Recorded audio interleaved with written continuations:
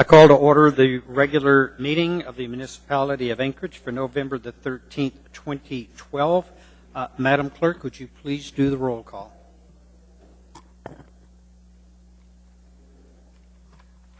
Ms. Drummond. Here. Mr. Trainey. Here. Mr. Honeman. Here. Ms. Gray Jackson. Honored to be here. Mr. Hall. Here. Ms. Johnston. Here. Mr. Starr. Here. Mr. Trombley. Here. Ms. Osiander. Here. Mr. Flynn. Present. Mr. Birch. Here. You have a quorum. Thank you, Madam Clerk. Mr. Trainey, would you lead us in the Pledge of Allegiance?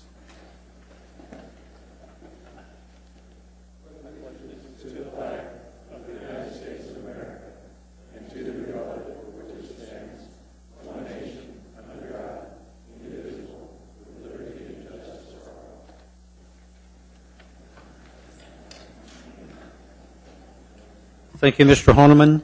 We'll move into our reports, beginning with the Mayor's report. Thank you, Mr. Chairman. And as you and the rest of the body knows, this week is the Alaska Municipal League is in town, and the Conference of Mayors was held today, and I was able to participate for most of the day. This evening, I'm going to ask the body's indulgence. This is the reception for mayors. Begins at 6 o'clock tonight, and as the host, I'm going to go welcome the attendees and then come right back. So when you see me depart about 5:40, it's not because I'm not pleased with what the Assembly's doing. It's as good hosts, I do need to be there just for a moment or two. So we'll come back. And then, of course, I want to thank all the Assembly members who were able to participate in the port suitability report. Obviously very informative, and for all of us decision makers going forward, I think it represents a big challenge for us, but I think we're up to that challenge, and we'll need to work cooperatively as a team to make sure we get moving forward in the manner that will deliver to us a port for the next 75 years or so. Thank you, Mr. Chair. Thank you, Mr. Mayor. My report. Mr. Trainey. Thank you, Mr. Chairman. Mr. Mayor, on Friday I asked for a copy of the report, CD, and the PowerPoint. It's not been here yet. Do you know when it's coming to us? It was turned into the clerk this afternoon, Mr. Trainey. It was turned in on Friday, sir. I requested it during the meeting. Just want to know when we get it, because the clerk says it's not there yet. Yeah, it's my understanding that the port engineer, Todd Coles, delivered it to the clerk's office this afternoon. Thank you, Mr. Mayor. That's what he said. Okay. Yeah. We'll follow up on that, Mr. Trainey. My report's going to be fairly brief. Number one, a big congratulations to Ms. Drummond for her successful race and being elected to the legislature. We'll be missing you here in the not-too-distant future.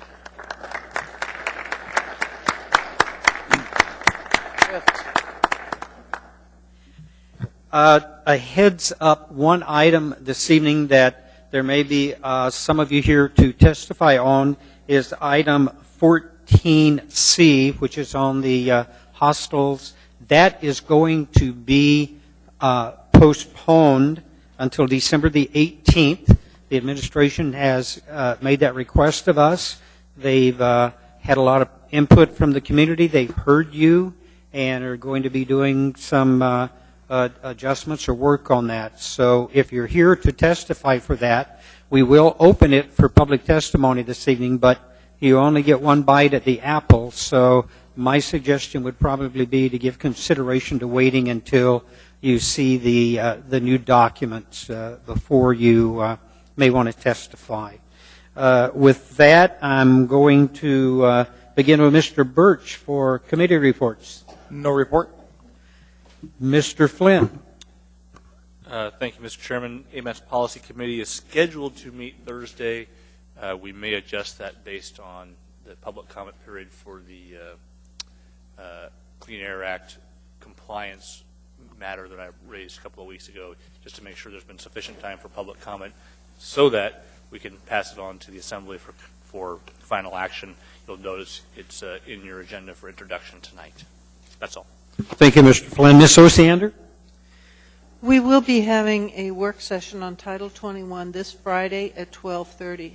Basically, in the work session, we're going to just do a general overview of process and what documents you will be seeing, how the committee has been operating, and what we propose to bring to you in the future.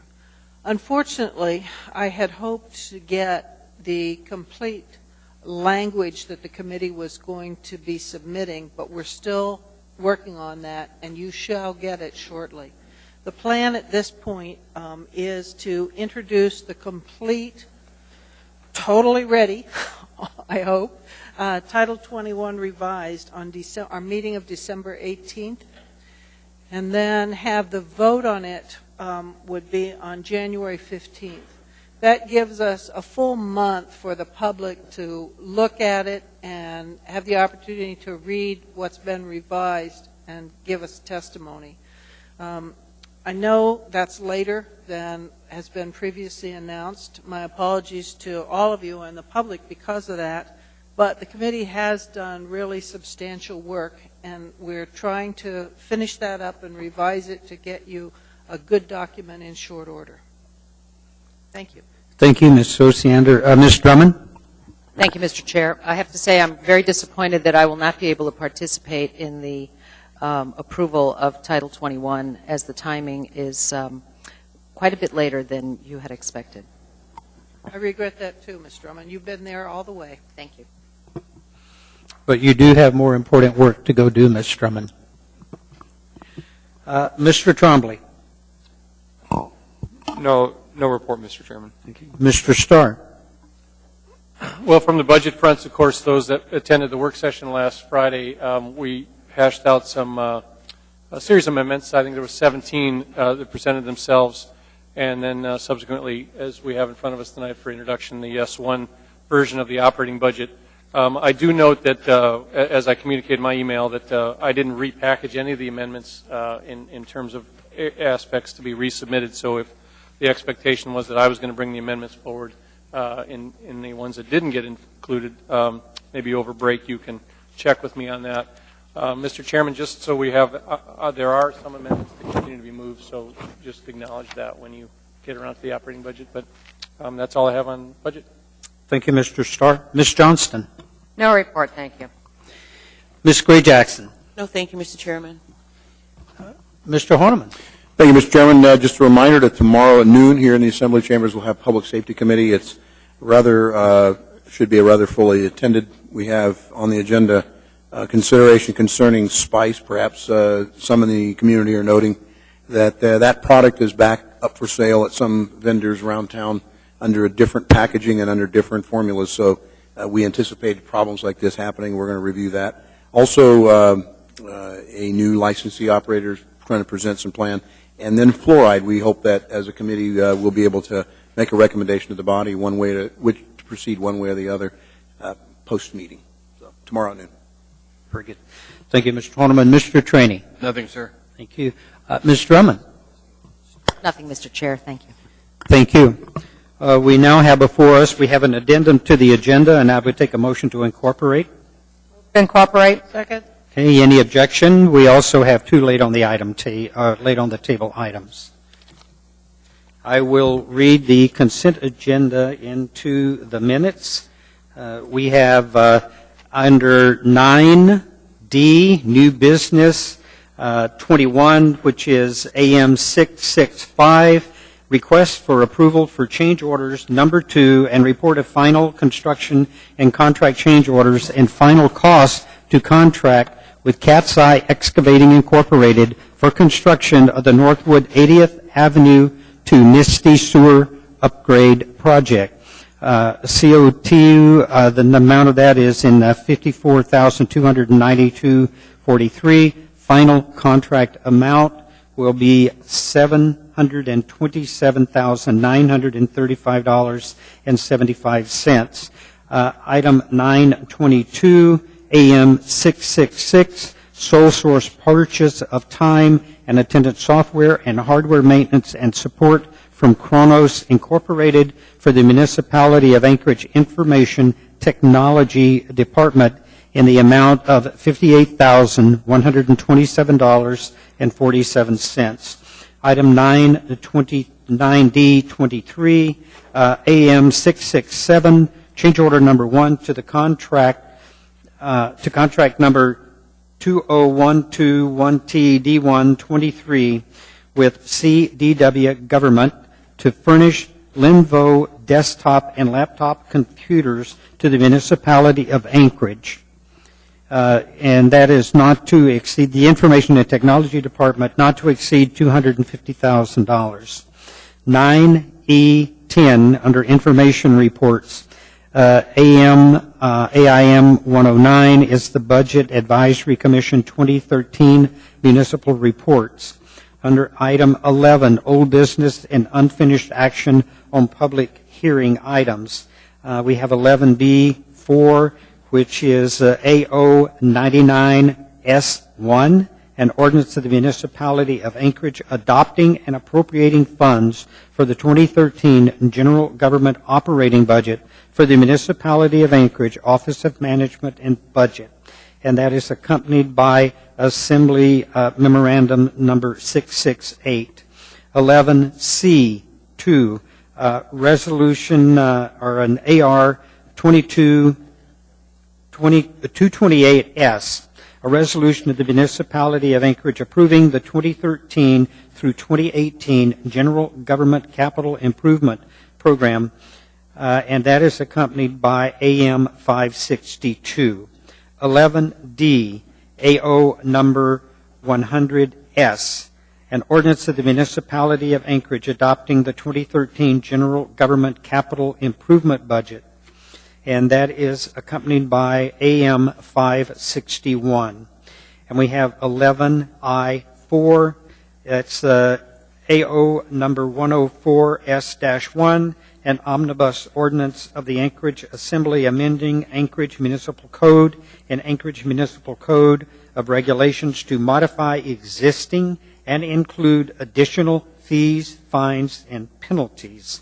That is accompanied by AM number 669. Item 14, new public appearances, 14L2, and that is a ordinance AO 108, and that's accompanied by information memorandum number 108, an Assembly reapportionment process, voting rights, acts consideration, Department of Law. We have continuing 14M, AO 20 or AO 109, that is accompanied by AIM 108, an Assembly reapportionment process, voting rights, acts commission, Department of Law, and 14N, AO number 110, and that is a Assembly reapportionment process, voting acts consideration, and 14O, AO number 111, and that is accompanied by an AIM 108, an Assembly reapportionment process, voting rights acts consideration.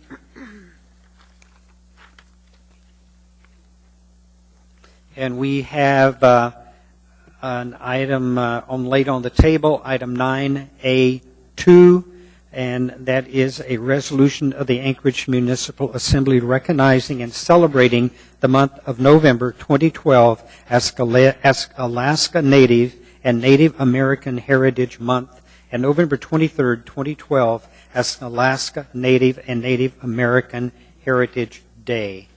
We also have item 11I6, Municipality of Anchorage Summary of Economic Effects for General Government, and that is AO number 104S1.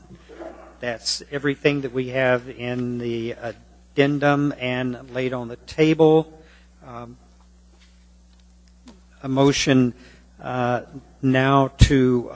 Move to approve. Second. Thank you. Okay, we've got a motion for the consent agenda as incorporated, and any items to be pulled. Starting with Mr. Birch. No items. Mr. Flynn. Ms. Osiander. 9C2 on the regular agenda, and on the addendum 9 Delta 23.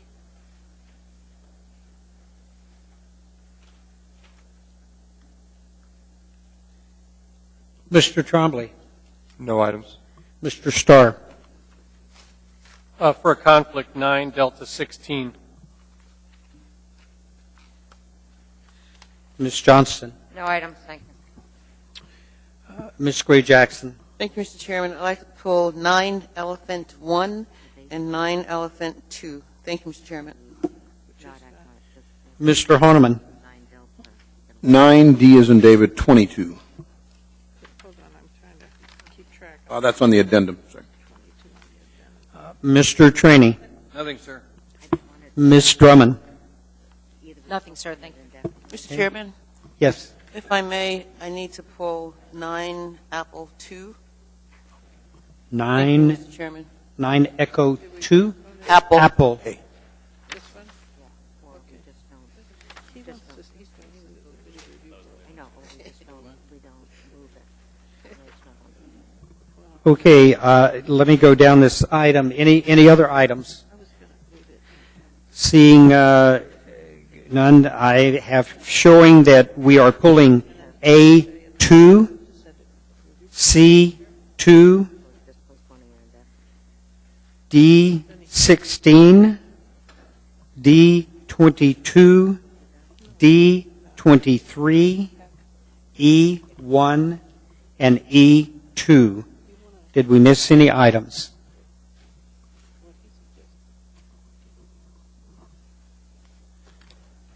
I'd ask for a motion to approve the consent agenda less the items that have been pulled for consideration. So moved.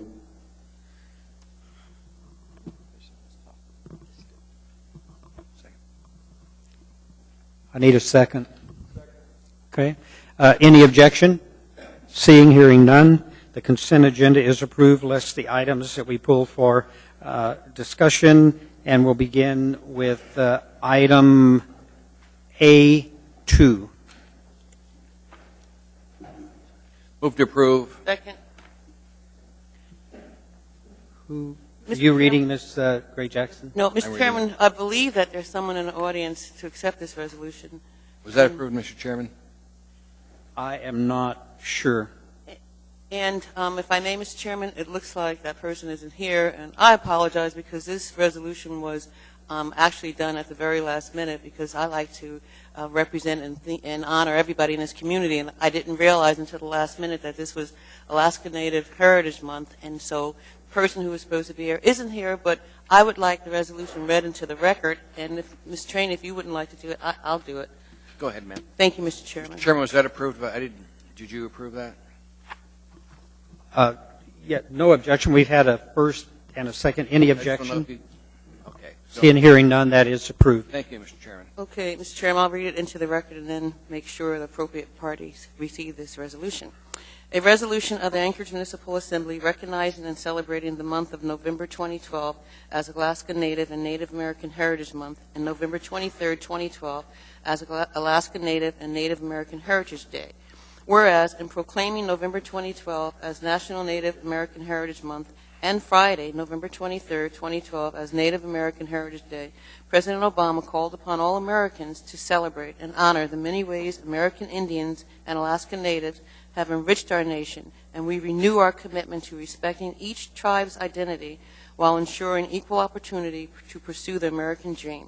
And whereas the Alaska Governor, San Parnell, proclaimed November 2012 as Alaska Native Heritage Month in recognition of the culture, knowledge, and tradition of Alaska's Native people, enrich Alaska as a whole, providing wisdom, perspective, and beauty in our lives. And whereas innovative in its corporate approach in lieu of the reservation model, the Alaska Native Claims Settlement Act created history in 1971 as the largest land claim settlement in U.S. history. And whereas the Alaska Federation of Natives has elevated the issues, concerns, and interests of Alaska Native people since its founding in 1966, and with 4,000 to 5,000 attendees, the AFN Convention is the largest representative annual gathering in the United States of any Native peoples. And whereas this October 2012, Anchorage again had the opportunity to serve as host city for the AFN Annual Convention, offering our community exceptional opportunity to highlight and appreciate additional discussion on current events and issues. And whereas in the 2012 U.S. Census, 19.5% of Alaska's population identify themselves as American Indian and Alaska Native, the highest percentile reporting under this category of any state. And whereas Alaska Native Americans represent 11 district cultures, each with an indigenous language and often 2 or more different dialects. And whereas Anchorage is exceptionally enriched by the cultural legacy and accomplishments of Alaska Natives as survivors, teachers, artists, authors, scientists, soldiers, tribal, corporate, and political leaders, outstanding members in all vocations. Now, therefore, the Anchorage Assembly recognizes and celebrates November 23, 2012 as Alaska Native Heritage Day, a day to remember and rejoice in the richness of Alaska Native heritage and culture we are privileged to enjoy in this community. Passed and approved by the Anchorage Assembly this 13th day of November, 2012.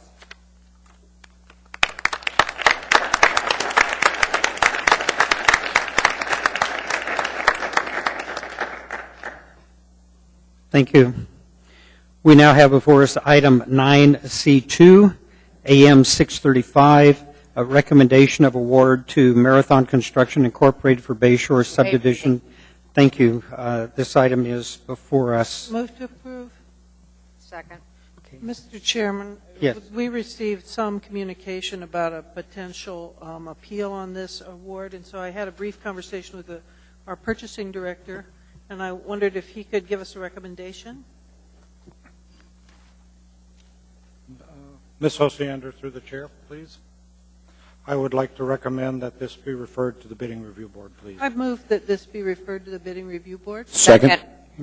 Any objection? No objection. Seeing, hearing none, that action will be taken.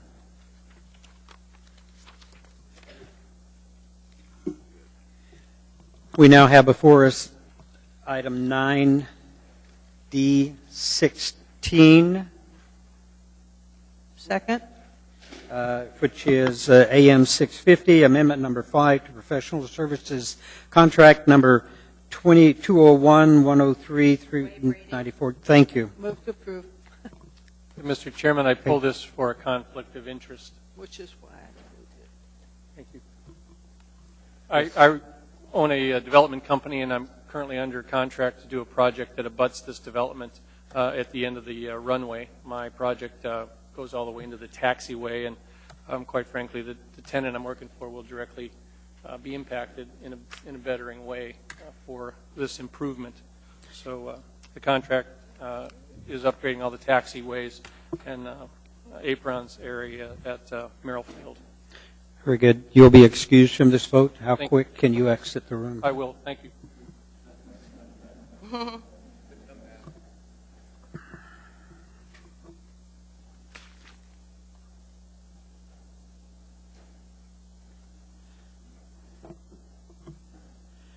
Please vote.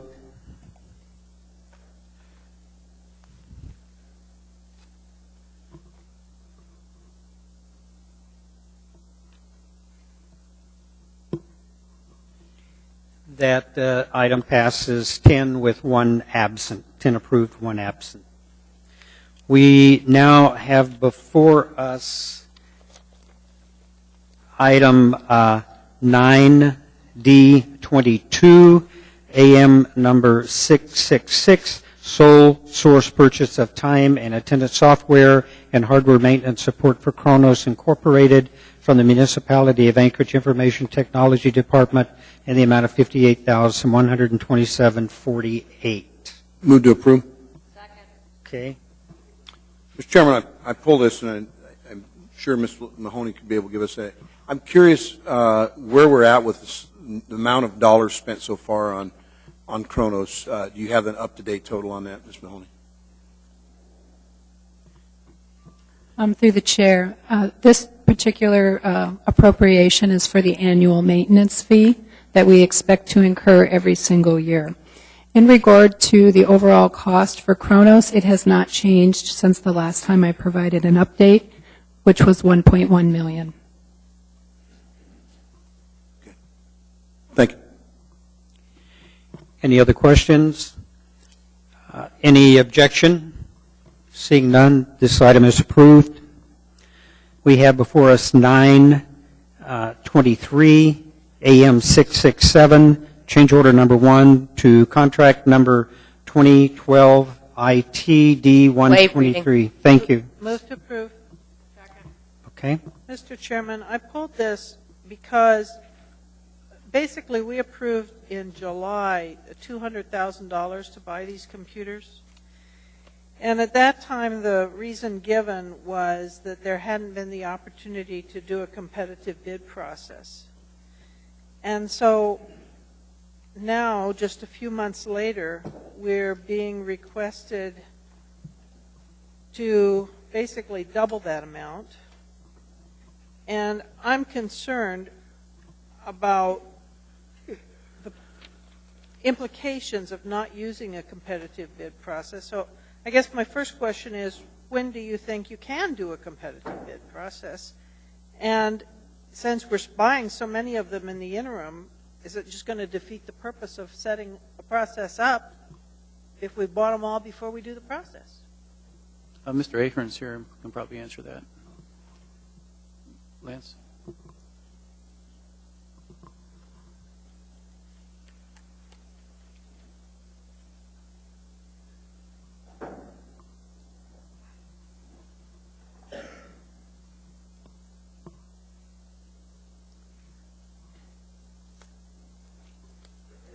Through the chair. We buy our PCs and many other technology products through a state contract. We use a variety of procurement vehicles that are already available to us, where those have already gone through a competitive procurement process. All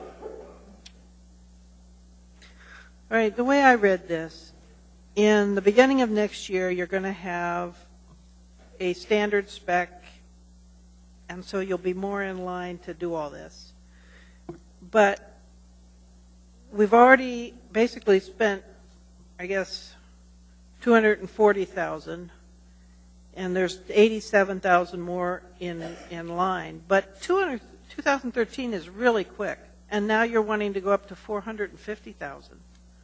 Why can't we just wait until just a very few months, 2013, when we know what we want and we have it in line, and do it then, without giving you this broad brush approval to go all the way up to $450,000 now? Sure. Through the chair. Basically, the Lenovo products have recently been updated, so the machines that we've been buying are a very new standard. We do have a very few standard specs for a few different machines, for example, for toughbooks for APD, as well as laptops and PCs for the municipality as a whole. And typically, we have a published 4 or 5 year life cycle, depending on the kinds of machines. And so we typically turn over 600 to 700 machines a year at roughly $700 a piece for PCs, and I think about $1,100 a year for laptops. Typically, we're in the $600,000 to $700,000 range total across the muni, just for Lenovo type laptops and desktops. $600,000 to $700,000 a year Right. on computers When you is look what at we. all of the costs associated with the desktop, the laptop, and PCs, yes. Okay, even though you're telling me in this memorandum that you expect the cost to be $390,000, you want authorization to go $450 just because you usually go $6. Is that fair? So at the time that this was prepared, I can find out, but I don't know exactly what had already been spent this year. But typically what we're doing is working with the departments, and we're looking at their PC replacements, and sometimes that's driven a little bit by failures because we do have a lot of older machines. Sometimes it's driven by upgrades like SAP or other products, other projects. So you're saying there may be more that you haven't told us about in the memo? I'm sorry, could you say that again? So you're saying there may be more requests you don't know about yet? We've actually completed all of our IT procurements for this year. The procurement department has ended all of that. There are no more requests at this time for this year. Why do you want to go up to $450,000 then?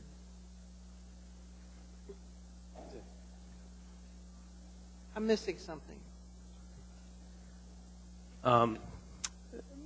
part of this request is to include some initial requirements for early 2013.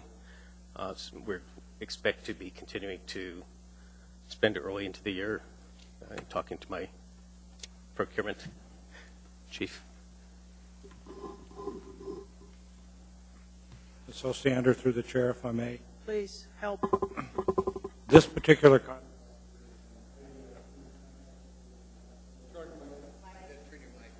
excuse me, I'm sorry.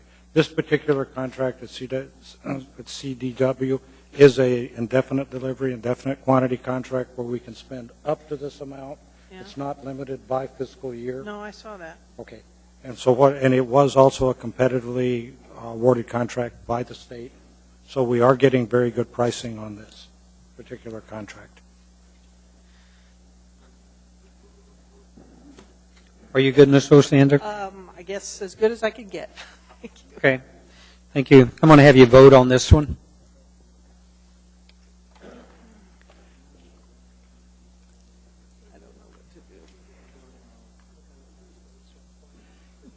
That motion passes 8-3.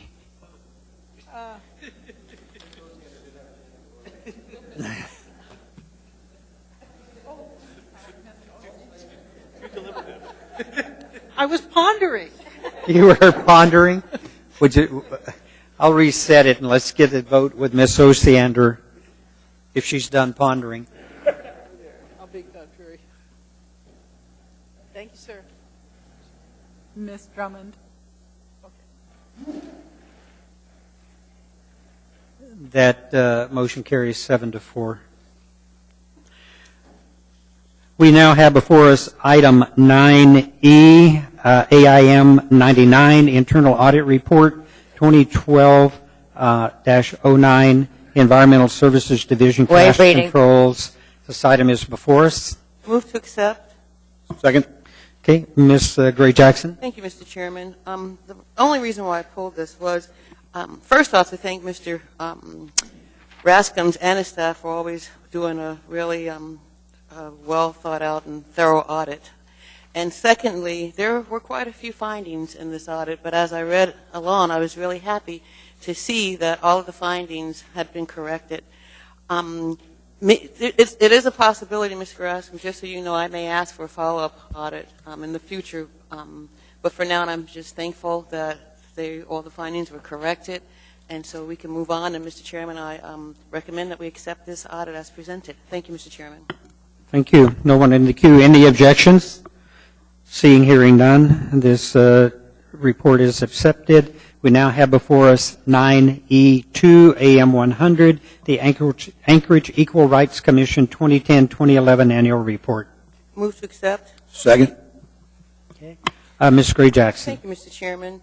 I pulled this because I wanted to remind, first off, my colleagues of how important the Equal Rights Commission is within our community, and that the commission reports, if you don't know, to both the mayor and the assembly. And I was fortunate enough to have met with Ms. Batchelor when she first came on board to let her know how important it was to me personally. And I'm really happy, and I hope she's here in the audience, and thankful to have received this report because it's really thorough. And actually it was kind of fun to read, not just the findings necessarily, but the way you laid it out. And I really appreciated that. And I'm asking the chairman sometime in the future, maybe even next year, because we only have a few meetings left this year, I would like to have a work session and have you talk to the body about your role in the Equal Rights Commission and what your office does to remind us of how important it is and that you do work very hard. Thank you, Mr. Chairman. Thank you, Ms. Gray Jackson, and I will see to that. Any objections to accepting this? Seeing, hearing none, that report is accepted. That completes our consent agenda. Right. And I'd like to begin is the new Director of Health and Human Services, Janet Wittmeyer. Are you here, Janet? We'd like to recognize you and welcome you, congratulate you. Yes.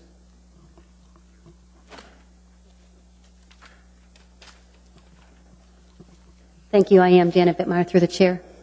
Thank you. We look forward to working with you. Do you remember working with me on the Employee Relations Board? I do remember that. That was a long time ago. It was great. It'll be great now, too. All right. Welcome. See you tomorrow at noon. Yeah. Now, I would like to have everyone that's been appointed to a board or a commission that's in attendance with us tonight, please come up to the microphone and introduce yourself. Come on, Miss Burke. You just never give up, do you? You leave one, and what, you were appointed to 2 tonight, as I remember? That's correct. Well, But I don't want to be idle, and the Board of Equalization will be history for me on the 15th of January. very well. Well, please introduce yourself for those that don't know and the commissions that you were appointed to. My name is Mary Ann Burke, and as we were talking, I have been the chair of the Board of Equalization, and after 9 years, I thought it was time to move on, so I have been appointed to the Investment Advisory Commission, and also the Salaries and Emoluments. I had to look it up to find out what I was going to be involved in. Thank you for your service. You're just awesome. Thank you. Good evening. Good evening, Mr. Chairman, members of the Assembly. My name is John Gillespie, and I've had the privilege to be appointed to the Public Safety Advisory Commission. Well, thank you. We appreciate your service. Thank you. Mr. Chair and Assembly members, my name is Joyce Anderson, and I've been appointed to the, how about that, for the Elections Commission. And my background is that I was Director of Elections for the City of Minneapolis, Minnesota for 16 years, so I'm excited to be on the commission. Thank you. Mr. Chairman? Yes. I am really thrilled with this appointment. She is an incredible knowledge source and real well-balanced person, so I think she's going to be great. Well-balanced person? You're welcome. Good use of words. Good evening. Good evening. I'm Diane Courtney, and I'm going to be on the Memorial Board. Thank you. That's my old board. I spent 12 years there. I can give you some pointers. I'll call on you. It's a quiet group. Thank you. Thank you.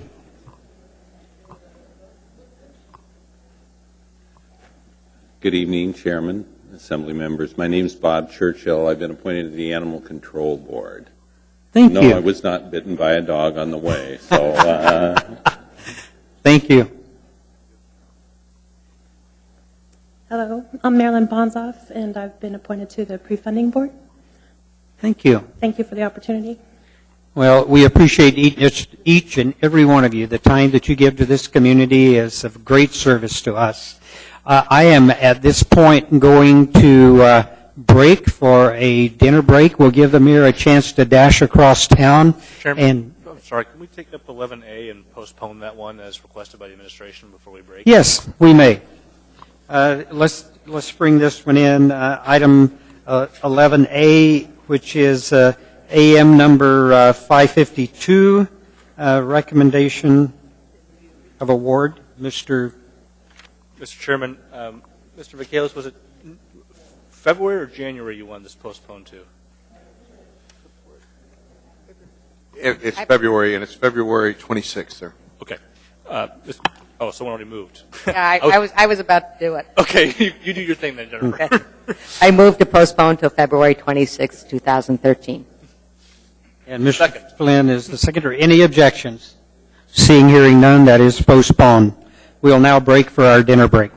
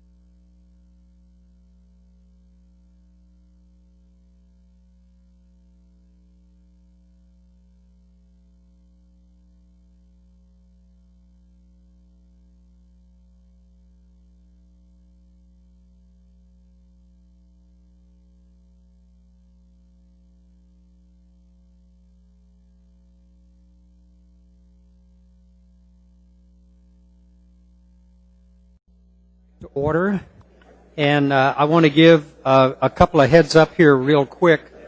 We're going to be looking at changing our order of business to accommodate the mayor having to attend a reception for mayors from the AML. And I also want to give a heads up on item 14C, which is the amending the Anchorage Municipal Code in room tax in regards to hostels. That will be open for public testimony tonight. We've got it on the agenda to do that. But if there's anyone here to testify, that is going to be postponed until December the 18th. We're doing that at the request of the administration. They've got a number of emails and some things have been brought to their attention. They're going to do some work on that. So what I would encourage you to do is you can testify tonight if you want to, but I would encourage you probably not to. Wait until you see what the changes are going to look like, and then you'll be able to testify on the 18th, because you only get to testify once on an item.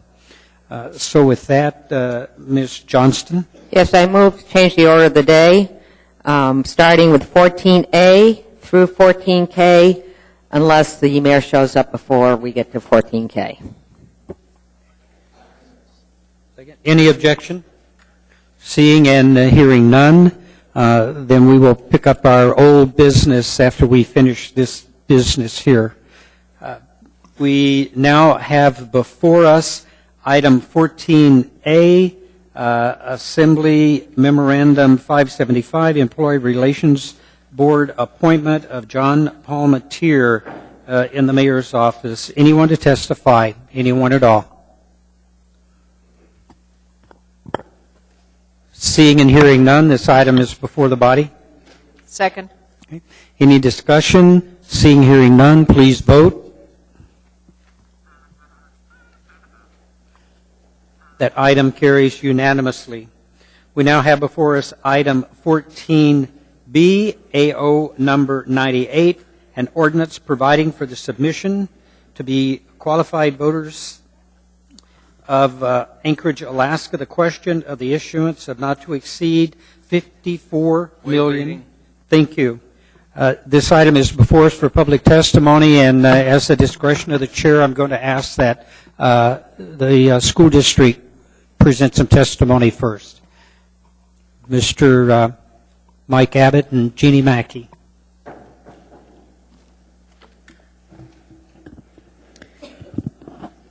Good evening, Mr. Chair and members of the Assembly. My name is Jeannie Mackey. I'm president of the Anchorage School Board, and you all know Mr. Mike Abbott, Assistant Superintendent for Support Services at the Anchorage School District. Thank you for considering the Anchorage School District's bond proposal this evening. On behalf of the school board, we appreciate your consideration and ask for your support. The package that the school board voted to approve this year totals $54.8 million, and there's a few things that I would like to point out this evening that I believe you're all aware of, but just for the benefit of the public. Over the past couple years, we do have a new process which we believe greatly improves the things that we bring forward on a bond proposal. We do have the facility condition and educational adequacy assessments that we have begun to use when we decide what is worthy to put forth on a bond. We've also revamped our Capital Improvement Advisory Committee. We have reduced the number of people on the committee, and it is now more of a representation of the entire district rather than just by geographical area. Another thing that I believe is important to point out is that we have been paying off approximately $56 million in bond debt each year, and what we're asking to place on the bond this year is less than that. We do have a few members of the Capital Improvement Advisory Committee in our audience this evening. We have Mr. Jason Bergeson, Pat Price, and Bob Griffin. We're very thankful for the work that committee has done in helping us come up with this bond proposal.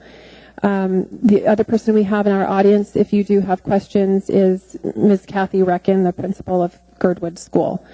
And with that, I would just open it up to questions. Mr. Starr. Thanks for coming down, both of you. Jeannie, hi. One of the questions that I always seem to have is it relates to your 6-year fiscal plan and your modeling outwards. This will have slightly, if it passes, will have slightly over $4 million of debt service impact on us. And so what I'm after, again, is that affirmation that we're going to finally close the loop on that 6-year forecasting out of that as you retire debt, as you project to add debt. And I fully understand and appreciate the answer that sometimes we just don't know, but I think you're getting closer to knowing. I think you're making huge strides, of which I can support this tonight for a lot of different reasons. Of course, you talked about the facilities assessment as well, but I think just the overall tone of the fact that we can do a little bit more cooperative planning and almost combine those 6-year fiscal models so that we can advise the taxpayers and make decisions accordingly. So the question I have for you is can we see an update as you guys see your debt retiring and that, as you can update your 6-year fiscal plan? Can we see it, or when will you have it? Absolutely. The last one we saw, and I'll give you the next question. The last one we saw was still deficient of the 6-year modeling outlook years in terms of debt impact and your overall tax requirements to support your budget. So I guess I'm kind of putting you on the spot here as I'm getting impatient. I understand your impatience, Mr. Starr. As we have more information, definitely we would be able to share that.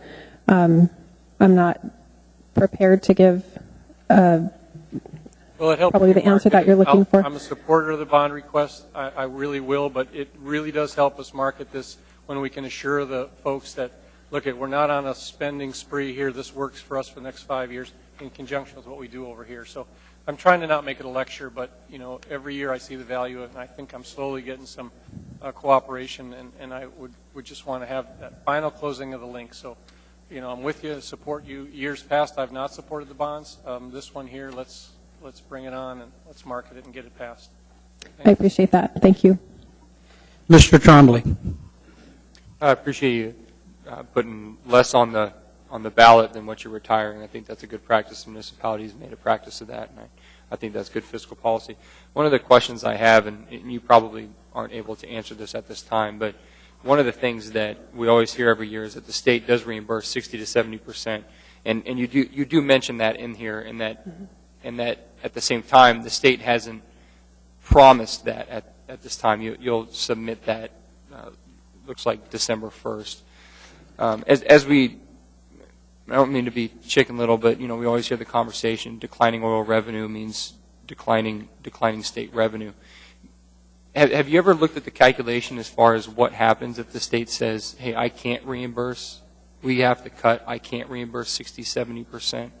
What that would do to the district as far as classroom size, teachers, local property taxpayers, in order to meet the burden of that debt.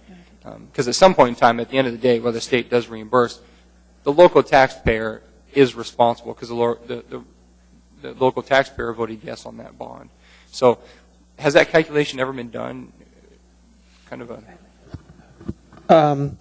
Yes. The way the debt payments from the municipality work would be that the obligation for the debt would continue to be a tax levy.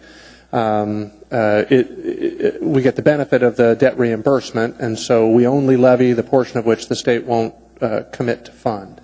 If the state reduced or eliminated its commitment, then that liability would fall directly to the taxpayers, and so there wouldn't, certainly it would be within the wherewithal of the board or the assembly to reduce the district's operating budget by a commensurate amount. That would not be required. The taxes are levied separately. There's the taxes necessary to pay off the general obligation debt, and then there's the taxes levied for operational expenses. It is good to note that although certainly the risk that you are concerned with is a valid one, Even when the price of oil was $9 a barrel, the state met its obligations. Okay.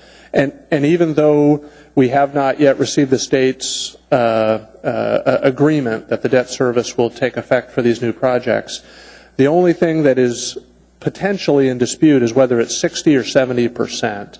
They have determined that all of the projects are eligible for one of those two rates.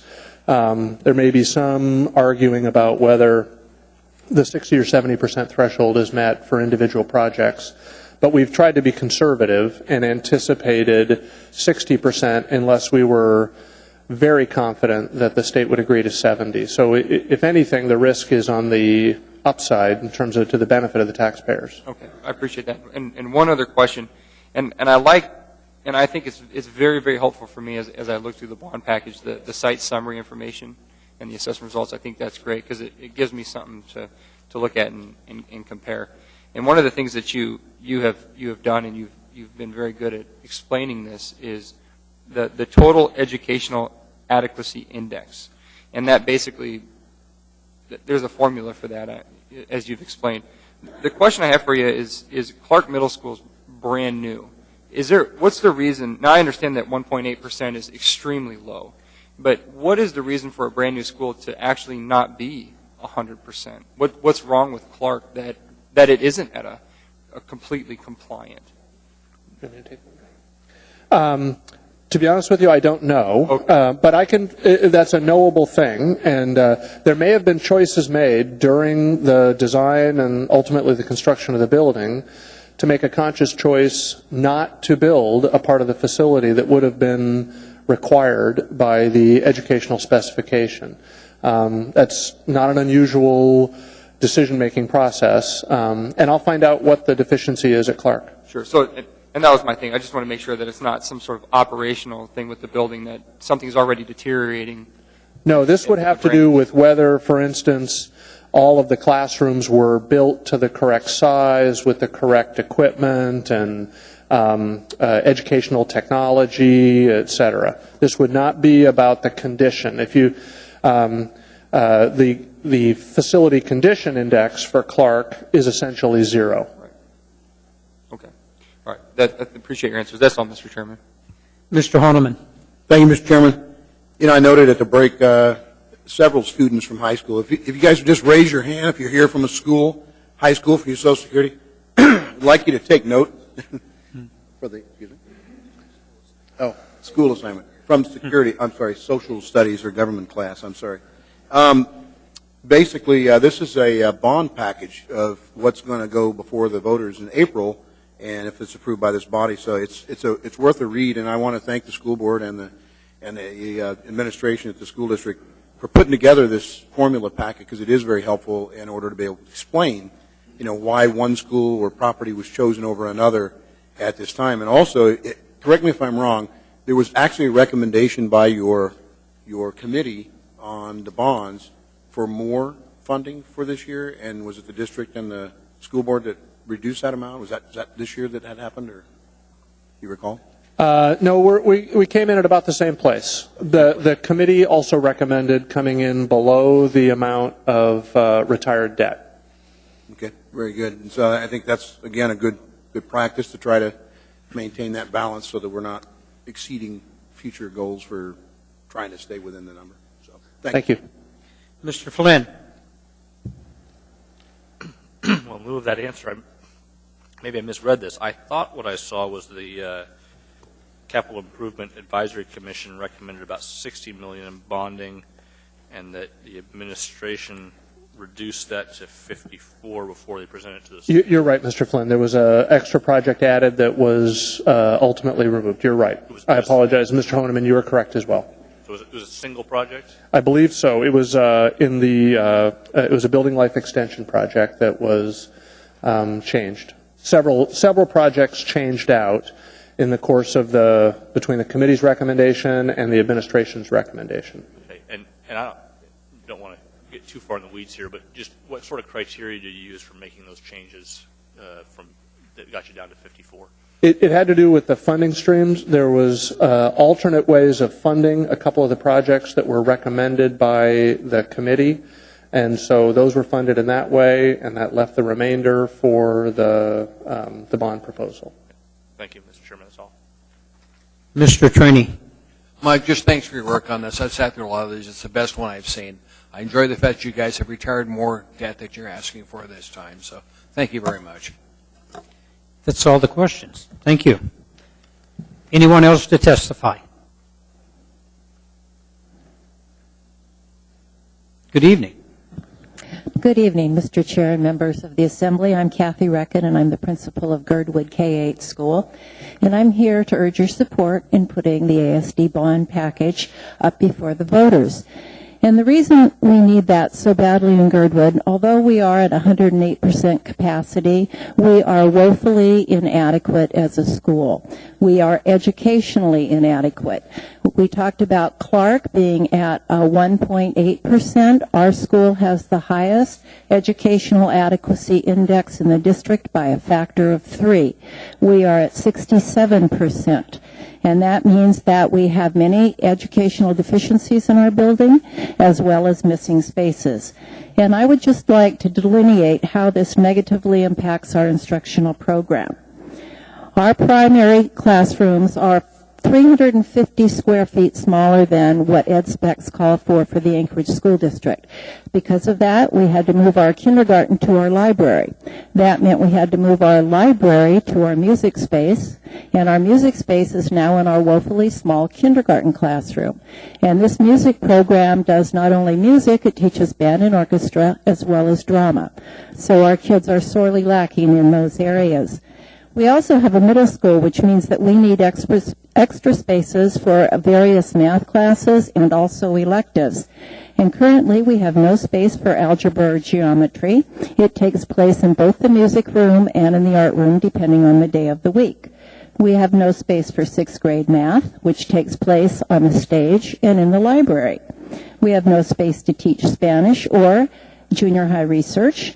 These also happen in the library, and when the math and the research classes and the Spanish classes are in the library, it means that our library is closed. We have no science lab for our middle school student science program, and we also have an undersized gym for a middle school. Our bilingual services take place in a storage room that's off the library. Our speech and language services take place in the teacher's workroom. The psychology services and special education testing occur in the math and science storage closet. I could go on, but I think you're getting the picture. In general, our building lacks a computer lab. Our art, health, and gifted program all share one room when advanced math classes aren't happening in there. We have no conference room for meeting with parents, and the configuration of our entry does not allow appropriate security for our front door.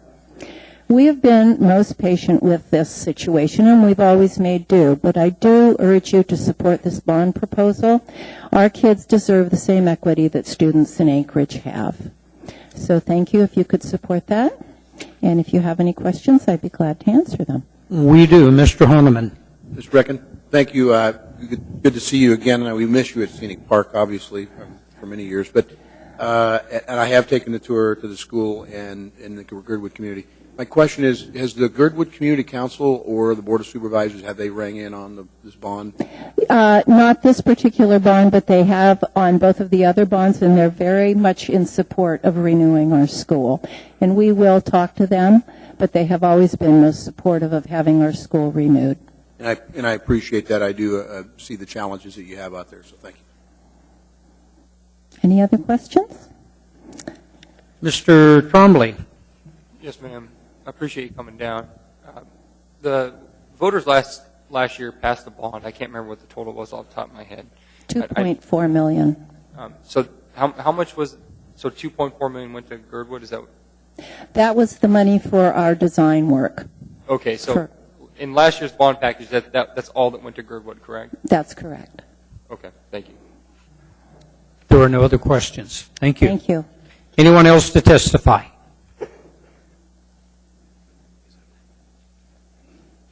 Good evening. Good evening. Bob Griffin from the Capital Improvement Advisory Committee. I just wanted to speak in support of this proposal tonight. That may surprise some people in the audience, but I thought for one, it was really a great process, and it's something that actually the municipality should seriously look at adopting a very similar process for evaluating their facilities and their roadways. The bond proposal, I think, is reasonable. That it's a data-driven process, and the school district has taken some pretty good steps in this process to scale down some of the projects that we had in the past. I think you'll see probably pretty similar bond proposals that kind of match the debt retirement in the future. I think the general philosophy has changed from tearing down schools and replacing them, and then to upgrading them in a lesser extent, though.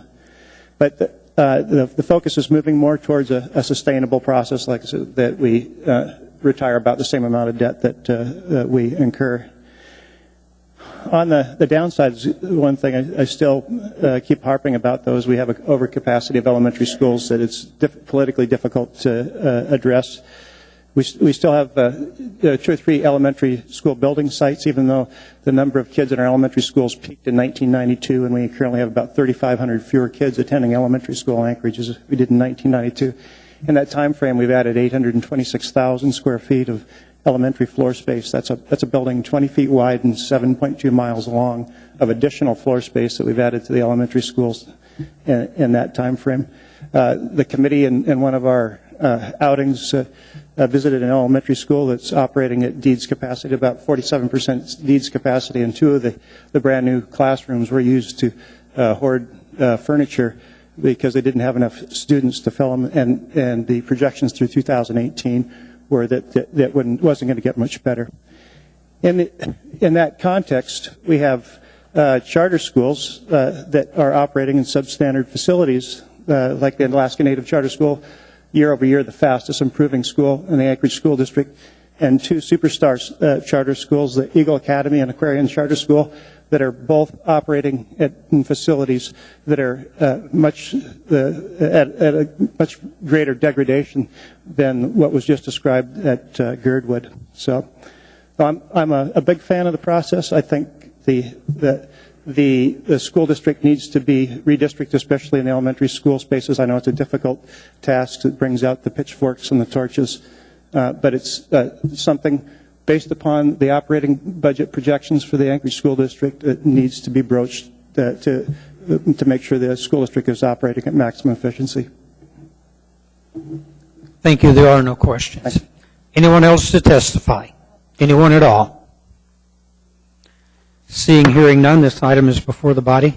Move to approve. Mr. Horniman. I had a quick question, perhaps the school board president or Mr. Abbott can answer, and that is regarding charter schools. I understand there's some differencing in funding, but how do they obtain funding for improvements on their buildings, as was pointed out? Do either one of you have an answer? Charter schools and how they obtain funding to improve their buildings for their facilities.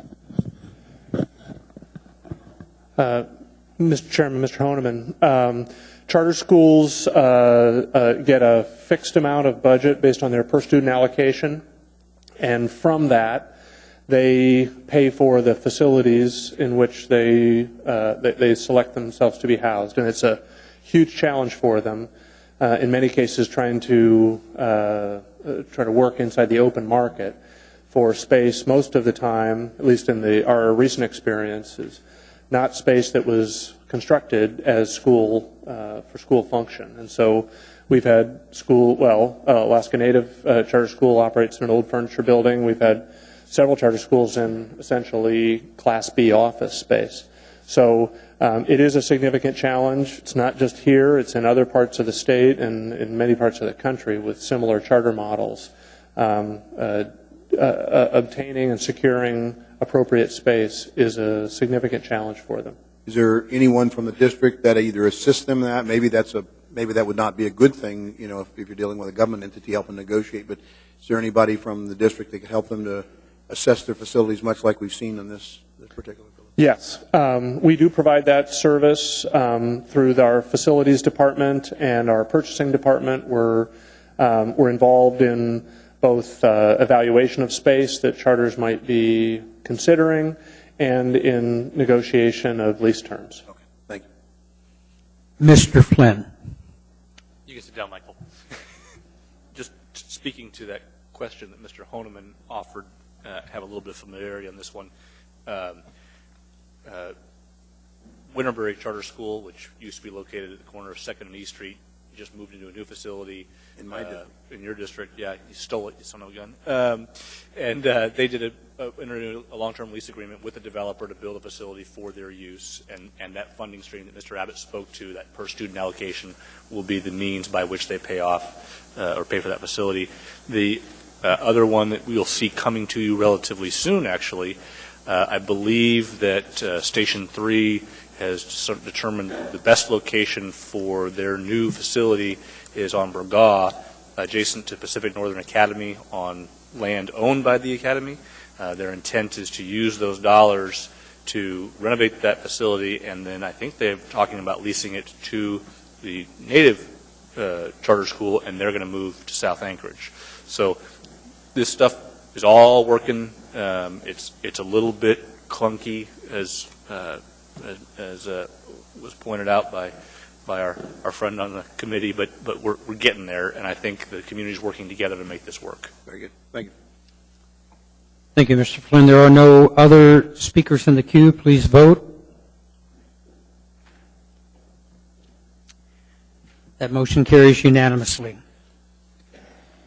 We now have before us item 14C, AO number 105, an ordinance amending Anchorage Municipal Code, Charter 12.20, room tax to clarify. Waive reading. Thank you.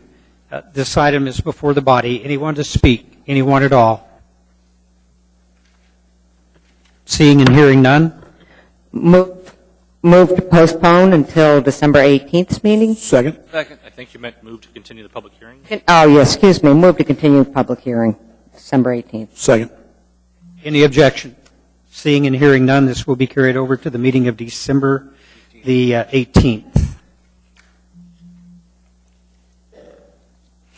We now have before us item 14D, AO number 106, an ordinance amending Anchorage Municipal Code, sections 3.20. Thank you. This item is before the body for testimony. Anyone to testify? Anyone at all? Seeing and hearing none, the item is before the body. Move to approve. Second. Seeing no one in the queue, please vote.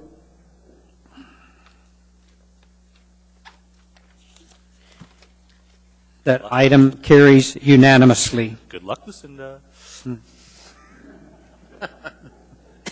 We now have before us item 14E, AO number 107, an ordinance of the municipality of Anchorage, Alaska, approving submission by the Anchorage Waive Water. reading. Thank you. This item is before the body for testimony. Anyone to testify? Anyone at all? Seeing, hearing none, this Move to item approve. is before the body. Seeing no one, Mr. Flynn. Yeah, thank you, Mr. Chairman. I'd like to just take a moment here to thank the advisory board to Anchorage Water and Wastewater Utility. You may recall we had some concerns about the rate structure with AWU in recent years, and they have, sharpened the pencil. They've looked at replacement rates and how often things actually need to be updated, and updated their replacement schedules. And while 6% is not a small increase, it's a heck of a lot better than the double-digit increases we were looking at in perpetuity. So my thanks to them and to the management team at AWU for their excellent work. Ms. Osiander. Basically to say the same thing. I was going to be a no vote, but they've got me to a reluctant yes. Thank you, Ms. Osiander. I see no one else in the queue. Please vote. That motion carries unanimously.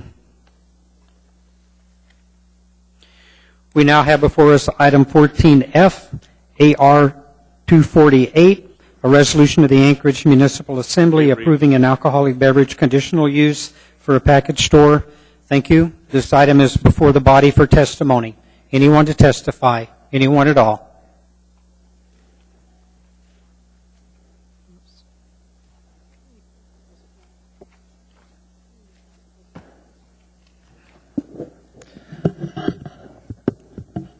My name is O.C. Madden. I'm Director of Operations for Brown Jug, and I'm here to ask for your support in obtaining conditional use permit to move the license into a currently vacant building at 92nd and Old Seward.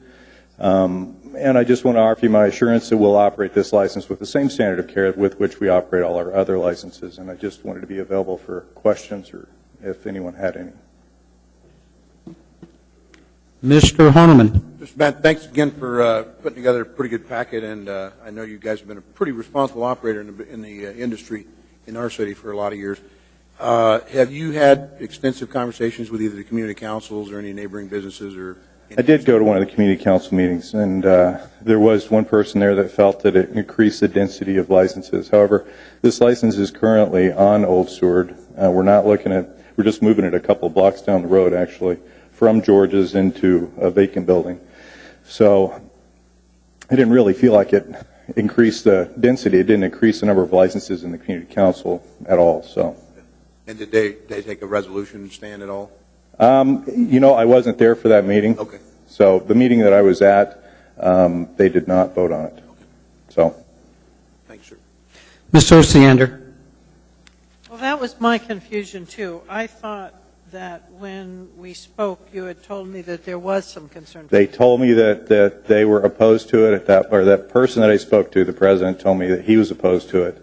But at the meeting I was at, they did not vote on it. Okay. There are no other questions. Thank you. Sorry, Mr. Chairman. Wait, I'm sorry, Mr. Flynn. Yeah, and just to clarify, where's the license that you're moving to this location coming from again? George's, if George's Homestead Lounge and Liquor Store is located out, it's on 100th and Old Seward, I believe. A little further south. Yeah, Okay. just a little bit further. So actually in the community council, moving it north moves it out of the density. The real density of licenses in that community council district is in the south end of the district. Down close to O'Malley. Yep. Okay, thank you. See anyone else in the queue? Anyone else to testify? Anyone at all? Seeing, hearing none, this item is before the body. Mr. Horniman. Just a word note, they're obviously a good operator. I've known the business location. It's probably a pretty good location. They got good parking access, and in that area it's always going to be a little tight. But I have heard nothing through the Public Safety Committee as of concerns from the community. I don't know if the assembly members in those districts have heard any opposition. So no reason to oppose. Ms. Osiander. I have one additional question. In our packet, there's a comment about parking from Alaska Pacific Leasing. And I tried to read the packet but didn't see any real discussion of that parking besides to say the off-site parking requirement is met. Is there anybody that could... The concern from the comment in the packet was that parking on the north and west side of the buildings are right on the property lines in the right-of-way. And there's been, there's a request to restrict parking on those sides. The parking, the area that they're talking about is actually behind the building. The west side of the building is behind it. And aside from occasionally having a delivery loaded in the back door, we have no intention of having our employees or customers park on the back side of the building. Parking was reviewed by planning and zoning. They did sign off on our site plan, reviewed the number of parking spaces, the size of the store, and they did approve it. Okay, so the comment is on the north and west side it's a problem, but you're saying... The north side's actually it's a 92nd right of way. Okay. So it's not a parking area. It's actually right of way. All right, thank you. Mm-hmm. Mr. Starr. No, nothing, just general comments on the approval. And I like several factors. One of them is that it takes basically a package store that's more designed to go to the bar, drink some, hit the package store, and then hit your car. I like these larger stores. I think they market, they merchandise better.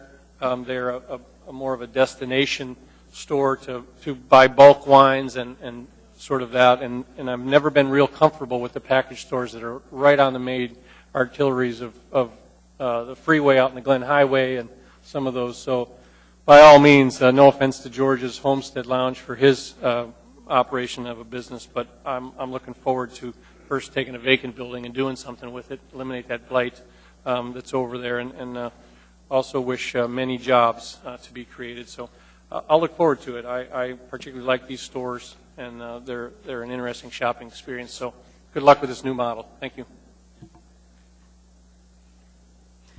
Anyone else to speak? Seeing, hearing none, please vote.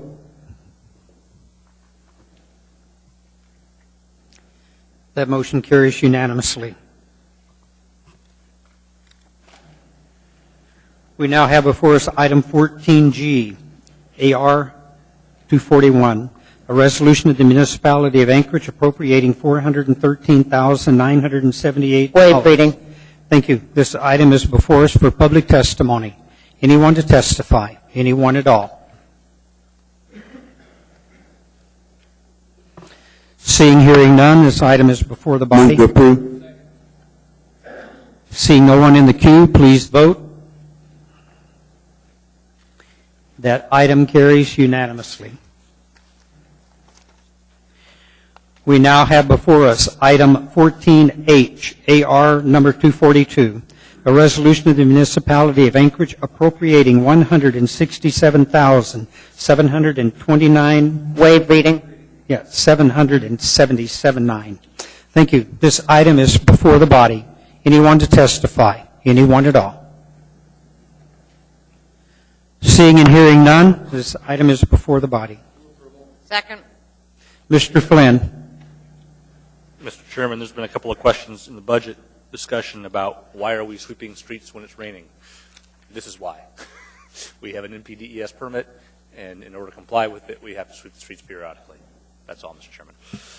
Thank you. Ms. Osiander? And just to add further background, this has been, the discussion in Title 21 committee has been to clarify if the city has signed an agreement that is more restrictive than the state. And there are people who are trying to really get a copy of what the city has agreed to in order to determine if that is true. And hopefully we'll get the answer fairly soon on that. Thank you. Thank you, Ms. Osiander. Anyone else? Seeing, hearing none, please vote. That motion carries unanimously. We now have before us item 14I, AR number 243, a resolution of the municipality of Anchorage appropriating $1,519,838 from the Waive state reading. of Alaska. Thank you. This item is before us for public testimony. Anyone to testify? Anyone at all? Seeing and hearing none, this item is before the body. Move to approve. Second. Thank you. Mr. Trombley. My question is to the administration on this. In the omnibus fee increase bill that we have, we are increasing the licensing costs for childcare. And so one of the questions I have is grants like this, which I'm assuming help fund those types of licensings that we're increasing the fees on. Do these grants represent the municipality's cost of doing business, or is it just an appropriated amount every year at which we can allocate as we see fit? What I don't want to do is as we increase the fees and probably complexities of the program that our grant money is going to not keep up. Is there a concern with that, or is that not a legitimate concern? Not at this time, no, sir. Ms. Osiander. Actually, I think it's a significant concern. It was one of the first votes when I was elected to this body was to take this responsibility on for the city. It used to be all the state doing it. And the concern has always been, for me, are we getting the money from the state to actually run it since we took the responsibility? So that was going to be the question I had too, Mr. Michaelis. So the answer to the question is we do get the majority of the money does come from the state, and then the rest of it is augmented by fees. And the fees, as you know, is one of the things that we're asking to have increased. Seeing no one else in the queue, please vote.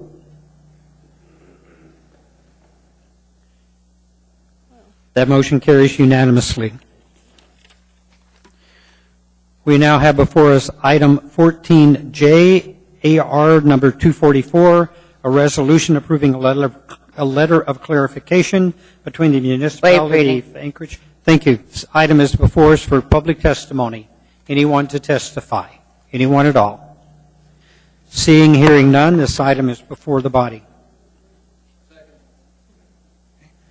Seeing no one in the queue to speak, please vote.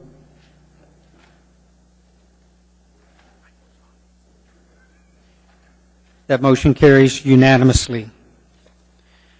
We now have before us item 14K, AR number 247, a resolution of the Municipality of Anchorage appropriating $250,000. Waive reading. Thank you.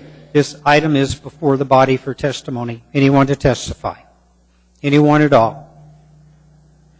Seeing and hearing none, this item is before the body. Move to approve. Seeing no one in the queue, please vote. That motion carries unanimously. We are now moving back to item 11B. And all of his children. He's got a few.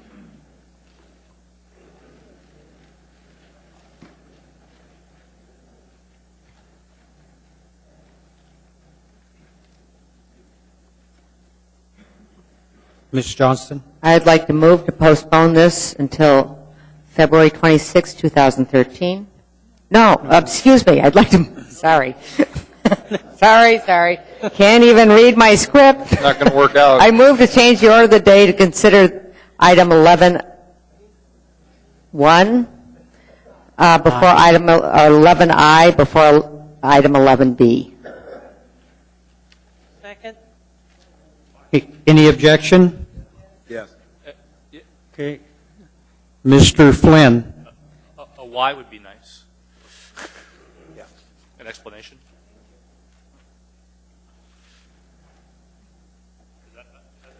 You want to ask the administration? Yeah, you'll have to, could the administration please?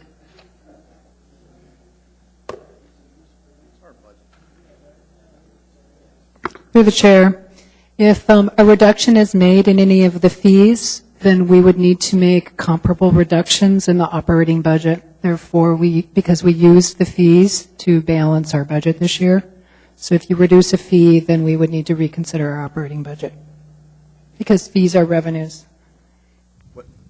If I may, Mr. Chair, may I follow up? Yes. Lucinda, the revenue collected, or that would ostensibly be collected if we approved this, would be under the cap, correct? I would need to go back and look at each one of them individually. Mr. Chairman, don't we set the budget first? Because we have amendments here that may change. I'll get you, Mr. Horniman. Are you in the queue? I was. Mr. Chairman, I'm going to speak against the motion to take this up first, because if we decide as a body we do not wish to increase fees and fines, that does not affect the revenue available to the municipality, and in fact, it simply affects the mill rate rather than the operating budget. Okay. Mr. Horniman? And I concur. I had someone else in the queue. Did they drop out? No one else in the queue? Okay, we've got a motion to reorder the agenda, and that motion is before us, and that would be to move 11I ahead of 11B. Please vote.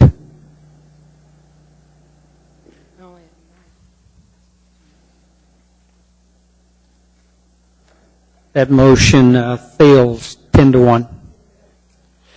We now have before us item 11B, which is AO 99, an ordinance of the Municipality of Anchorage adopting and appropriating funds for the 2013 general government operating budget for the Municipality of Anchorage. The S version. S1? S1, yes. Mr. Chairman, we have another public hearing right now, correct? No, public hearing's closed on this. This is before the body. Okay. Anyone? No one in the queue? Mr. Starr.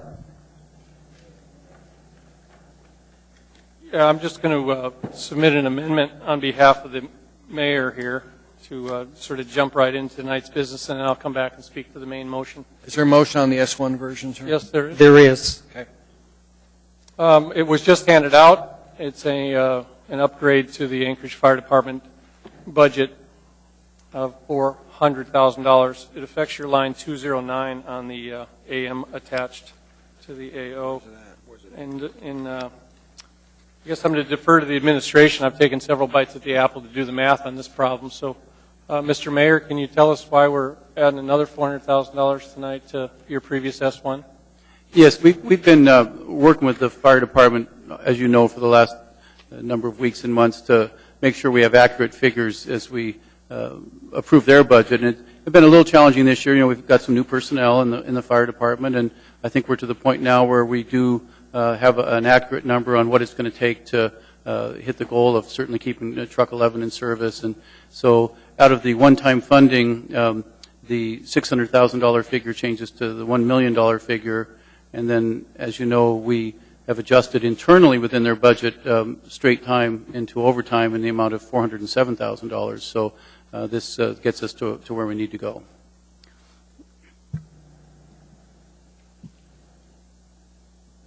I'm going to urge approval. I guess, you know, we've all heard the fire department woes and challenges, and I'll keep my comments on the overall process of the budget approval, but I urge this one to go in and be amended on the S1.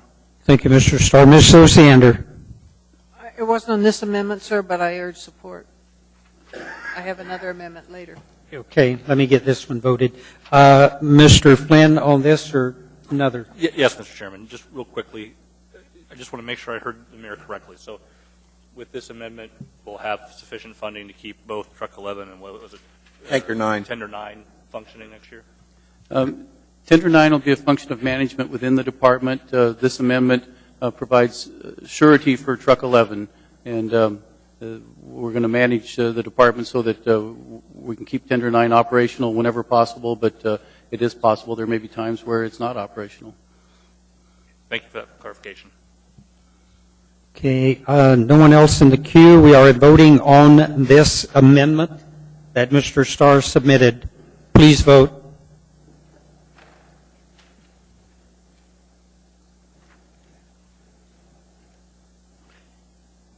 That motion carries unanimously. That amendment is approved. Mr. Flynn.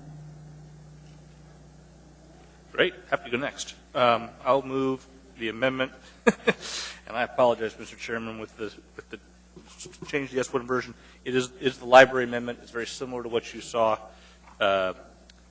last week, but it's reduced to $100,000. Second.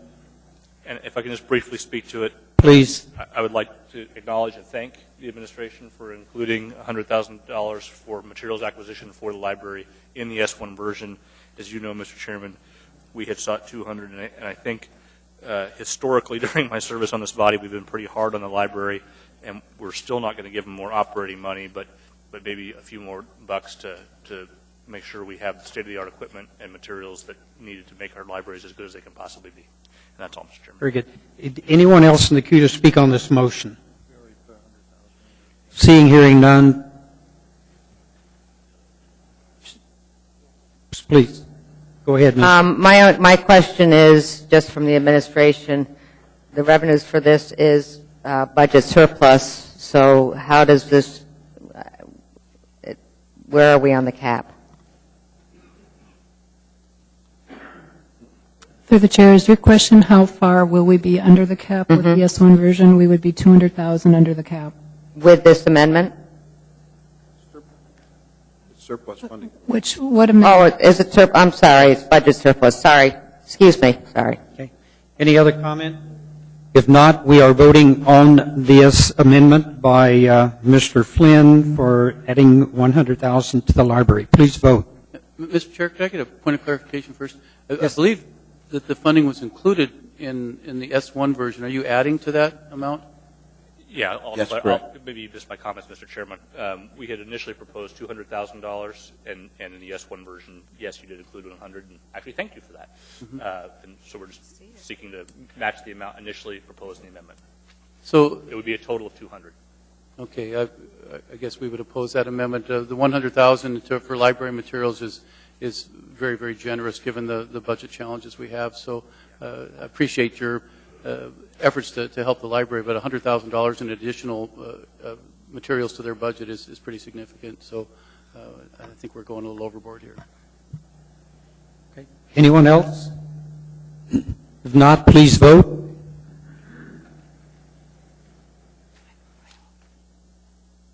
That motion carries 10-1. Ms. Osiander. As you remember, when we had our last work session on this, I asked for more help investigating the potential impact of the wetlands planner in the Community Development Department. I thank the Budget Advisory Committee on that, but I continued to hear from people outside the municipality expressing concerns about this. So I contacted the Corps directly, and they gave me a copy of a letter that was submitted to the mayor in the end of October. I asked to make sure you all got a copy of that. It should be in front of you tonight. The reason this concerns me for actually 3 reasons. The first is we have spent a lot of time in Title 21 Committee talking about the plans that we've got that identify and map the wetlands in this city. And there's been some concern expressed from the private community that those maps are not accurate and they need to be redesigned. Another reason I'm concerned is we just very recently have started a wetlands bank, mitigation bank. It was handled, as you recall, by the Greatlands Trust, but now we're attempting to do that within the HLB. And as I understand it from reading this letter from the Corps of Engineers, the person in this position is really been considered to be key by the Corps in enabling us to go through that transition. This position is apparently the one who is handling the wetlands permitting and as of then the point position in any discussions about the mitigation bank. I called Nicole Hayes, the field officer supervisor in the Corps of Engineers regulatory department this morning to ask if she got a letter in response from the municipality or any contact from the municipality. In this letter, you'll see she asks who is going to be stepping into that position because they consider it real critical. As I understand it, they've actually delegated some of their oversight responsibility to the municipality because this person in this position is uniquely qualified. As such, I think it's a big risk to get rid of it, the position. I think because this came to us so much at the last moment, I want to propose that we fund this with one-time money now, so we have the opportunity to work through this and be sure we don't hurt ourselves as we go forward and develop the wetlands bank. So I have an amendment before you here that would add $124,000, which is the total loaded cost for the position, and I'm recommending this come from the one-time monies until we figure it out a little better. So urge this. I would like to move that amendment. Second. Okay. Anyone to speak? Ms. Johnston. Yes, to the administration, if we didn't have this position, does it affect your efforts as far as developing the wetlands bank?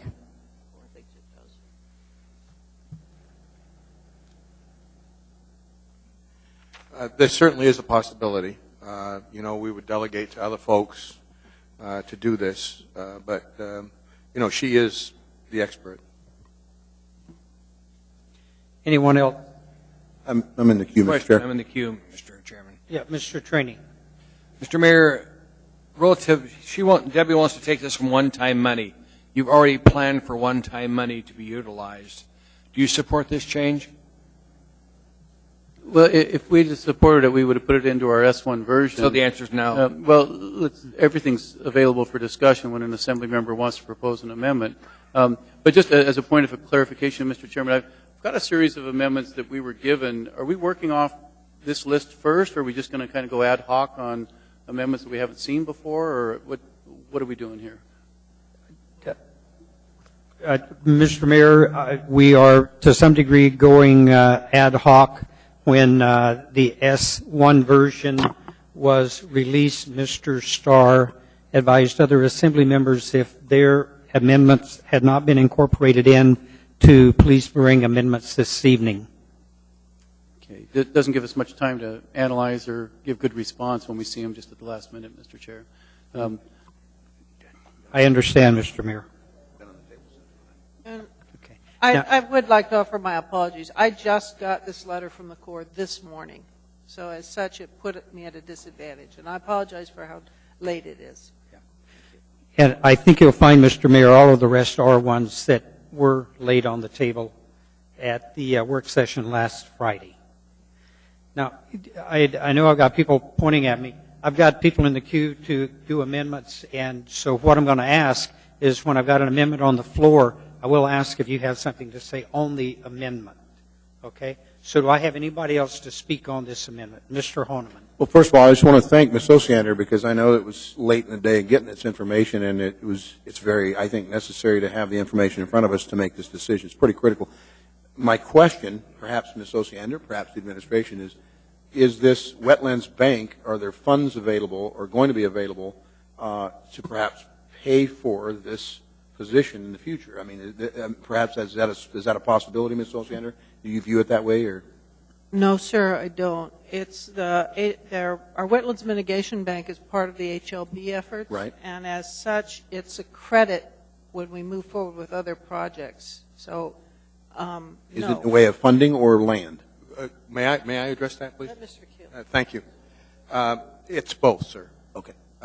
If we are truly designated as a bank, then not only can we make transactions in land, we can also receive money for that land. Right.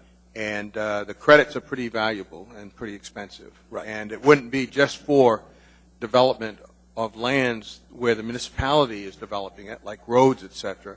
It would also be for the private sector. Right. Now, HLB has the lead on this, and the position in question just provides support to HLB in this effort as far as getting classified as a bank. So my concern, and perhaps this is something that needs to be explored through legal or through the administration, someone, is could this be funded, this position be funded, much like some positions are funded through revenue generation outside of 101 or 181 from the planning department? Well, we'd have to get the bank established first. Now, remember, this effort's been going on for over 3 years. Right. We've accelerated the effort. We're getting real close with all the documentation that's necessary. So in answer to your question, it could not be done now. Whether it could be done in the future or not, I guess that's a policy decision that would have to be made. So that answers my question. I appreciate it, and thank you. Okay. Ms. Osiander. Just to add one more thing, this position does more than deals with the bank. If you want a permit in this town to build on wetlands, my understanding is this is the lady you go to. Right. Thank you. Mr. Gray Jackson, are you in the queue on this topic? Anyway, thank you, Mr. Chairman. Just real briefly, we just got this letter today, just like Ms. Osiander said, but I just want to thank you for moving quickly, because I know that this position is really important, and thank you for bringing it forward, and I'm happy to support it. Thank you, Mr. Chairman. Anyone else? Mr. Flynn. Thank you, Mr. Chairman, and you can take me out of the queue now because this is actually what I want to talk about. Perhaps, Mr. Weaver, I am aware that we are doing away with the position of the transportation planner, and obviously we're discussing getting rid of this one. How many planners are we anticipating going away and covering with other planners in the S1 version of the budget?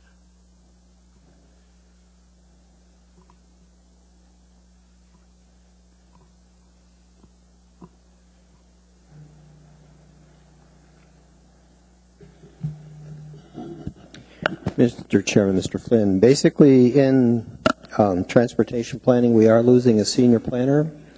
In current planning, we're losing a senior planner. Long-range planning, we're losing this associate planner. In land use review, we're losing a planning supervisor. Four bodies that we're going to cover their work with others in theory. Others will have to absorb the work. Thank you, Mr. Chairman. Thank you, Mr. Weaver. Anyone else on this amendment? I had a question for Mr. Weaver. To follow up with Mr. Flynn's discussion points, I think he was sort of inferring that you were losing staff. Is your budget in total dollars going down this year over what it was last year? No, sir. It's going up. It's basically labor costs are keeping the budgets above. Got it. Okay, thank you. Mr. Birch. Yeah, I'm going to speak against the amendment. I think from the wetlands is basically a federal government manifestation, and the Corps of Engineers is, there's certainly an interest in delegating that responsibility to the city. I think the Corps does have prime responsibility in the area. I think from the standpoint of what the city can afford and the cost and engagement here, I think there's option in the private side. I know some jurisdictions actually have privately managed wetland banks, and I think that we should be looking at that, and I won't be supporting the amendment. Thank you. Thank you. Anyone else? Mr. Trainee. Debbie, looking at this, I've got concerns, but I'll support you on this. Thank you. Anyone else? Seeing, hearing none, please vote on this amendment.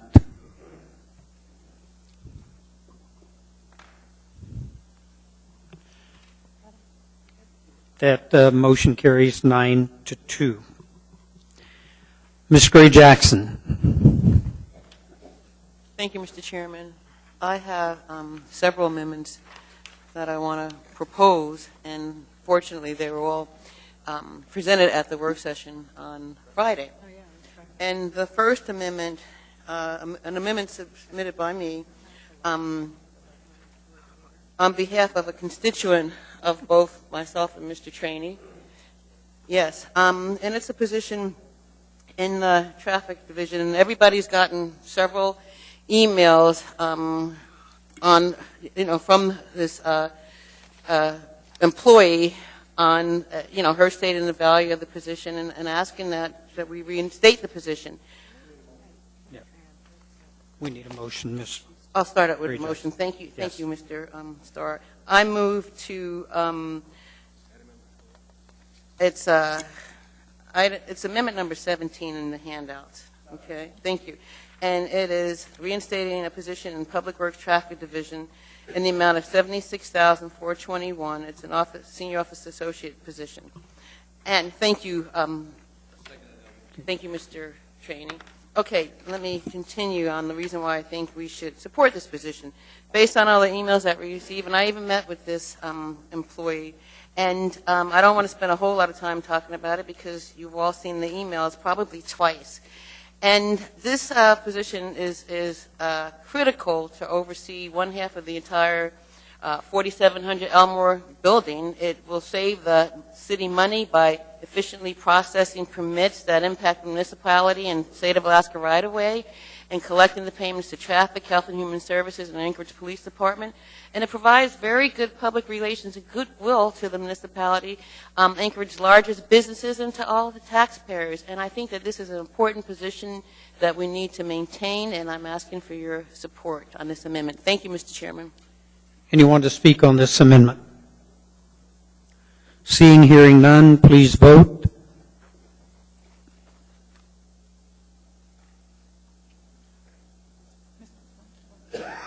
Who's? Okay, that motion fails 7-4. Ms. Gray Jackson. Thank you, Mr. Chairman. I'd like to move amendment number 16. It is to add $80,000 to the Public Transit Department, and the funding is to maintain Anchorage fares at the 2013 level, and the source of funds that I am recommending along with this amendment is the state appropriated funds that transit will receive, hopefully in January, from the state. It's already been appropriated by the state. We haven't received it yet. And I think it's really important that we maintain the current fare for our seniors and our disabled citizens in this community who live, some of them, below the poverty line.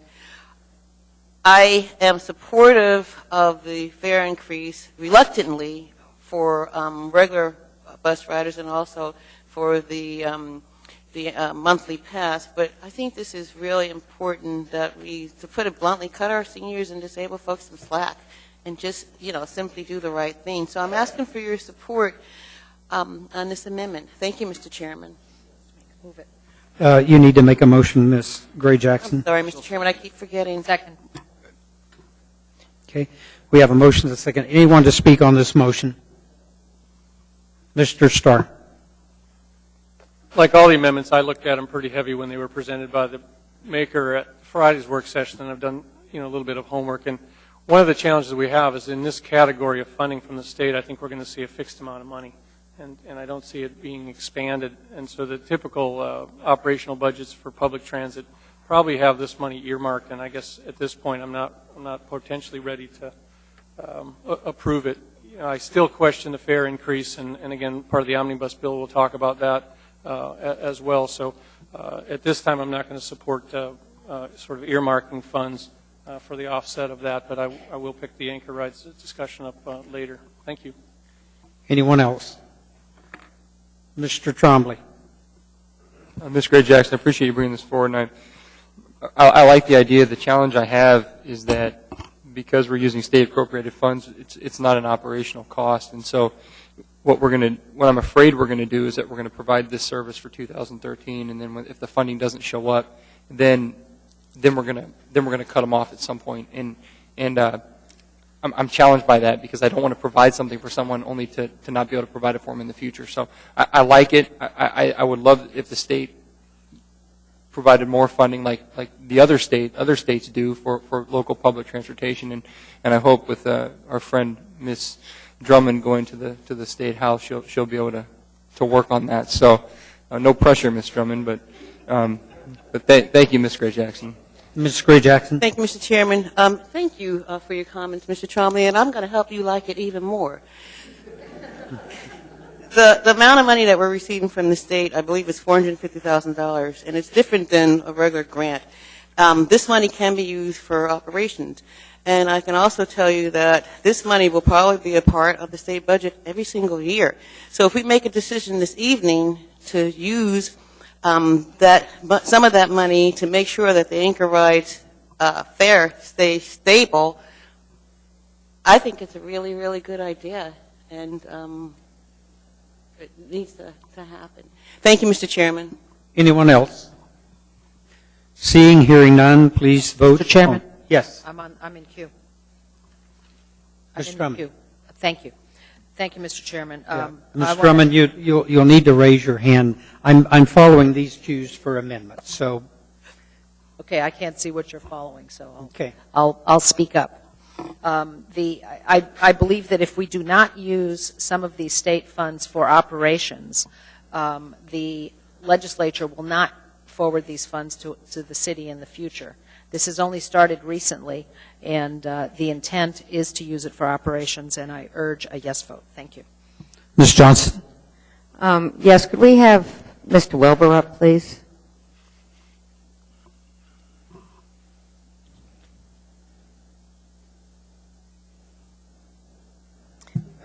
Well, Ms. Johnson? First of all, have you budgeted all of these funds, and are they budgeted appropriately so that we will receive them next year from the state if they allocate them again?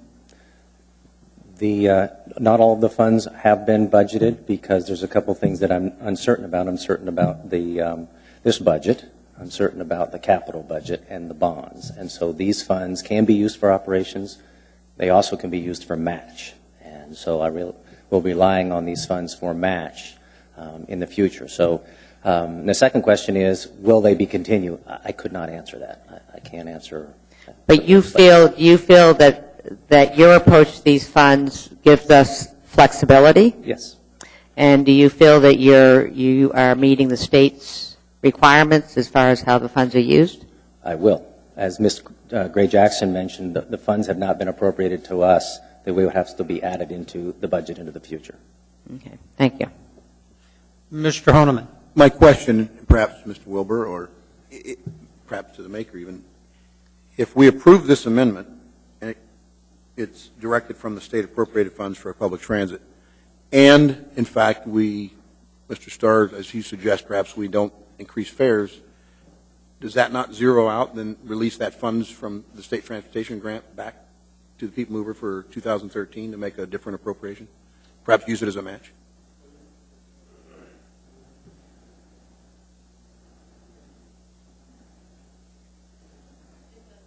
If I may, Mr. Chairman? Yes. Thank you. What will happen is if this amendment is passed and we use funding from the state appropriated funds to cover this, then we can delete the increase in the fares when we get to that ordinance. Isn't that a separate document? Or are we taking It's that? a separate document, yeah, but we delete the increase to the fares. I see. Thank you, Mr. Chairman. Lieu of. Anyone else to speak on this? Seeing, hearing none, please vote on this amendment.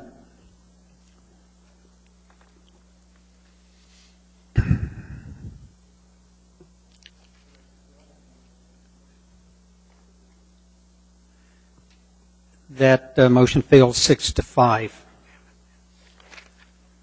Ms. Gray Jackson. Thank you, Mr. Chairman. I'd like to move Health and Human Services in the amount of $100,000, and this is to reinstate funding for the homeless coordinator. Second. First, as I did at the work session on Friday, I want to thank the mayor. When he first came into office, he made dealing with the homeless situation a priority. And we saw some successes. And one of the things that he did was hired a homeless coordinator. And it's been a wonderful, wonderful thing in this community. The person that we had in this position just did an excellent, excellent job. And I'm sure if we reinstate the funding, that whoever we put in this position thereafter will do another good job. I just think it's an important position not to let go, especially at this point in time when the mayor's done such a good job so far of not eliminating the problem, because that's quite impossible, but he's done a really good job so far with the homeless task force and this position. And we really need to maintain this position so the mayor can continue with the progress that he's made on behalf of our community thus far. Thank you, Mr. Chairman. Mr. Starr. Mr. Mayor, when we had the work session, I ran it last Friday, I was pretty specific in not engaging in debate, and so I wasn't necessarily clear on that, and your answer, I would like a little bit more expanding on it. My observations, and the reason I won't be supporting this, is that I believe you've made some good strides in engaging the rest of the community, and particularly the nonprofits that stepped up to the challenge and increased their bed space and sort of managed the programs. And I don't know if somebody that cooperatively in your office or elsewhere needs to coordinate that effort. Is that what's your answer, obviously, besides the yes version not seeing this funding? Yeah, you hit it right on the head, Mr. Starr. We've put in place a structure that's going to continue the effort on homelessness even without this specific position. Within the department under Janet's leadership and with the nonprofit sector being engaged, I think we've got a structure and a framework that's going to continue the effort even regardless of this one individual position. And as you mentioned, we've made great strides in certainly allowing various facilities to take in homeless folks on cold winter nights. We've got many, many nonprofits engaged when we go and clean out illegal camps so that when we do engage that population, we survey them, we make sure that we can hook them up with the right social service provider. That's ongoing. And so we've made good strides. We're actually in discussions right now with various agencies, including the Mental Health Trust and others, about actually moving Carlick Manor to a new location and expanding the number of beds so that we can take those folks who are truly the chronic inebriates, the ones that are essentially incorrigible, and get them into a place where they're not dying in our streets and alleys and dumpsters. And so we will continue the effort.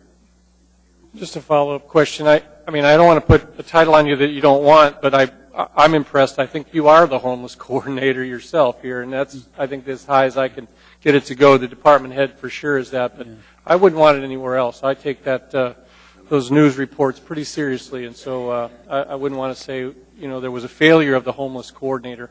I would want to say it's everybody's issue. So I'm not going to support the amendment. Mayor, I appreciate you standing up to the solution, and as far as I'm concerned, if there's a homelessness issue, you're the coordinator. So thank you. Yeah, and you're correct. It's actually a team effort, and both private and public team members are going to be working it just as hard. Anyone else? Ms. Gray-Jackson. Thank you, Mr. Chairman, and thank you, Mr. Starr, for your comments. But I just want to congratulate the mayor on his new position. Thank you, Mr. Chairman. Anyone else? Seeing, hearing none, please vote on the amendment.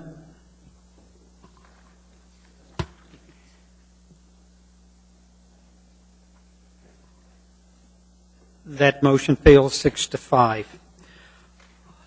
Ms. Gray-Jackson. Thank you, Mr. Chairman. I'm almost done. Getting kicked to the curb. Anyway, I'd like to move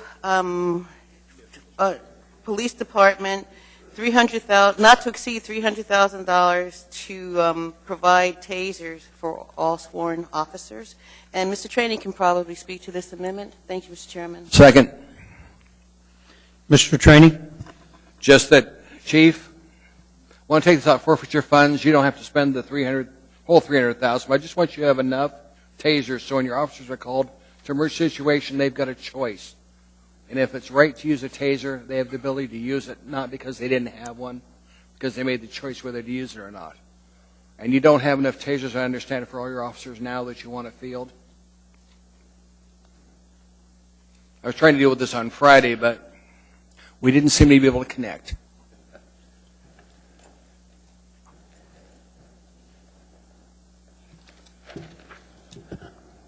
Mr. Traney, through the chair, we've sent you a plan that we think is what our command staff and I feel is what we should be doing in the next year in terms of expanding our taser fleet.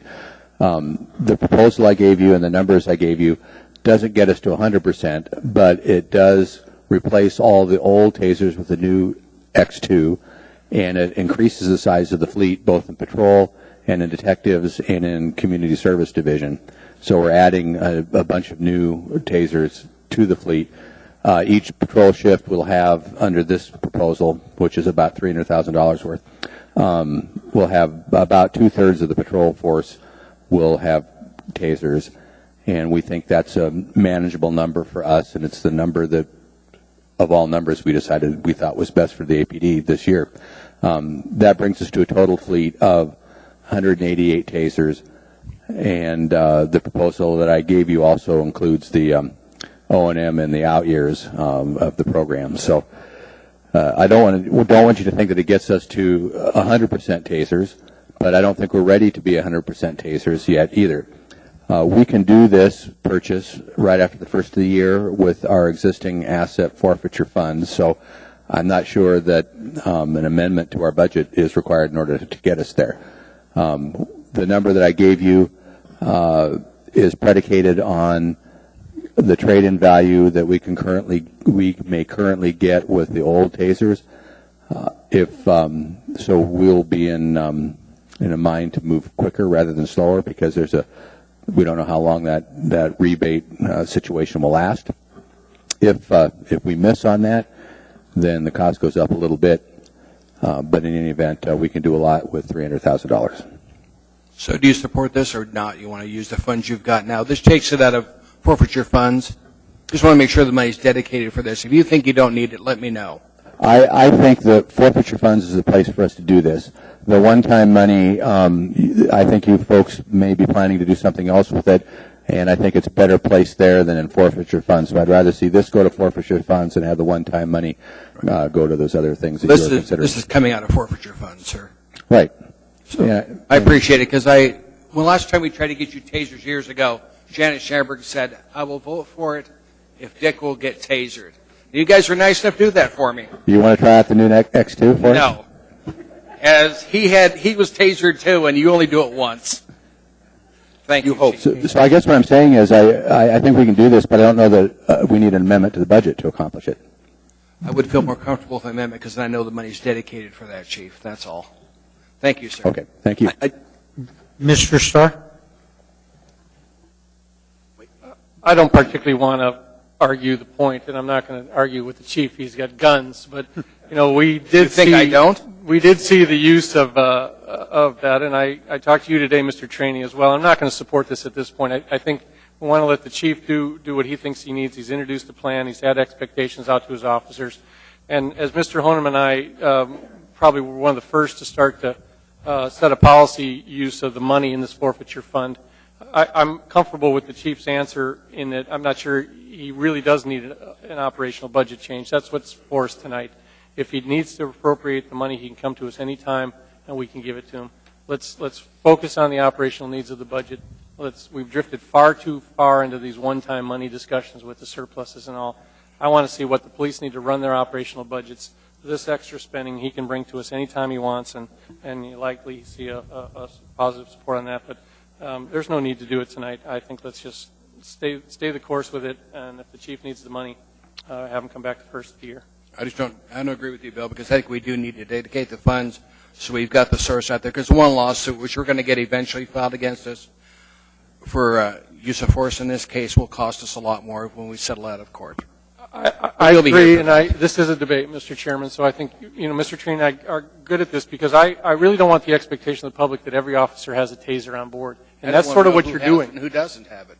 I don't want them to know that. Well, I do want this as an option, Bill. Fine. Public safety is not a game with me, Mr. Treen. I think the expectation is that we let the chief lead, and the public has those expectations that they're met. And if you put this forward, the expectation is that we're going to go ahead and give every officer a taser, and I'm not ready to do that yet based on the chief's recommendation. So I'm looking at his opinion. I'll give him ample money, as I've supported most of his public safety requests, and this one is no different for me. But I don't want to listen to Mr. Honeman then, because he was a sworn officer. Anyone else in the queue? Thank you. Mr. Honeman. Well, I have to, I look on both sides of this. I hear the chief saying he intends to use forfeiture funds for the tasers. I think it's right for this body to give policy direction as well. This is our opportunity to do that. And Mr. Starr, I agree with you that this is something that we've been looking at as far as using the funds out of this forfeiture grant, their forfeiture funding, to do certain things for equipment and perhaps even training if necessary. But I think this is a very appropriate thing to do, is to put it, to include it in, because this addresses, the chief makes a decision how much up to $300,000 gets him, and that's the decision how he deploys them. I can tell you that from my own experience, this department, I can tell you at this city level, for at least the last 6 years, has been phasing in the taser, and at some point in time, we need to finish phasing in. I mean, it's like a task force. It's you address the problem until the problem's solved. You don't need a task force. Mr. Chairman, you're speaking to me. Mr. Honeman, then, would you say that the need for tasers is unmet by the officers' requests? You're fairly cognizant of the officers. Are they saying they want the tasers? Yeah, I am. Thank you. Anyone else? Seeing, hearing none, please vote on this amendment.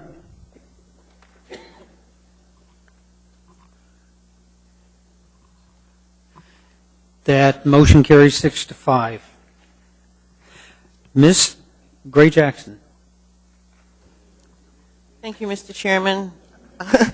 One last amendment I'm bringing forward, and that is to the Public Transit Department to add $80,000. And this funding would be for a shuttle service during business hours for the New Anchorage Neighborhood Health Center to have people mover connection points for the folks that use that facility. I think it's much needed, and we had a lot of debate and conversation on this last year when the building was still under construction, and there were some different options that were thrown out, and the one option that was thrown out that succeeded so far was to have the shuttle, except the current proposed budget only has $40,000, which will cover that service for only 5 months, and the $80,000 will cover the service for the entire year. My real preference is to see the Route 75 rerouted, but that's something we can talk about at a later date. But I'm hoping that since you didn't support any of my other amendments, other than that one brought forward by me on behalf of Mr. Trainee, that you'll support this one because it's a much-needed service for the citizens in our community who need to use the facilities at the Anchorage Neighborhood Health Center. So I'm asking for your support for this amendment. And again, move. Second. Thank you. Again, I'm suggesting that these funds come out of the state funds because, as Ms. Drummond mentioned, we need to use some of those funds for operating, and that's some of the intentions that our legislators in Juneau had when they brought that bill forward. I'd like your support, friends. Thank you, Mr. Chairman. Anyone else? Mr. Flynn. Thank you, Mr. Chairman. At our work session Friday, there was some discussion that maybe we need more than 40, but less than 120. Did we have a chance to answer that question for what we thought the actual annual cost would be for the service?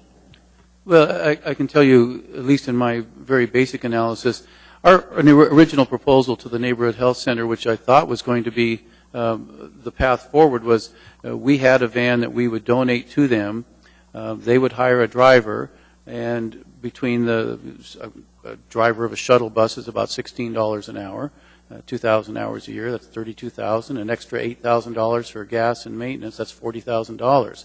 We're paying now, as it turns out, $46 an hour for Anchorites to provide this shuttle service, and I think that's really not a good use of municipal funds when it can be done by the private sector with the donation we're giving them at a much, much cheaper rate. So $40,000 is about right, quite frankly.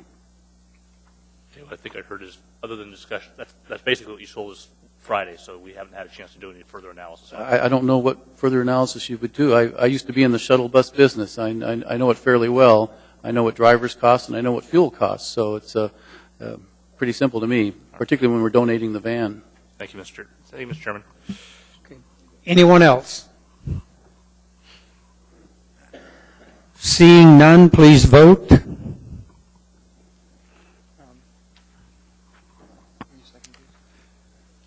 That motion fails 7-4. Mr. Trombley. Yeah. I'd like to move amendment number 14, Mr. Chairman. Did you pass yours out, Mr. Trombley? They should be. I haven't seen them. Don't have it. Nope. Sorry, I don't have I have it in this packet here, though. It's the same.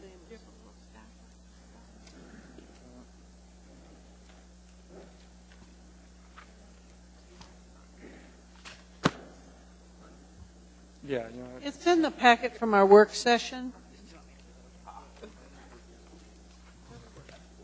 Sure, that's fine. Would you like me to wait, Mr. Chairman, until everybody has a copy? Is this planners versus police, Mr. Trombley? Yes, okay. Mr. Flynn.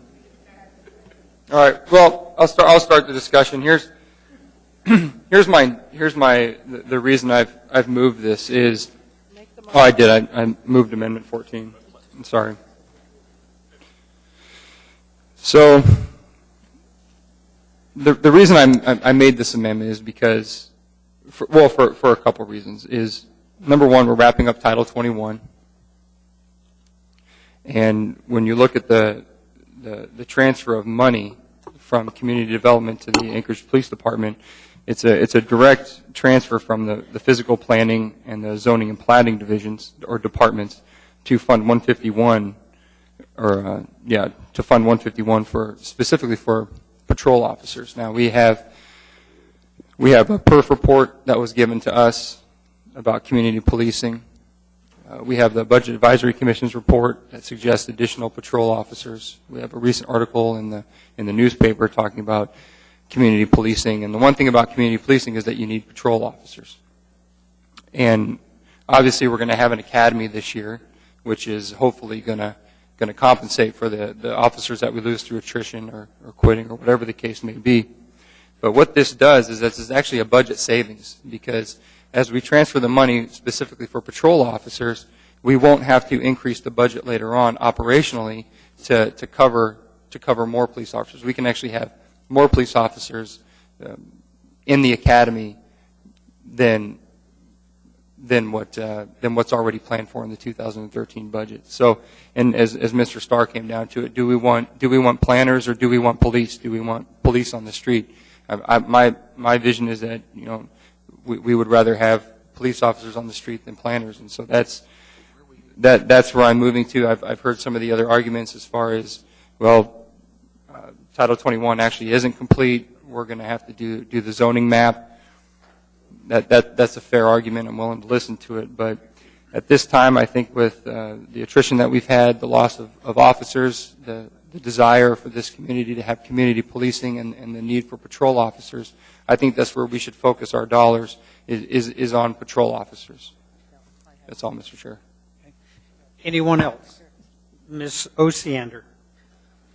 I'm going to urge a no vote on this amendment. I think that we haven't really looked at the Community Development Department analytically enough and looked at the services that they are charged to provide, especially considering the fact that they've already seen some really significant losses, not only in physical planning, but in land use, even at the counter. To just blanket say, I guess I don't want planners on the street either. I want them in the planning department. I think we need to do Anchorage 2020. We've got an East Side District plan. We've got the Government Hill plan. We've got significant section in Title 21 that are reserved and still are going to need work, as well as the land use plan. So nothing against the police department, but this isn't the way to go. Thank you. Anyone else? Mr. Honeman. I have, I guess, two specific questions, or I guess one comment and a question. But can someone answer from either Mr. Weaver or the administration if these planning positions are A, budgeted, and B, are they filled? Or are these positions that are budgeted but not filled? And I guess, Mr. Weaver, you might have the best answer to that. And I'm talking about current money, 2012 right now, budgeted, filled.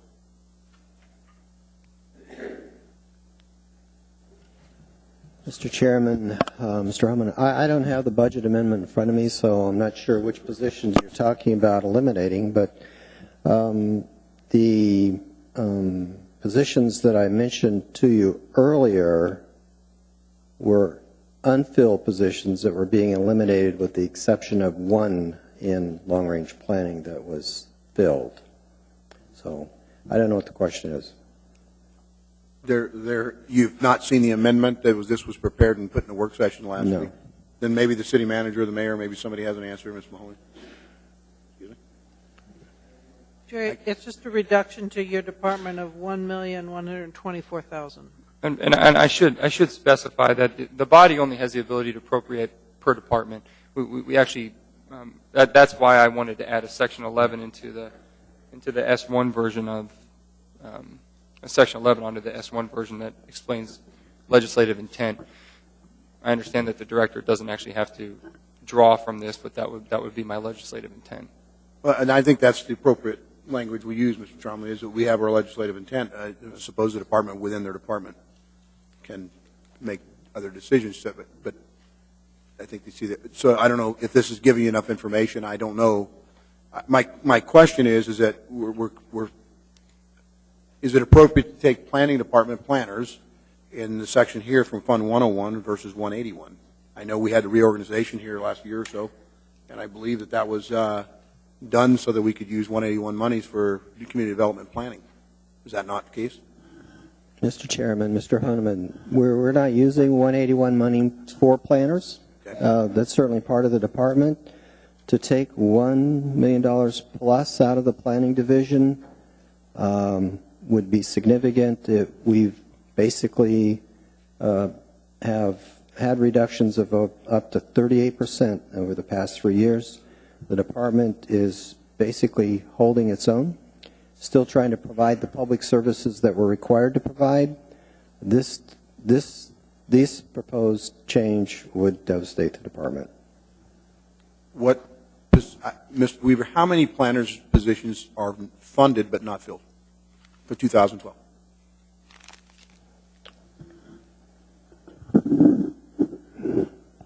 I'd have to total that up for you, Mr.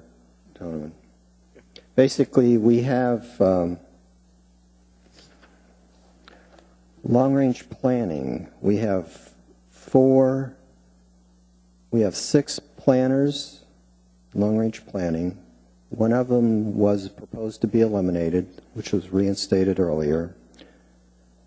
Land use planning, we have 6 planners. One is proposed to be eliminated. Transportation planning, 3 planners. One's proposed to be eliminated.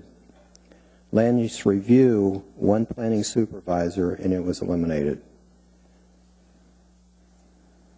But are you telling me the other numbers are filled positions? These are already currently occupied? These are all filled positions that I just mentioned. Okay. So in the planning department, if they were to take the 1 million, that would eliminate filled positions of planners? No, there are the proposed there. That's what I'm looking for, Mr. Weaver. How many funded positions for 2012 are not filled? I guess that's a quick answer. In 3 is what I come up with. 1 to be eliminated here, 1 to be eliminated. I've heard 3. We have 1 in current planning, 1 in land use review, 1 in transportation planning that are not filled. So 3. Correct. Okay.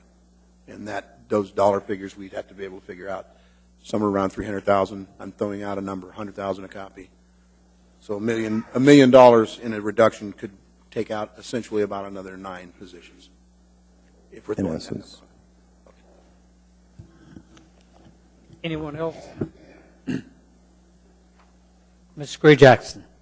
Thank you, Mr. Chairman. Just real briefly, thank you, Mr. Trombley, for your attempt to, in your mind, do the right thing. But I think it's really poor public policy to pit one department against another.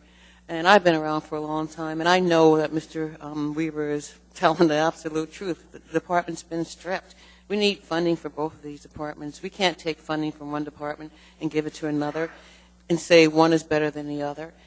It just doesn't work like that. And furthermore, the Assembly does have the ability to add positions. We don't just, we appropriate by department and fund, but if we want to add a position or take a position away, we do have that ability. But anyway, this is just the wrong way to deal with this situation. Thank you, Mr. Chairman. Thank you. Mr. Starr.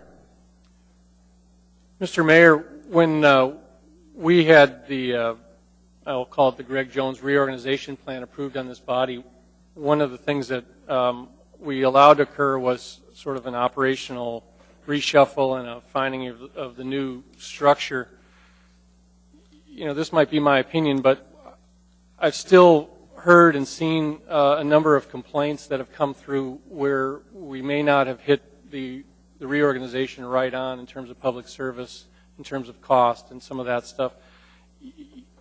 Are you going to reorganize between Public Works and Community Development and the Planning Department at all to see a shuffle of labor, perhaps to share back and forth? They have right-of-way planners. We have right-of-way planners.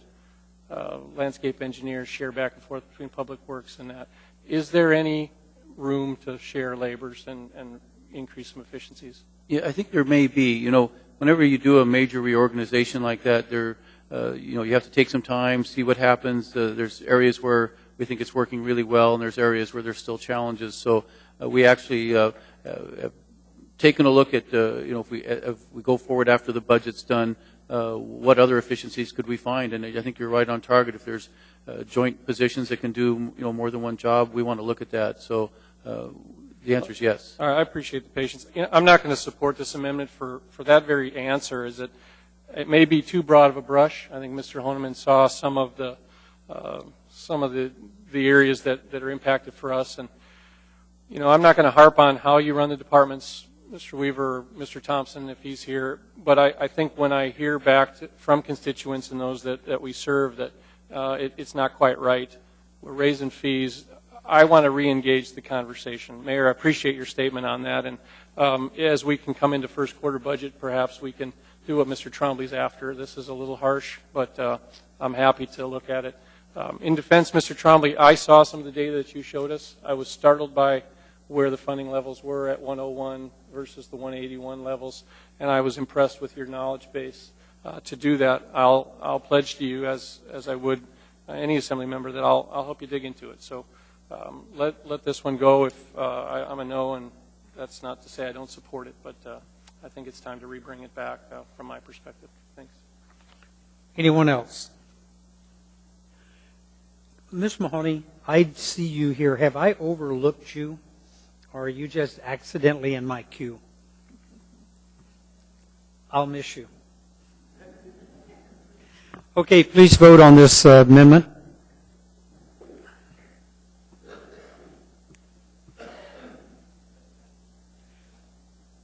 That motion fails 6-5.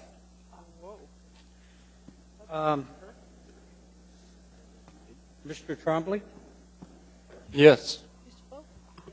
I'd like to move amendment 3.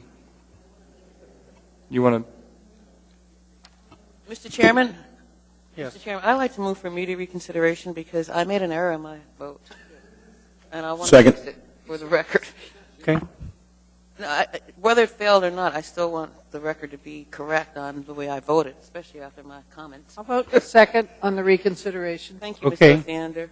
Any objection? That motion is before us for reconsideration. Please vote.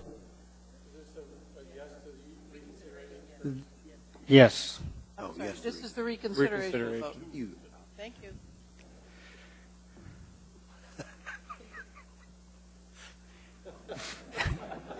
That's 6-1 for reconsideration.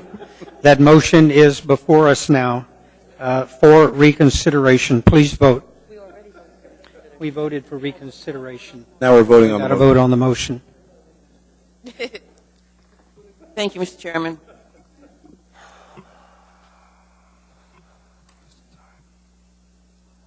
That motion fails 7-4.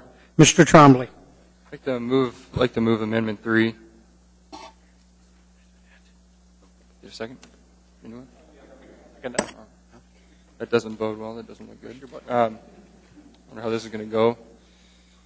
So what this does is, for the public who may not know, what the school board requested of the municipality was to create a fund of about $1.5 million. A lot of you know that the municipality's budget versus the school district's budget versus the state budget are all 3 separate budget cycles. And so the Anchorage School District has to wait until they get their final numbers in before they can get their appropriated funds from the state. Well, what that creates is a gap, is a lull, where the school board has to, or the school district has to lay off teachers, lay off staff, only to rehire them. So what this fund does is it bridges that gap. It's a fund that allows the school district to draw on so they don't have to lay them off, so when they get their state funding, they can reimburse the fund. Well, my challenge, and while I approve of that, my challenge is the funding source. In 2012, we overtaxed you, roughly $8 million, education dollars that were supposed to go to the Anchorage School District. We overtaxed you because of a state funding formula that changed the amount of money that the state gives to the Anchorage School District. The state decided to carry the majority of the burden for local education. So in doing so, they gave more money, and we overtaxed you. Now that was just that just was a symptom of budget cycles. Well, we have roughly $8 million in education dollars that we taxed you for sitting out there, that you see a lot of these budget amendments coming back and forth on as far as how we're spending that money. It's the one-time money. It's that education dollars. Well, this $1.5 million, we are now taxing you again underneath the tax cap, $1.5 million for this fund. I'm challenged by that because we've already overtaxed you for education dollars. What this amendment does is it withdraws that $1.5 million, which lowers the tax cap, $1.5 million. Your taxes go down compared to the S1 version if this passes.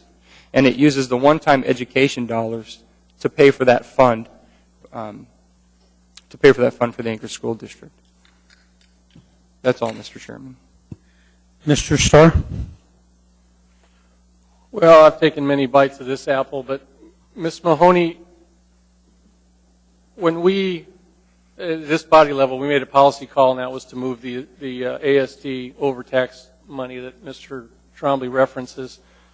That money we taxed on behalf of the school district, which you didn't use, was $8.1,237,000 and some change.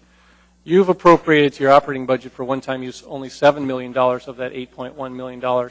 What happens to the rest of the $1.1 million? And I know the answer, it lapses into fund balance, but after that, what happens to the $1.1 million? The Assembly would decide, if it falls to fund balance, it would be appropriated at first quarter budget revisions. And obviously we could move the lower property taxes, or we could move a first quarter amendment that appropriated the money that kind of comes out in the wash, if you will. I guess that answers the question on we can do this later if we so choose, because there's additional monies that are undedicated in your fund balance already. We know that, I believe. Do we know the exact amount? I'll agree with you, we probably don't, but I know the exact amount that we taxed. We taxed $8.1,237,000. Mr. Mayor, this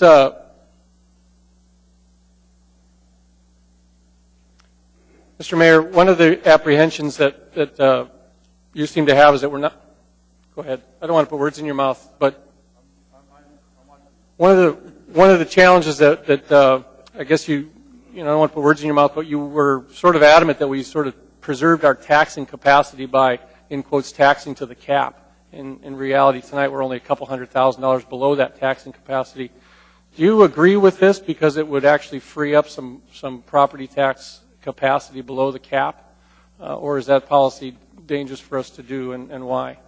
Well, I think if you look at the 6-year fiscal plan, we're finally at a point after really, you think about it, this is our fourth budget because we had to revise the 2009 budget with significant cuts. I think we're finally at a point of equilibrium looking forward, that if we can rely on a fairly balanced collection of property taxes and a fairly balanced level of expenditures, knowing what the rates are for both, we actually bring the city back into fiscal health after several very challenging years. And so if we do what's suggested, you're essentially going to move about $1.7 million under the tax cap, which will be the starting point for next year. So you essentially lose that capacity. And I think, as everybody knows, I'm a pretty frugal guy with the taxpayers' money, and I've worked really, really hard, both on the Assembly and as mayor, to make sure that where it was feasible, we stayed under the cap. As you know, we moved the utility payments to the city under the cap, which saves $20 million a year in property tax collection year after year after year. So I think we've made a really good commitment to the taxpayers, but I think, again, we're right at that point of equilibrium where we just, I think, have a pretty good balance. I think people are comfortable with the services they're receiving, and so I understand the intent. When I was on the Assembly, like Mr. Trombley is proposing, I always look for opportunities to save the taxpayers' money. But I think at this stage, it will affect our fiscal plan. I think we'll have to alter the projections going forward, and it just means next year and the next year we're back into the cutting mode again. And it's I appreciate that, and if I will, just last comment. I guess that's why we have two branches of government, and you're comfortable with the 3.5% tax increase roughly in this budget, and quite frankly, I'm not. I'm going to support this move to try to continue to pull down that tax cap, and again acknowledge the surpluses that we have. Either if this fails, I'll make another crack at it to re-identify that we have operational savings. I commend you for that. There's no question the operational savings as well, but we all got a tax gift in the taxing capacity from ASD, as well as we got $8.1 million in unrecognized revenues. That's again my opinion. That should go back to the taxpayers. But enough said. And again, I'm politely debating, Mr. Mayor. But thank you for your comments. No, I appreciate your comment. Right. Ms. Johnson. Hi, and I'm sorry, I didn't mean to get involved in your two discussion there, but you have this reduced overall collection of property tax being applied to Fund 181 fund balance deficit. And I went over to the administration to see, it was my understanding you had already taken the 181 out of your That's correct. The S1 version does not have the contribution to the 181 fund in it. That's actually my oversight. I had rewritten this amendment, and the wrong one got printed off. So the one that I had, would I have to amend this, Mr. Chairman, in order to make it accurate. Needs to be accurate. I wanted the revenue source to come from the overcollection of property taxes. I second that. Okay. Any objection? Seeing none. Ms. Osiander.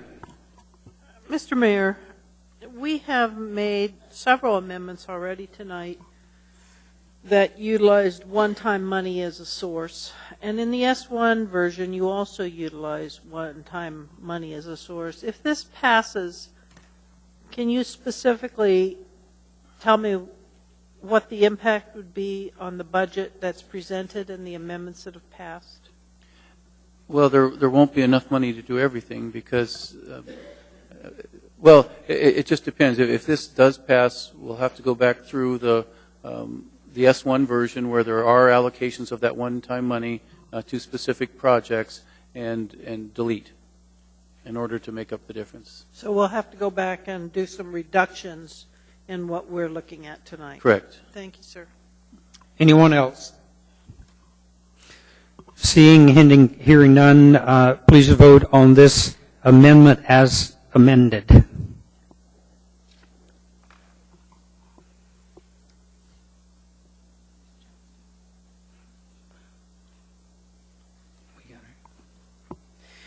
That motion fails 8-3. Is that all you have, Mr. Trombley? No, the grieving process is in, but the healing will start. Thanks. Well, Mr. Chairman, I think that's all the amendments that I show. Can I speak to the main motion? I didn't know how your queue worked out. I don't. Well, I've got people in the queue here. Let me clear this. Ms. Gray Jackson, are you clear? Clear me. Thank you, Mr. Chairman. Okay. Mr. Trombley's clear. Mr. Starr, you're in the queue. Well, I guess, this is the point where we try to make sense of several things. One of them is what are the basic needs going to be for the city as we go forward. And for me, there's some significant priorities as to how we communicate the message to the executive branch.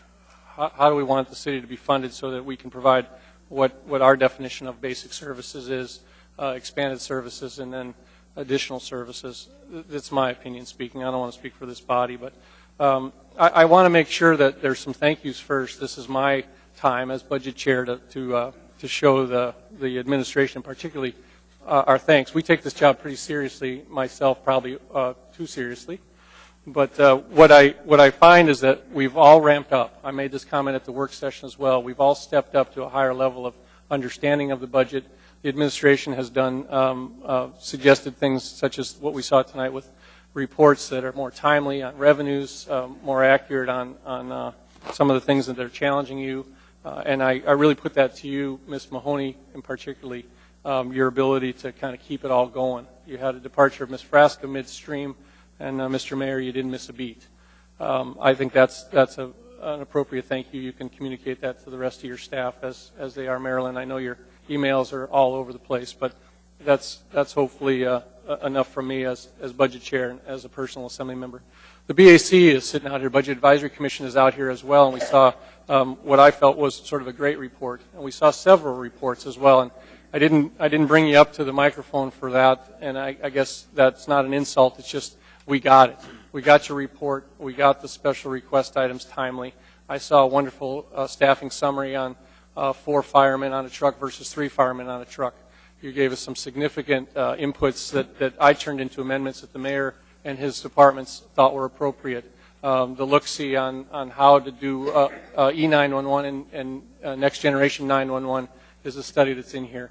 I think, Mayor, you looked at the staffing crisis that we identified through Station 11, and I don't want to put words in your mouth, but I saw $100,000 that came into the budget to sort of tell us what's an appropriate staff for our fire department. So those are some of the ones that I really want to put to a thanks for the BAC, especially the combined committee now with the ASD, and that it's working out well. Fellow assembly members, you put up with me. I'm verbose. I challenge you. You challenge me, and we seem to always shake hands at the end, and so give me that as we can. at the end of tonight, too. That's helpful. I appreciate your support of me, and I'm honored to serve with you for the purposes of therein. This is probably the most important thing we do. Those are the thanks. Now the critiques. It was hard keeping up. I'm getting better at this, but we saw an A version, then we saw a B version, then we saw an S version, and then we saw an S1 version, and then we amended the S1 version tonight. That's a lot. We did that. You guys kept up with that on your side. I don't know how the public's keeping up with it. The challenge with that changing scope of things was it was hard for me to get effective debate, and the opportunities to put sort of miscommunications into the mill occurred. I had, and I don't know who sponsored the mailing, but I saw information go out in my community with a fire truck that said, call Bill Starr on the back of it. He knows the answers. You know, that was well early into the process, and that was hard for me to answer my constituent body when I was still working the topic. As most of you know, the Station 11 staffing, the fire department staffing in general, probably took a good chunk of a lot of folks' time, as it appropriately should. It was right in my backyard. And again, another critique is that we picked on a fire station, I think, that had its unique characteristics. And it's not just because I live out there, but it really does. We're well down the chain of things. We pay our taxes as well, but we have one fire station in Eagle River. Chugiak Volunteers, yeah, they back us up, but now with fully staffed stations. So I was frustrated with how that debate occurred. And I'm happy with the outcome. I'm very happy with the way it works out. But we do need to come to the table. Both the labor, the labor discussion needs to be real and fixed around appropriate and real necessary functions. Everyone said, save the truck, save the truck. Well, that may be, but that truck's going to be parked in about a week or two because it can't be chained up. I need swiftwater rescue. I need brush fire capacity. There's a whole host of needs. So I'm supportive of the Station 11 truck 11 as it's called. But more importantly, we have to balance our fire department resources appropriately. That's ever more challenging with the cost of the labor that's to support it. I'm not embarrassed what our fire department make. I'm concerned that do they go into the burning buildings and all of that? Yes. What I want to make sure is they don't go in there by themselves. I want to make sure they go in there appropriately staffed with support teams that are well trained. I want them to have the right trucks and the right equipment and the best. I do that every time I'm up here. But the fact that you know, we can't have a debate, do I need 12 people at my station? Do I need 10, 11, or 9? That's a very serious thing for me. It's one of the most stressful things that I've had to go through as an assembly member is, did I hit it just right? And there was a testimony down here we saw several times where a child burned to death in a home near my house, a half a mile away. And that keeps coming back to haunt me. I wasn't on the assembly body then, but I'm on it now. And I never want that to come back to me that somehow or another I missed something. But I worked really hard on this topic. I'm not taking credit for the entire solution, but this was a tough one for me to put in front of me. I'm not done with it. I think that the consolidated dispatch functions, there's 78 personnel between police and fire that dispatch our resources. Is there shared services that can come to be on that? Yeah, if it gets more firemen out in the street, I'm all for that. There's a lot of solutions that I'm going to work on. I'm happy. I take this job seriously. I'm glad the budget's in the can. I'm glad it's in there this early, and I urge approval of the S1 as amended. Thank you for your time. Mr. Honeman. Well, I won't take as long, but I want to start by thanking Mr. Starr. Good job on the committee as a chair, and certainly the administration for. You know, I kind of echo the fact that A and B, it was really difficult keeping with that. And then, of course, as to the changes and such. I dialogued with one or two of the assembly members throughout the course of the budget building. You didn't see my name on specifically on some of the amendments, but I was there with some discussion. In any event, I'm really concerned about, as we close this year, preparing for next, that we can't get a better handle on what's in our fund balance, because that, you know, what are we going to come in at the fund balance, and then, of course, the surplusing. And I get it. I understand at first we won't really know until we close the books and get in first quarter. But my concern is that we're fixing to take up another matter, which would be the fees and increasing. We put money in the budget in 2012 to run a police academy. We unfunded that for budget constraint concerns. We seem to find money for certain things, and yet we can't follow through on what this body has directed through its intent behind this funding. I'm concerned that we've got one-time use of funding for an academy for fire and police for next year, but we can't figure out $200,000 for Tender 9. This is going to be a management prerogative. These are things that are bothering me because we can't get it dialed in a little better by saying we need $200,000 more directed towards staffing a tender, and it goes right back to feeding water to the trucks.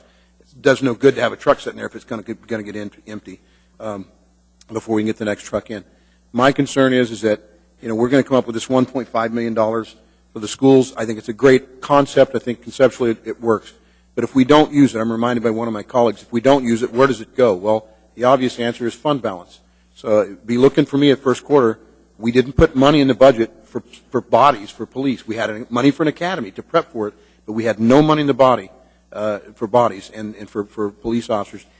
We can't, excuse the language, we can't poop these guys and gals out overnight. You can't hire somebody today. This is one of those processes that's lengthy, and once you hire them after a several months long process, it's another 6 months before you can get them on the street with the field training, another 3.5 months after that. You're talking about a year to get a person in a patrol car functioning by themselves. And so, no, they're not boots on the ground until they make it through the entire process. And I think everybody in this room is kidding yourself if you think otherwise. So I'm looking at this really strongly for 2013 for first quarter. Be prepared. I'm not going to let this one go. We can't go 2013 without having an academy for police and fire, and we need to solve the problem with Truck 9. And I thank you for the support, everybody. Thank you. Ms. Johnston. Yes, I echo all the kudos. I think it was a great process. One item that, we were lucky this time to have this one-time funding from the school district funds. And I'm pleased to see that all the work that Ms. Osiander and Mr. Starr did as far as the Eagle River Fire Station, that we're addressing it, a lot of it this time with one-time funds. Because I've had discussions for a couple of years now with the administration after hearing a speech at the Municipal League as far as re-looking at how we run a fire department. It was a fire chief from the West Coast who was a fire chief of a large metropolitan area who had a very small budget, and he said all of a sudden he needed to look at his matrix. And what he did is he found out when he started to see what his calls were, he said his number one calls were actually getting people unstuck between the toilet and the bathtub. And he was sending big fire trucks to get people unstuck between the toilet and the bathtub, and he realized he needed to reinvent his fire department and how it addressed its emergency matrix. And I think this is happening all around the country.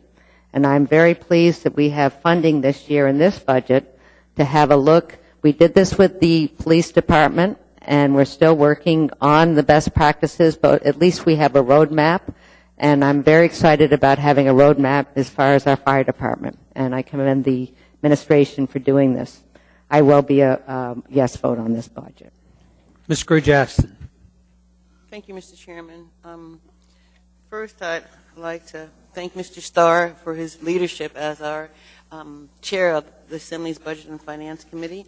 And I'd like to thank my colleagues for working together, whether or not we supported each other's amendments, we respected each other through the process, and I thank you for that. That's what we're supposed to do. And I'd also like to thank the community for coming out and participating in the process. I think there were more people here at the public hearings, a lot of kids, of course, that I've seen probably in a few years, and it was a wonderful thing that our community realizes that, when we're dealing with a budget that you're paying for, you need to come out and tell us how you feel. I also want to thank our staff in the clerk's office and also our budget analyst. I want to thank her for her work through this process. I want to thank our fire employees for coming out in force and letting us know you mean business, you want to do what's right for this community, and you were here in force and let us know that, and I think that's one of the biggest reasons why things turned out the way that it did. And at the end, I just want to thank all of our employees throughout this entire municipality, I think 2,300 of you. Thank you for your service to the citizens and our community. Thank you, Mr. Chairman. Thank you. Mr. Trombley. I'm not going to lie. I have a real challenge with this budget. We're almost taxing to the cap, and I have a real issue with that. Most of you know I'm a small government conservative. I think government has a role, and that's an ideological. What is government's role? That's an ideological question that we debate up here, and and that elections determine that. With that being said, do I think that this budget focuses mostly on public safety? I would say that it does, especially with the amendments that we've made for fire. And I think that that's government's role. I think government's role is public safety and infrastructure. Do I think the private sector can do other things that this budget does? Absolutely. Can it do it less expensive? And absolutely. More efficiently? Yes, it can. However, people always ask, well, why do my taxes go up every year? Why does our budget increase every single year? And it's a structural issue. And the structural issue is our labor costs. Until we get our labor costs down, until we get that under control, you will see an ever-expanding and an ever-increasing budget. And you'll notice, and kudos to the administration over the last 3-4 years, they have cut the low-lying fruit, and yet your budget continues to increase because our labor costs increase, and that can only go on for so long. So until we fix that structural issue, this is what you'll continue to see. I do support this because it is strong on public safety, and so thank you, Mr. Starr, for all your work and for helping me understand this. I have no one else in the queue, so we're going to vote on the 2013 General Government Operating Budget for the Municipality of Anchorage as amended. Please vote.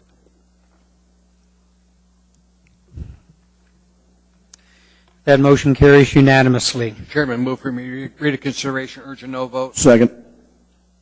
Any objection? Seeing, hearing none, we're going to do an immediate reconsideration, urging a no vote. Please vote.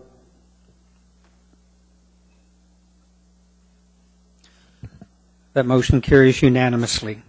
Mr. Chairman, in an effort to save time, we can just dispense with any more reconsideration votes for the rest of the night. Anybody who reconsiders tomorrow will be subject to 6 months on the Port Committee. Well, they can't. They can be tasered like Mr. Trainee.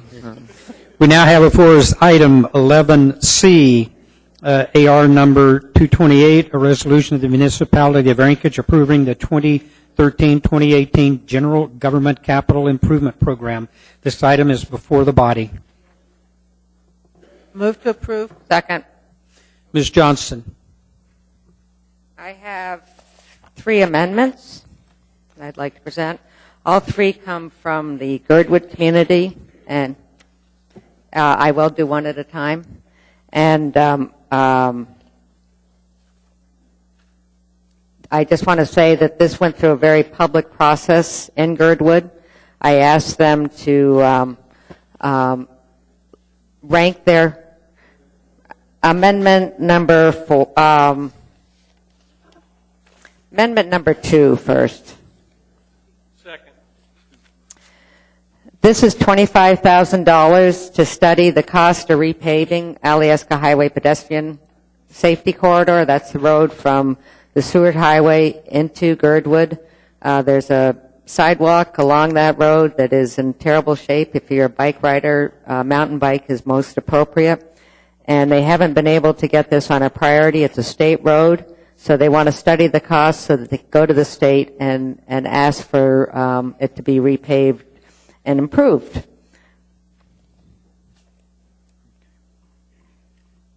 That's the end of the comment for this one. Anyone to speak to? I've got some housekeeping I keep getting reminded of over here. Let's make sure we get that clear, Madam Clerk. Well, she's there. I'd just like to clarify whether the motion to approve was for the S version. Was it 212-228? Yes. Or was it 228S on the addendum?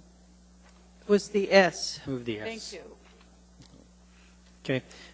Okay. Anyone to speak to Ms. Johnston's amendment? Seeing, hearing none, please vote.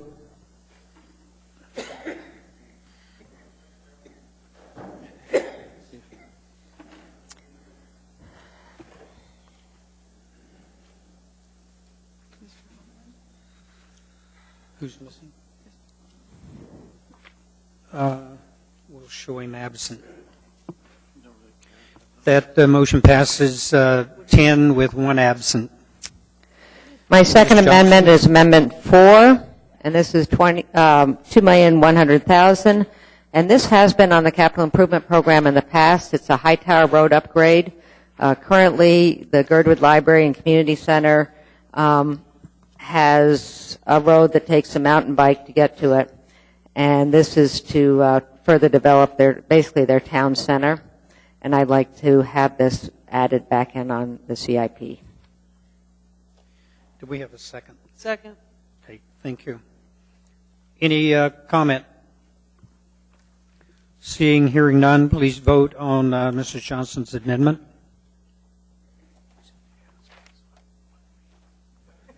You were too quick. Let's go back there. Boy, Sorry, Ms. look at these split voting. All right. Okay, we You have a tattoo reset. here or something with your finger? I'm not getting a vote. That was like second.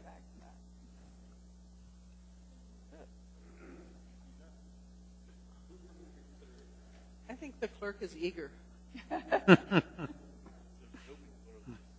Oh, you've missed 6 votes since you've been gone. We're moving through stuff. We ready? No, well, let me pull it up. Why don't you ask a verbal vote? No, don't do that, please. Clerk says she'll have this in just a moment.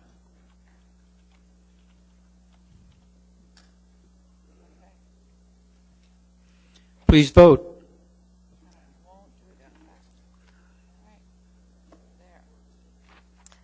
This is my last amendment. It's Amendment 1. And this is for what is called the Turnagain Area Service Coalition.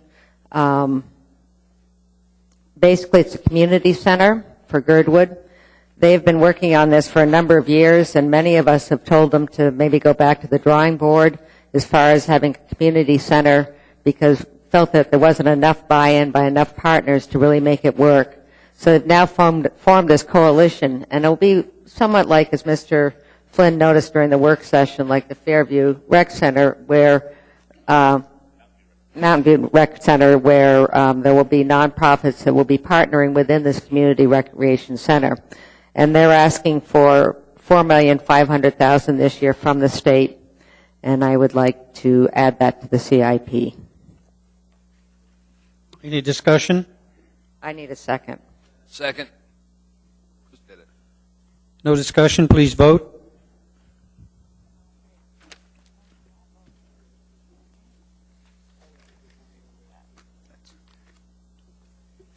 That motion carries unanimously. Okay, Mr. Trainee, are you going to carry the water on yours?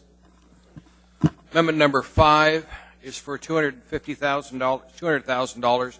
What it is, this is Dowling and Sunchase bus turnaround stop. If you go to Dowling Road, there's some site condos. Site condos that were put in.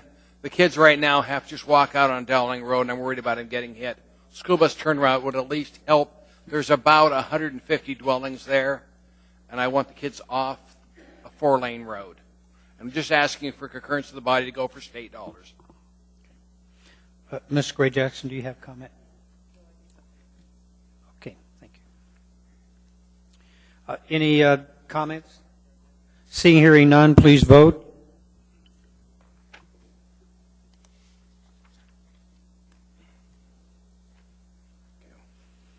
Thank you. Ms. Gray Jackson? Thank you, Mr. Chairman. I move to add Piper Street improvements for $2.5 million. Second. And I don't want to read this whole justification, but basically, we had an issue with South Central Foundation expanding on their facility on Taft Street, and the neighbors came out in force. I mean, it was really a serious meeting on both sides, and Mr. Train and I held a meeting here, and things worked out. But one of the things that we realized through that process was that there's some improvements that are badly needed on Piper Street, because due to the upgrades on Tudor Road, the intersection of Piper has modified traffic circulation and concentration of vehicle trips in the neighborhood south of Tudor Road, and it's just a bad situation and really needs improvement. So we're asking the state to provide some funding for this. And I have some photos of how bad it looks, and I'll just pass it down. I only have one, and you can take a look at that. And I'm not going to say any more. I'm just hopeful that you all will approve this capital budget amendment. Thank you, Mr. Chairman. Any comments? Yes, Mr. Starr. I was going to ask Mr. Vacalis, but he's left the room. Mr. Mayor, on the rankings of perhaps either the community councils or your own public works department, how does a request like this get put in the queue? Does it just show up at the bottom then, or do you prioritize differently based on our recommendations, or what do you think of this amendment? Well, what our PM&E department does is they do get the recommendations in the spring from the community councils. In the summer, they actually go out and investigate the road conditions when it's a road project, and then they do try and rank by what is the most deteriorated and make sure that the priorities get on the list first. But that being said, we don't oppose this amendment. Ms. Gray-Jackson, that ranking by the community councils, and I'm assuming that you're speaking for them on that, or does it bypass other projects and get us in the mix of a neighborhood fight here? Thank you, Bill, for your comments. But what happened was this wasn't even brought forward by the community council because it happened, the need occurred or was realized through having a community meeting with a whole bunch of neighbors and South Central Foundation. And that's when everybody realized, well, wait a second, something needs to be done. That's one of the biggest issues why we're so adamantly against that expansion, because of the condition of Piper Street. It's just really bad over there. It needs reconstruction, survey, utility reconstruction, right-of-way acquisition, and easements, etc. And so it was never voted on at the community council level, but I can tell you right now, the audience that we had here, it was a lot of neighbors, and they really wanted Mr. Train and I to bring this forward with the hope that our colleagues would support it. Was there no CIP list generated, or was there? I wanted to address. I mean, that's the only issue I have, is if you're trying to over-prioritize based on a CIP list presented. No.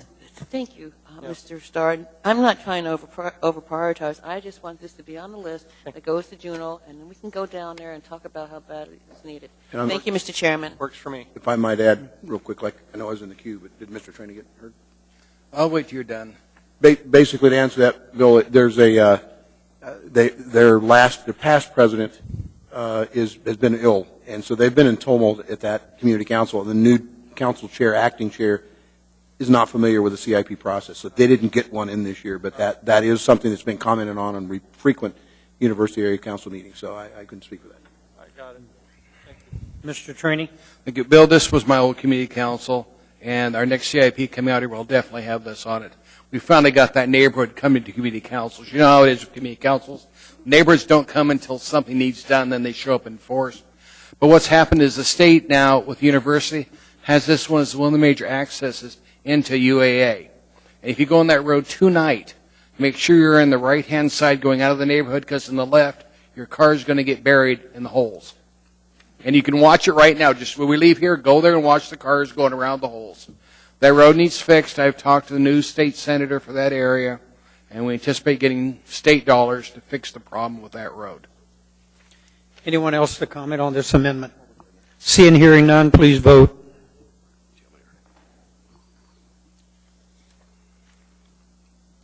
That motion carries unanimously. Oh, shoot. Let's deal with number 6, Mr. Chairman. This is the one for $200,000 on the Campbell Creek stormwater mitigation. And what this is, we've had a real problem this year with Campbell Creek. As you know, I've got lots of photos of the city. Thank you, Mr. Mayor, for not only being the homeless coordinator, but dealing with the stormwater mitigator, too. I appreciate the city coming out with wetsuits, coming out with everything to include heavy equipment to try and clean up that creek. And I've talked to the state officials. We want to get this on a capital project list because we need some long-term solution to what's happening on Campbell Creek. I've got a photo of one of my neighbors who has 60 sandbags around their backyard because Campbell Creek kept coming up. I think the city came out with steam units to try and break some of the ice jams out, but we need a long-term solution to the water in that area. Any other comments? Seeing, hearing none, please vote.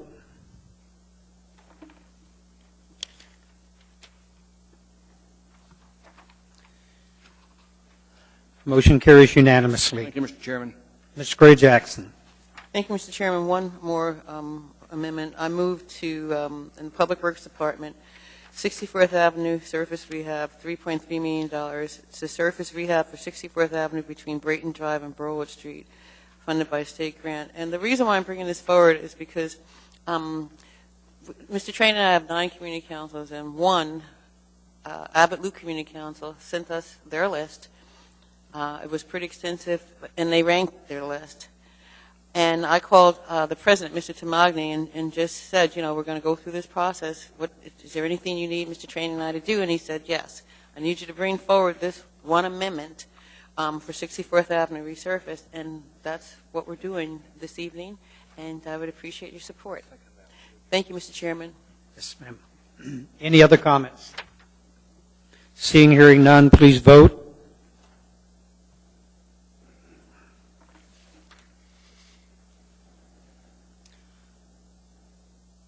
That motion carries unanimously. Okay, I want to clear Mr. Trainee. I'm done, sir. You're done. Yep. Mr. Starr? Mr. Vacalis? Yes, sir. Just a technical correction on amendment number 5 that was passed, and it was on the Dowling Road. And, Right. School bus turnaround? Yes, that needs to be Public Works as opposed to Public Transit. Absolutely. That was legislative intent, sir. I appreciate you catching that. You take care of that. Okay. Any other capital amendments? Seeing, hearing none, we're to the original item as amended, the 2013 through 2018 General Government Capital Improvement Programs as amended. Please vote. It's the S version. S version. As amended.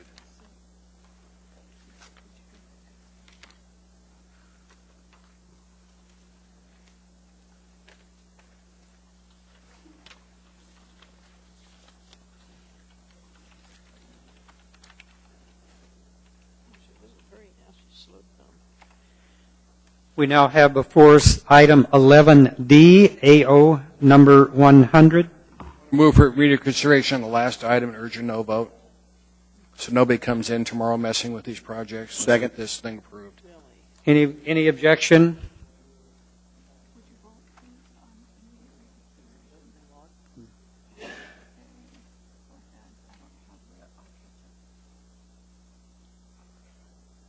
Clerk's catching up.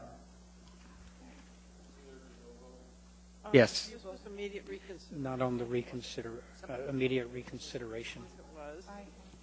Just clarification. Yes. That was the main vote. All right, my screen said motion for immediate reconsideration, vote. And so I voted no. We need to redo that. Thank you. Okay, have you got the screen for that? No, Mr. Chair? the main motion passed. We are voting for immediate reconsideration. No vote's been urged. No vote urged. Okay. Please vote. All right, now it says motion to approve. Right. I know. So what are we voting on? Immediate reconsideration.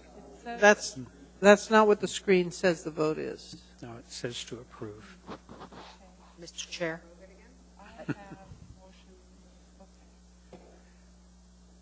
Should we disregard what the screen says? Yes, we'll correct it on the minutes, Ms. Osiander. This is I'm on your motion for immediate reconsideration. All right, so disregard what the screen says. This is reconsideration. Just vote Thank no. you. And that motion passes, fails you. Mr. Trombley. It's done. It's fine. Mr. Chair? Yes. If I could just confirm that the capital improvement budget passed unanimously?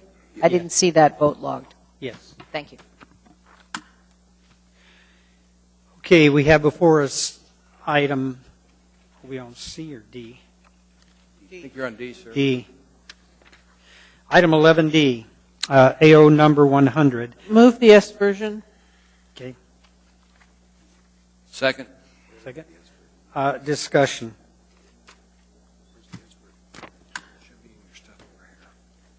No discussion? Yes, this is the improvement budget. Mr. Vacalis. Yes, sir, I forgot to take myself off. Thank you. Okay. All right, no discussion. Please vote. Point of information. And that's what it says on the screen Yeah, in we're front of us. behind on the screen. You know what? I'm sorry. I've got, maybe IT could help us here. Do you want a second break?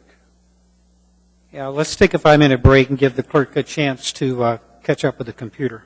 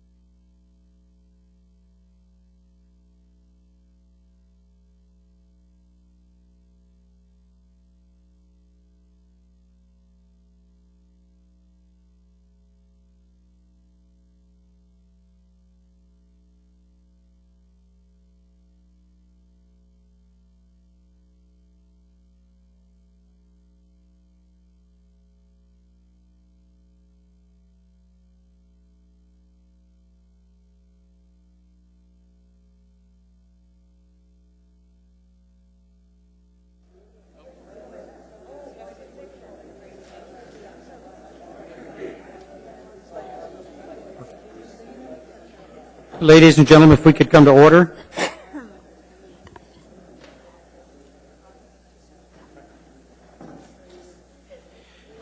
We now have before us item 11D, AO number 100, an ordinance of the municipality of Anchorage adopting the 2012 general Waive reading. government.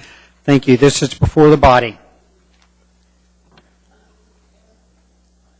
The S version. Thank you. I've got a motion and a second to approve. Any comments? Version. The S version. Yes. Ms. Gray Jackson. Thank you, Mr. Chairman. I just have a couple of comments just for the record.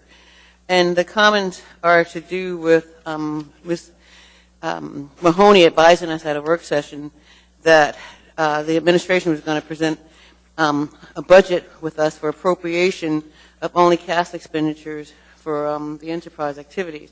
And I don't agree with that at all, not only because of the fact that it's never been done that way, but, you know, the code says in the charter that we appropriate money by fund, and depreciation is one of the non-cash expenditures, and depreciation is within a fund and an account. And our attorney, well, the municipality's attorney, said that the municipality is in compliance with the code with this change, but I don't agree with it. And I just wanted to make that statement for the record. I think it's illegal. And that's what I had to say about it, Mr. Chairman. Thank you. Thank you. Any other comments? Seeing, hearing none, please vote.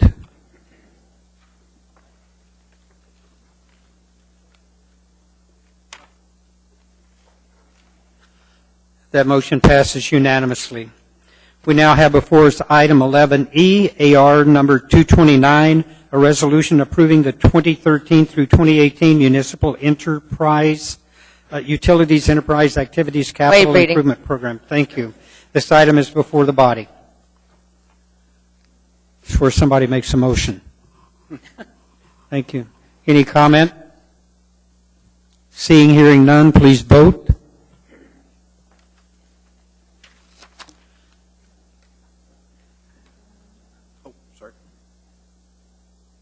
That motion carries unanimously. We now have before us item 11F, AO number 101, an ordinance adopting and appropriating funds for the 2013 municipal utilities. Waive reading. Thank you. This item is before the body.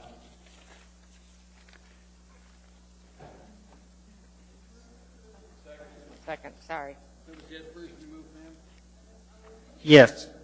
Is there an S? There is not an S, is there? Oh, Yes, in our S version. yes. Yep. Two. Two. Thank you. Then Yes, two. I move the S version. Thank you.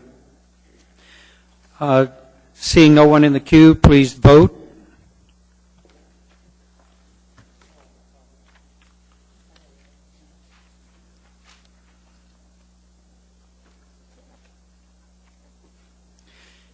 That motion passes 10-1. We have before us item 11G, that is AO number 102, a ordinance adopting and Move to appropriating. approve. Thank you. This item is before the body. We have Ms. Sosiander moving, Mr. Trombley seconding. No one in the queue. Please vote.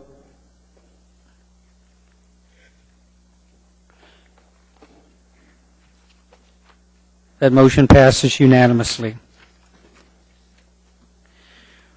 We now have before us item 11H, AR number 238, a resolution of the municipality of Anchorage adopting the 2013 through 2018 six-year physical program. Moved by Mr. Starr, seconded by Ms. Sosiander. Mr. Starr. I'm happy to approve it as written. Ms. Mahoney, there's some, I think the modifications you're going to need to make to the last page of your fiscal forecast, specifically in the 2013 Plan B amount. If you can just, in the next couple weeks or so, update where you see us going now with the new and revised numbers. The budget's bigger now that we just approved.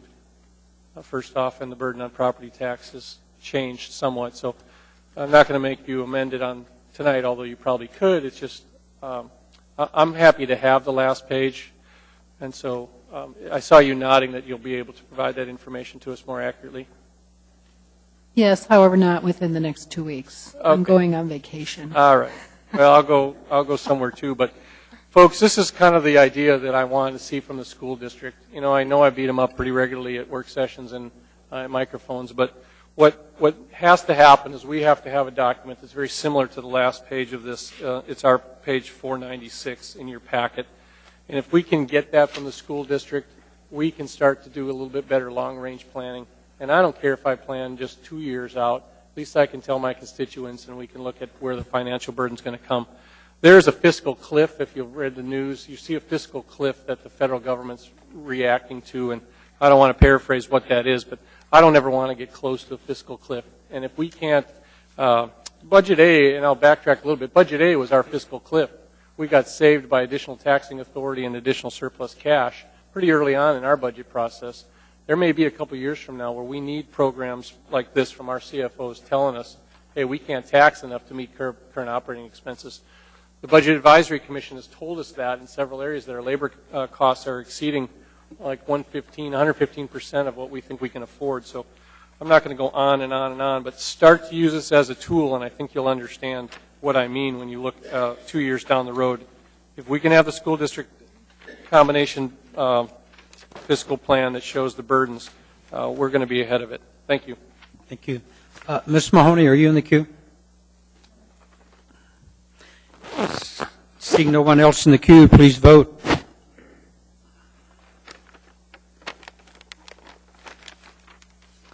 That motion carries 10-1. We now have before us item 11I, AO number 104. And there's an S version, S1 version, Mr. Chairman. S1 version. Move the S1 version. Thank you. Need a second? Okay, discussion. Mr. Starr? You know, programs that rely on revenue from sources that are already stressed and challenged are a problem for me. And I'm going to urge that we do two things. We vote this down. There's a lot of fees in here that are burdensome to our community. We heard as many folks from the fire department as we did from the folks that are saying it's hard for us to take more money out of our pocket to pay for transit. And I'm not interested yet until I see how the year's going to close out to know that we really have to raise up fees. We have money in the bank. We haven't appropriated all the money that we had inherited from the school district to the tune of $1.5 million. There's a fire department increase in here that raises ambulance fees that I'm not so sure that I know the ramifications on how insurance will pay. There's a paid benefit amount. I'm with Blue Cross and Blue Shield. They won't pay for ambulance coverage. So I'm going to send a resident that's paying property taxes an $850 bill after he gets hurt. I have challenges with that. This thing is laden with restaurants going to go up in sanitation. It's a little bit to a lot of people. We saw and perhaps learned our lesson through not listening to Ms. Drummond when it came to the raising of the registration fees, and we collected $2 million more than we thought. I'm a little bit embarrassed in that. I'm going to urge a no vote on this. I want to rethink some of the fees and fines, a reanalysis of our funds after we close. Be more appropriate to have a combined omnibus bill in February, I think, after we can balance our remaining capital, see how we came in on that, and move in a more prudent manner judiciously than just sort of a broad brush, everybody goes up. Some of these fees are going up 10 and 12%. I'm not ready to do that, so I'm going to be a no vote on this. Seeing no one else in the queue, please, Ms. Johnston. Mr. Starr brought up some interesting points. To the administration, it was my understanding that in your budget, in your working budget, you have balanced your budget using these fees. Is that correct? That is correct. So if we postpone these decisions until February, I guess it'd be something that we'd be looking at first quarter budget revisions? The effective date of these fee increases is January 1st. Okay, thank you. Well, and Mr. Chairman, I'm sorry, I didn't cue Mr. Mayor. Yeah. I think the number, if this item passed, it provides revenue in about $2.6 million. The budget would be out of balance at that point, and there would not be enough monies left in the one-time monies that we pre-collected, nor in the tax cap. So we would have a structural problem. Mr. Starr? Well, Mr. Mayor, it's never fun to challenge your CFO on that, but I'm not positive that if we revisited the topic in February that we would have a month of uncollected fees that wouldn't incur $2.6 million immediately. As I've tried to illustrate earlier, we have about $1.1 million of unappropriated ASD money currently in the city coffers, and I would suspect we're going to come in under budget. So again, my caution is that we don't raise fees when we have money in the bank. And I guess, in going back and doing that, then we'll perhaps have to modify the appropriation of the $2 million into the trust fund that was of tonight's action. That's basically surplus and unappropriated cash in an investment account that we moved tonight. So we have the money. I don't want to take us to a dangerous place, but I'm also not ready to sort of unilaterally raise fees. It came out right after the A budget. And again, we've not seen a modification to the fees, and I guess I'm still firm on the fact that give us a little bit more time and urge that we revisit the conversation after the year end settles. Ms. Mahoney's told us again that after the year end settles, we'll have an additional time and review of information. To ask till February, I don't think is dangerous. Thank you. Yeah. Mr. Chairman, if I could respond. Yeah. Yes, Mr. Mayor. And I do appreciate that, Mr. Starr, but when we leave here tonight, we have to have a balanced budget. We have to have a balanced budget when this is approved. Ms. Gray Jackson. Thank you, Mr. Chairman. I can't find it right now, but I'm sure somebody can answer the question pretty quick. So the money that's going into the trust fund matches the amount of money that we anticipate getting from increased fees. Is that correct? Anybody can answer the question. Fees. Thank you, Mr. Chairman. I'll answer that. The money that we put into the trust fund was $2 million. There's still an unappropriated ASD amount on there, so if the mayor really wants to see a balanced budget, I would suggest that's what we do, is we go pull the trust fund money of $2 million out of there and take an additional appropriation out of ASD money that's currently in our city treasury that's in the budget this year. It's not future funds, it's surplus dollars in that. Right, I so understand. we can do a $2.6 million appropriation and cover the fee difference. Right, I understand, and I just want to say that the mayor is absolutely correct. We have to have a balanced budget, but I like your strategy, Mr. Starr, frankly. Thank you, Mr. Chairman. Anyone else? Seeing none. Mr. Birch. Yeah, I guess in theory it sounds good. I think the concern I have is that we're going to be entering the next budget year with a shortfall. I mean, we have budgeted the $2.6 million that's included in here. We've gone through a fairly exhaustive process of trying to come up with a balanced budget that fully addresses the needs of the city. I think we're fortunate with the school district matter. We may well have to modify some of these down the road, but at this point, I'll be a no vote on deferring this. Thank you. No one else? Please vote. Ms. Osiander. Yeah, too fast. I'm surprised and I'm intrigued, I guess. I wish I had realized this was coming. Mr. Wheeler, I do agree we are required to balance the budget. I'd like, I guess, to get a better understanding of the implications of this.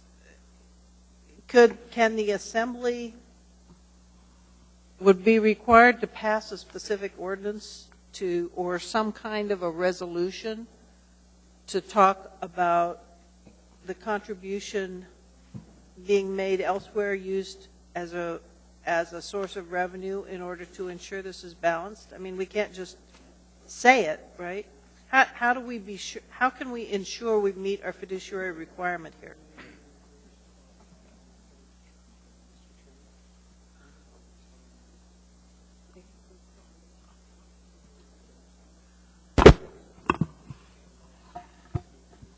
In other words, as you can tell, I want to do what Mr. Starr is proposing, but I want to be sure that we are balancing the budget at the same time.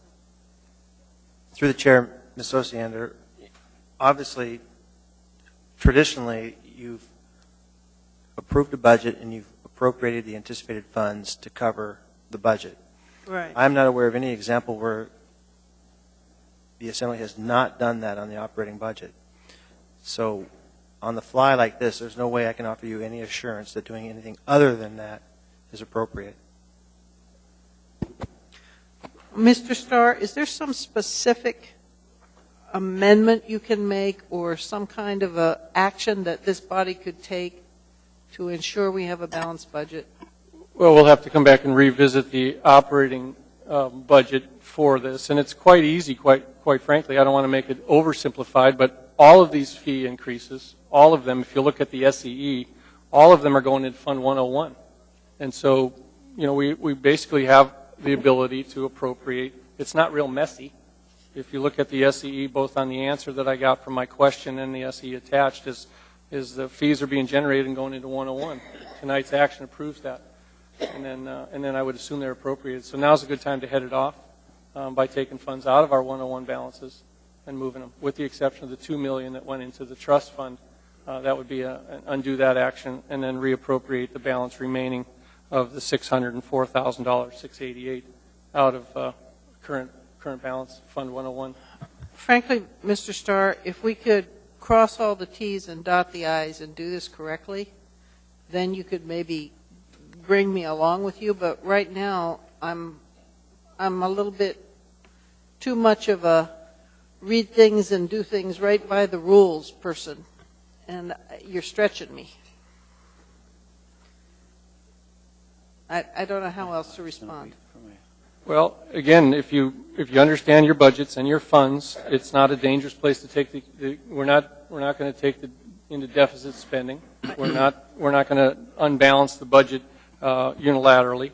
We're basically already acknowledged from the CFO that there's money in 101. And I think that when we see the first of the year click over, there's going to be quite a bit of money in 101. Mr. Starr, I believe you. Okay. My concern, though, is I think we have a mandate to pass a balanced budget tonight, and we have to somehow ensure that happens through our votes or action. My intention to do that is to bring back the operating budget and amend the two lines and reappropriate some additional money to replace the fees. Can we bring back the operating budget after we voted for immediate reconsideration and said no? You'll have to, okay. Yeah. Well, I'm going to still be no on the omnibus bill. You know, whether it's protocol or not, I am not interested in raising fees with a large surplus. And that's an awkward place that you've taken us. I believe that's right. So I'm a no on it. I'm not going to do anchor rides. I'm not going to do transit.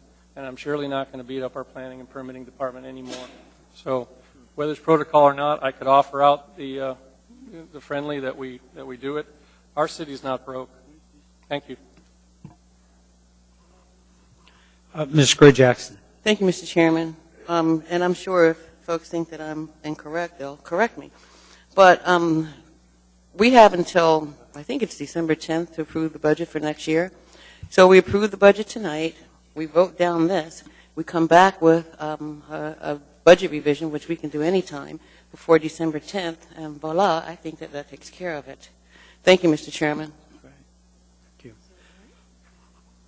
Anyone else? Mr. Honeman? I think that's the same conclusion I was going to come to. I'm not sure if Mr. Starr's comfortable with a postponement or... Well, regretfully, the requirement to... No, I understand that. The requirement to have a public hearing kicks into play. You have so many days between your budget approval process and a public hearing. So, quite frankly, we would have to have another public hearing on the operating budget, wait our time, and that I've not looked at the calendar whether or not we can actually pull that off before the end of the year, given our Thanksgiving schedules. So to answer your question, I don't know that we can accommodate the required public hearing to bring that back. I guess I'd ask Ms. Tucker, can we do, as Ms. Gray Jackson is stating, can we do a revision to the budget, operating budget, at a later date before the 10th of December? Through the chair, yes, and I think that that's probably through the 31st of December. If you don't have a budget passed and approved before the 31st of December, then we just don't come to work the next day, right? I mean, whatever the next working day is. Sure. I mean, and that's because of the charter change that was made, so that the administration and the assembly have to keep working on the budget to get it approved before, year end. So my question is would the correct, most appropriate avenue to get there, would it be a postponement or to vote this down and then come back with a revision to the operating budget for the body? I don't understand the question. What I understood Assemblymember Gray Jackson to propose, I think is a solution. I don't understand the alternate solution that you're asking me. So the question I have is, should we vote, if we want to go down this path to revise the operating budget for the coming year before December 31st, should we just vote down the current proposal and then reappropriate or revise the operating budget? Or I guess that's the question. Well, through the chair, as Ms. Gray Jackson said, you can always do a budget revision. If the item, as I understood from Mr. Starr's comments, the proposal the item that's now in front of the Assembly is one that at least he doesn't, or something about it, he doesn't support. Right. And so, as I understood the discussion, the question was, well, if this doesn't carry and then you don't have a balanced budget tonight, what is the fix? And then the fix is, as Assemblymember Gray Jackson said, you come back and you do a budget revision to bring it up. Thank you. Mr. Chairman, I think I'm in the queue here somewhere. Yes, Mr. Mira, I've got a blank screen over here. So yes, sorry. please go ahead, Mira. Well, thank you. There's also another solution. If this passes and there is the will of the body to use fund balance to make up these revenues, as Ms. Gray Jackson suggested, an amendment can be introduced to appropriate fund balance, and you can then also take action to rescind this particular ordinance. So you can use the rescission, and that would then eliminate these fees, and you replace it with fund balance. So that can be done. Thank you, Mr. Chair, because this is right along the same thinking of Mr. Mayor, to the administration.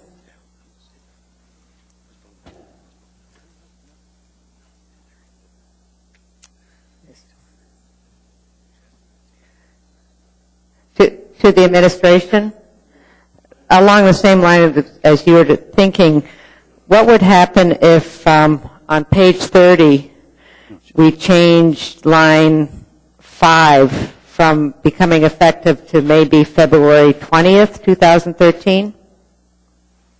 Well, that wouldn't work because if the revenues are not there, we have to give notice to employees who are, basically won't be funded as a result of this money's not being available. And we have to do that, 30 days notice before the end of the year. So it's important that, action is timely. Well, because the effective date is January 1st, 2013. Right. And I'm just saying if we could extend that a month. Then you leave employees in limbo for a month. And we would have to give notice because there'd be no money to fund them. Really? Absolutely. Unless money is appropriated from another source, as Mr. Starr has suggested, from fund balance. So you have to take that action. Can I ask the CFO? Do we have $2.6 million in our fund balance tonight?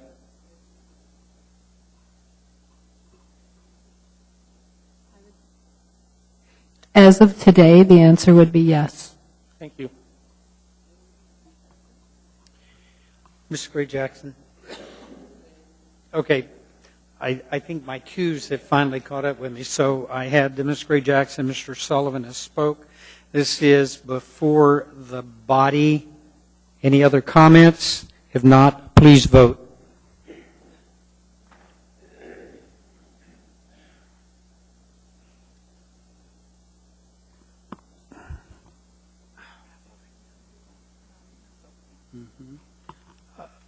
Who's missing? Ms. Osiander?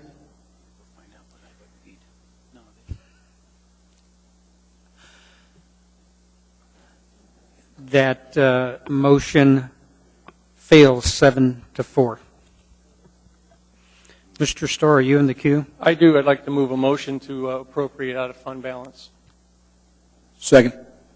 And I guess, Ms. Mahoney, you'll have to trust us on this one until we can get our paperwork interlined. I'm trying to give you a balanced budget tonight.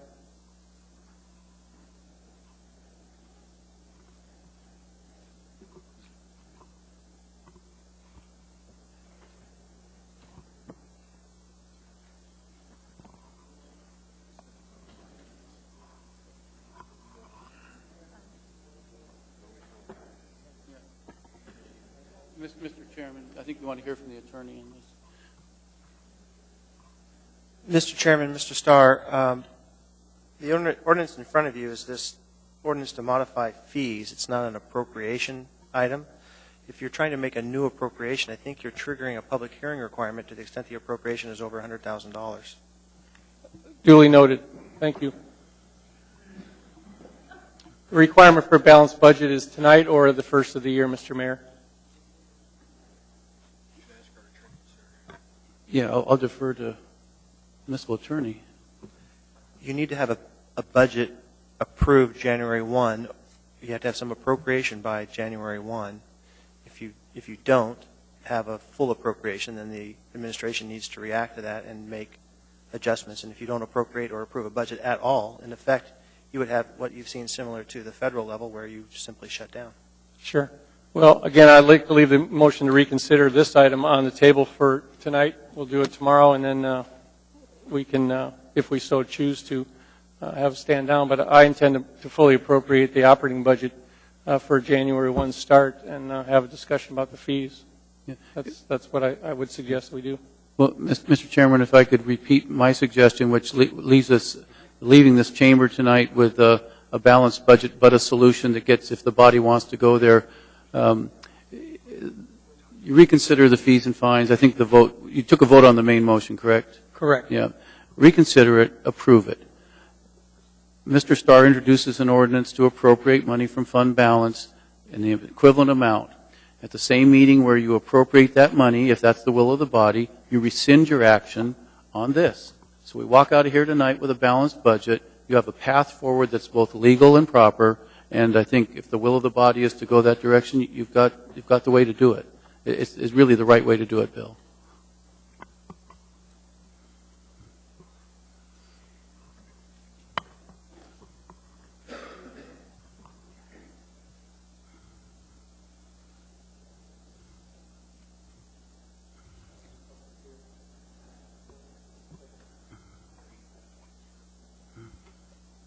All right.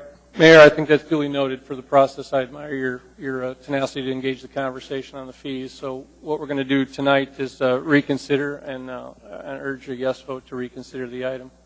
Yeah. And then we'll go ahead and approve it. We're going to introduce later on this evening. Ms. Tucker will have it drafted for us, an introduction item to appropriate the money. Yep. That'll trigger a public hearing, and we can bring that back quickly for our next meeting. That's the way to do it, Great. I think. Thank you very much. You bet.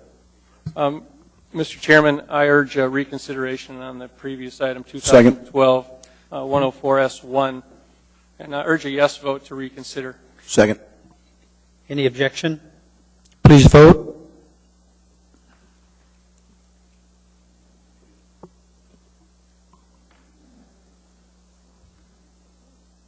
Motion carries unanimously. Mr. Starr?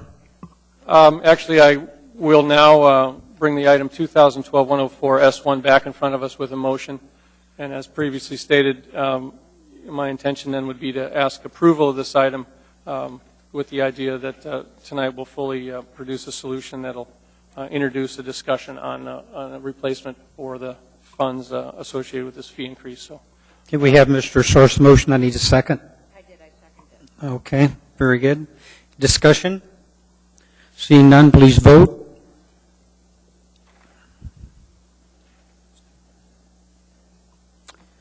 That motion carries 9-2.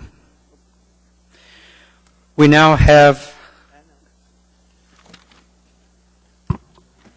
before us item 11J, AO number 96S, an ordinance of the Anchorage Municipal Assembly amending Anchorage Municipal Code section 21.47.060 to extend primary and secondary frontage sign requirements for multiple story Waive reading. buildings.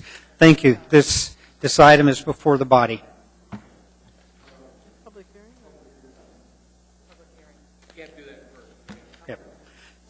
Open for public hearing. Good evening. My name is Fran Gregorin, Gregorin, and I would respectfully request that AO 2012-96 pass so that we may secure tenants and ease our financial burden.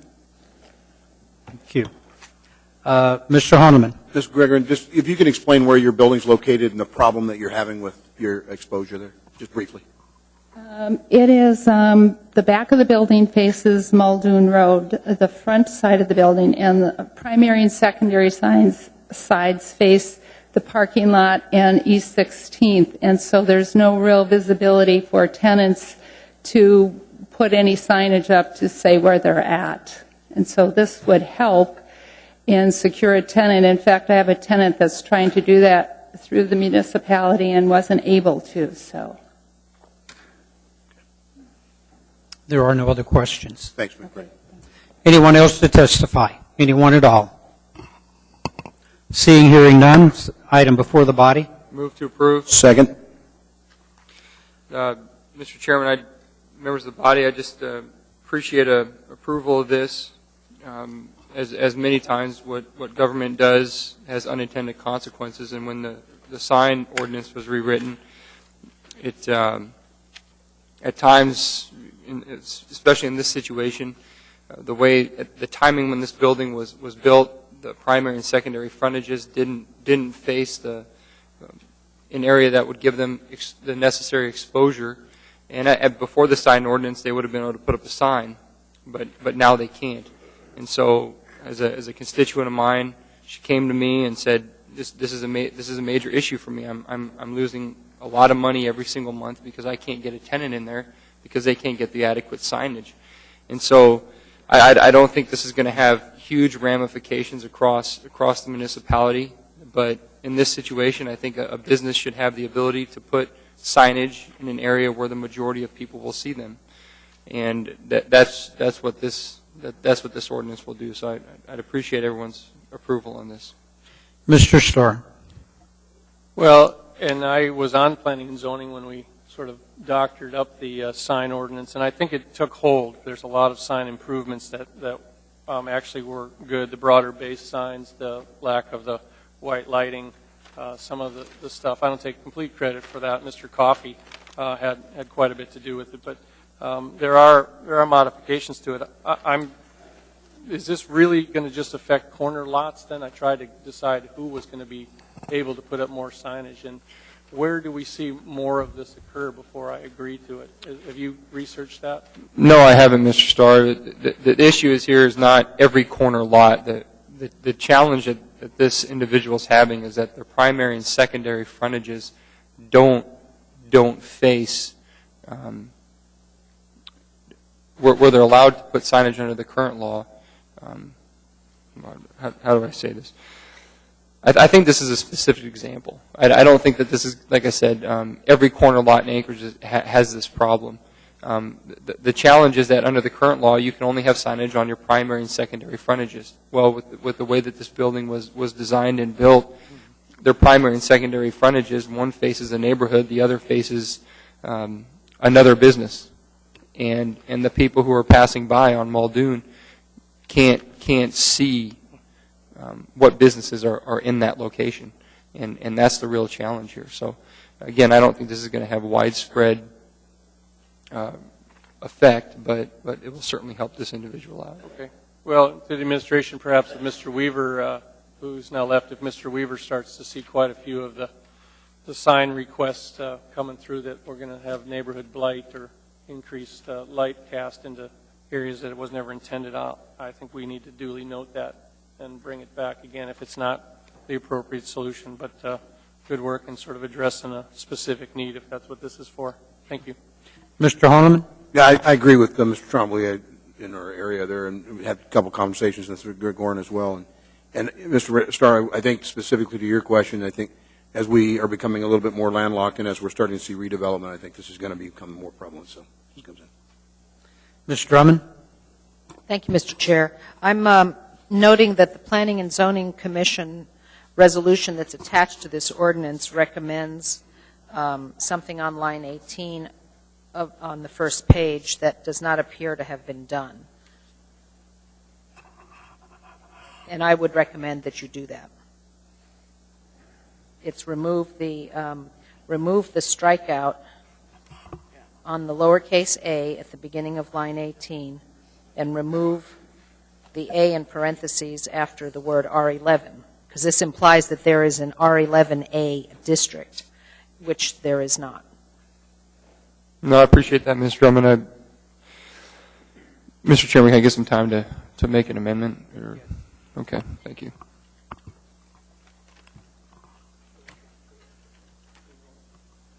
No, I don't. All you have to do is move, get rid of that. Do I need it in writing, Mr. Chairman? Can I do it in the memo? Can I just use this? Yeah.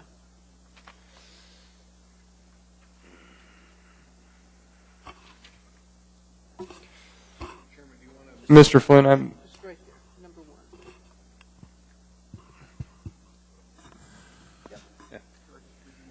Yep, just number 1. Read number 1. Yeah. All right, the amendment is I'd like to move line 18 of the AO, keep the A in its current location as is indicative of a footnote. It should read A for R11 district. Second. Hit the screen. Any objection to that amendment? That amendment is approved. We're back to the original. I had anyone on the queue for comment on this? Okay, all right. We're ready to vote.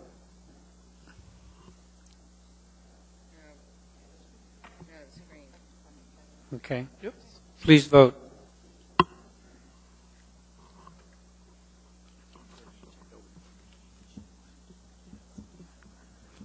Okay. Yeah. Motion passes 10-1. Thank you, Mr. Drummond, for bringing that to our attention.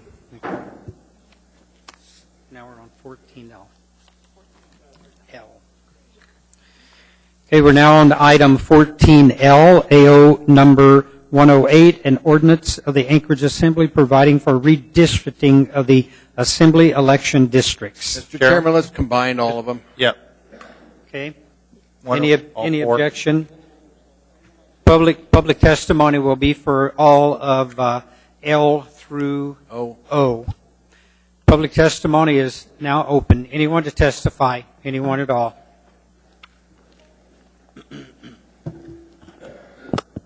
Good evening, Mr. Chairman, members of the Assembly. My name is Tom McGrath. I've always subscribed that we should have one man, one vote. That means single-member assembly districts. I've heard and had many conversations over the years with many assembly people, going back to just after the charter was approved, where we should have single-member assembly districts. A lot of reasons for that, some that were expressed tonight. Mr. Trainey and Ms. Gray Jackson have 9 community councils in their assembly districts that they're expected to go to every month. And you do. And I applaud you for that. But if there were 11 assembly districts and there's 37 community councils, then you would only have 3 or 4 community councils to go to every month. And I think the biggest reason that I think that you should change the way the assembly is configured is the most economically challenged area of Anchorage is Mountain View and Fairview. And it only has one assembly member, which to me is just a good one now, but maybe not a good one next year.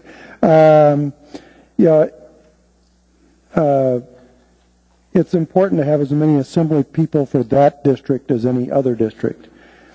Even though downtown has only has half as many citizens as a two-member district, it still isn't the same. We've kind of lied to ourselves for years that a single-member district will move from time to time, but it hasn't changed since Jane Anvik left the assembly in, I think, 1985. Time to time may never arrive. What is time to time? Is it 10 years, 20 years, 30 years, 40 years? It's been almost 30. I encourage you to move the single-member district now because that's what's in front of you. But then I challenge you to actually come up with a ballot initiative that we can vote on next April where we would have 11 single-member districts, and that at the same time you can change the charter so that instead of a two-year term, you can go to a 3-year term for single-member districts. That's always been the bugaboo. In the charter, it says if you go to single-member districts, you have to go to 2-year terms, and I agree with you. You don't want to run every 2 years. But so I ask you to move the single-member district now, and then sometime in the next several months, bring forward a charter amendment so the citizens can vote on this and advise you. Because in this room, a lot of you have said over the years it should be single-member districts. Thank you. Thank you. Mr. Birch, are you in the queue? I am. Okay. I do appreciate the perspective, and it was something our committee discussed, and I appreciate Mr. McGrath's comment on that. Thank you. Good evening. Hi, my name is Heather Ireland. My comments tonight are twofold. One, when I served as the Community Council President of Rogers Park Community Council, and then also in my experience working as an assembly aide. My opinion is that tonight the maps before us or before you are not something that you might have spent a lot of time looking at these, but I don't believe that the public has had a lot of time to review them, including the community councils. And I also feel that the maps are somewhat partisan, and my concern is that some of the neighborhoods are divided. And I think that neighborhood cohesion is important to our community, and when you see what I find to be obvious dissection of neighborhoods, it's concerning. And I think that it will detract from issues getting resolved in a positive way in the future. The examples that I see on half of the maps, the line goes down Northern Lights, and although that is a major thoroughfare, Rogers Park and College Village are two neighborhoods that act cohesively, be it from the pedestrian walkover or the elementary school. The issues before that neighborhood are similar, and to put them in different assembly districts is concerning. The other half of the maps, on the other hand, divide Airport Heights neighborhood, and not even at a major intersection or roadway, just randomly through that neighborhood. And I think that that is detrimental to that neighborhood, which is near my home as well. Finally, in my experience as an assembly aide, I saw that it was detrimental to have part of Muldoon, the northern part of Muldoon, represented by the representatives from Eagle River, and I understand that that was allocated that way due to population numbers, but I feel that there were often times that issues facing that area those people were more represented by the Northeast Anchorage representatives than the people who they actually got to vote for. For example, there was a liquor license issue at Tahanu, and the assembly members from Eagle River were looking to the Northeast members to see what the community council had to say, when really it was the people that voted for them or were in their district that the issue impacted. So again, I'd like to say that neighborhood cohesion is important, and I would like to see the final map representative of that concept. Thank you. Thanks. Good evening. My name is Roger Shaw. I'm Vice President of Scenic Foothills Community Council and here on behalf of our executive committee. The first thing we wanted to express, and you did see the letter that came to you from our president, we are very, very upset at the lack of public participation in this process. You have not given the community councils enough time to look at the proposals and give you their opinion of something of this import. I'm also authorized on behalf of the president of Basher Community Council is a similar sort of feeling that they have not had time to look at it. In fact, the president indicated that he did not even receive the information relative to the redistricting. Our community council has not been able to act on it. Northeast Community Council also has not had a meeting and been able to act on it. So again, we have an important item, and the community councils have not been able to weigh in. In general, our executive committee would favor something very similar to what we have now. So your first proposal with a single-member downtown district is that which we prefer, and we really didn't get into the issues of the overpopulation of that district boundary as it now is. But the 14L item is probably our preference. We are very strongly opposed to the item that would create the east side as a single-member district. We like the advantage of having two people that speak on our behalf, and so that our issues we feel are well covered and better covered in that fashion. Also, should you desire to go down the way of east side as a single-member district, we would want to have seat 5I designated as the seat to be redesignated rather than 5H, because that would then leave the seat open at the next election so that the voters could decide who our single-member representative is rather than it being designated by you. Thank you. Thank you. Good evening. Hi. My name is Joe McKinnon, and I've been involved in redistricting in Alaska since the 1970s. I served on the state redistricting board in the 1980s. And I've taken a look at these maps, and I have some real concerns about the population variances that you've come up with. They range from 5.76% to 7.37%, depending on the map, on the particular map. And up until 2002 in Alaska, that would have been fine. The federal requirement is the maximum variation without justification can be 10%. And that was the rule in Alaska until 2002. And then the Alaska Supreme Court was faced with a challenge to Anchorage districts that had a 9.5% variation, which was completely within the existing law, and the Supreme Court rejected it. It said with the technology available and in urban areas, there's no excuse for deviations that large. With respect to Anchorage, it specifically said its population is sufficiently dense and evenly spread to allow multiple combinations of compact, contiguous districts with minimal population deviations. And when that was remanded to the board in 2002, the board concluded that the minimum, given current technology, the minimum deviations that they should shoot for was 1% from the most underrepresented to the most overrepresented district. And the variations you have here are simply too large. I would suggest you take those back and rework them and get them into the 1 to 2% range. In 2002, it was 1.35% in legislative districts. This year, the board came back.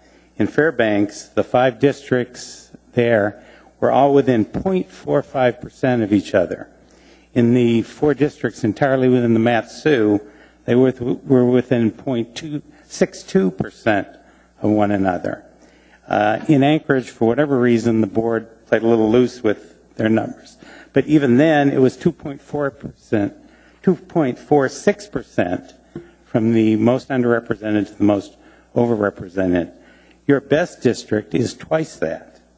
And as I understand it, the only justification offered for those deviations is that the municipal clerk would prefer not to split precincts.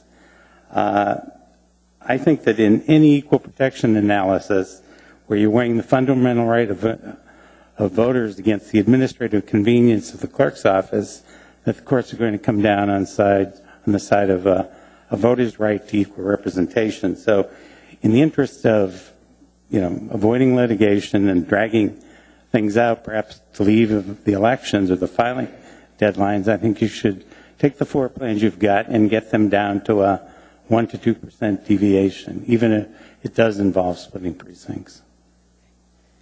Mr. Birch has a question. Thank you, Mr. McKinnon, for your testimony this evening. It's my understanding that that 0.5% variation basically applies to a map where you have no pre-existing boundaries, where you're looking at a clean sheet of paper, if you will.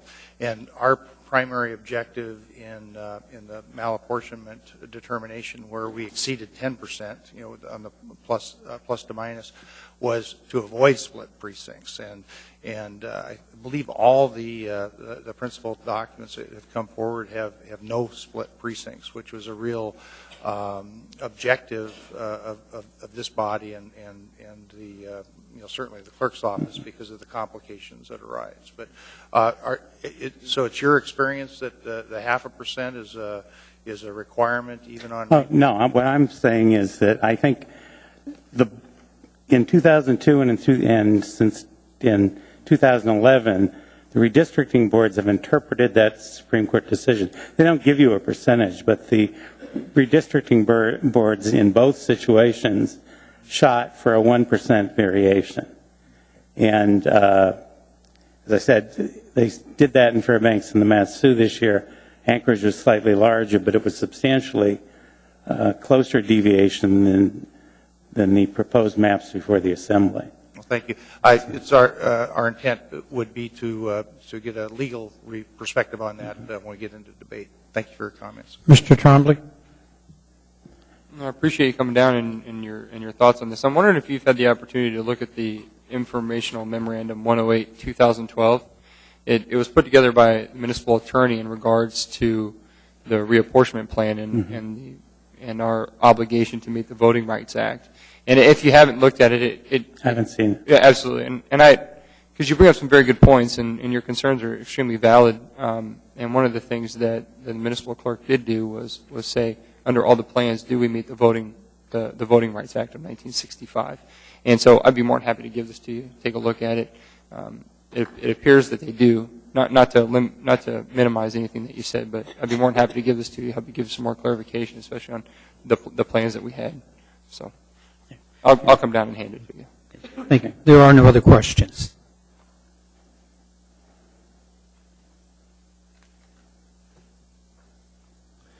David Ulmer, U-L-M-E-R. I also would like a delay in the finalization of these plans. The community councils have not had a chance to look at these at all, and it wouldn't be fair to do something like that. If I had to pick a plan right now, I would take this 108, which is kind of what the east side of Anchorage is now.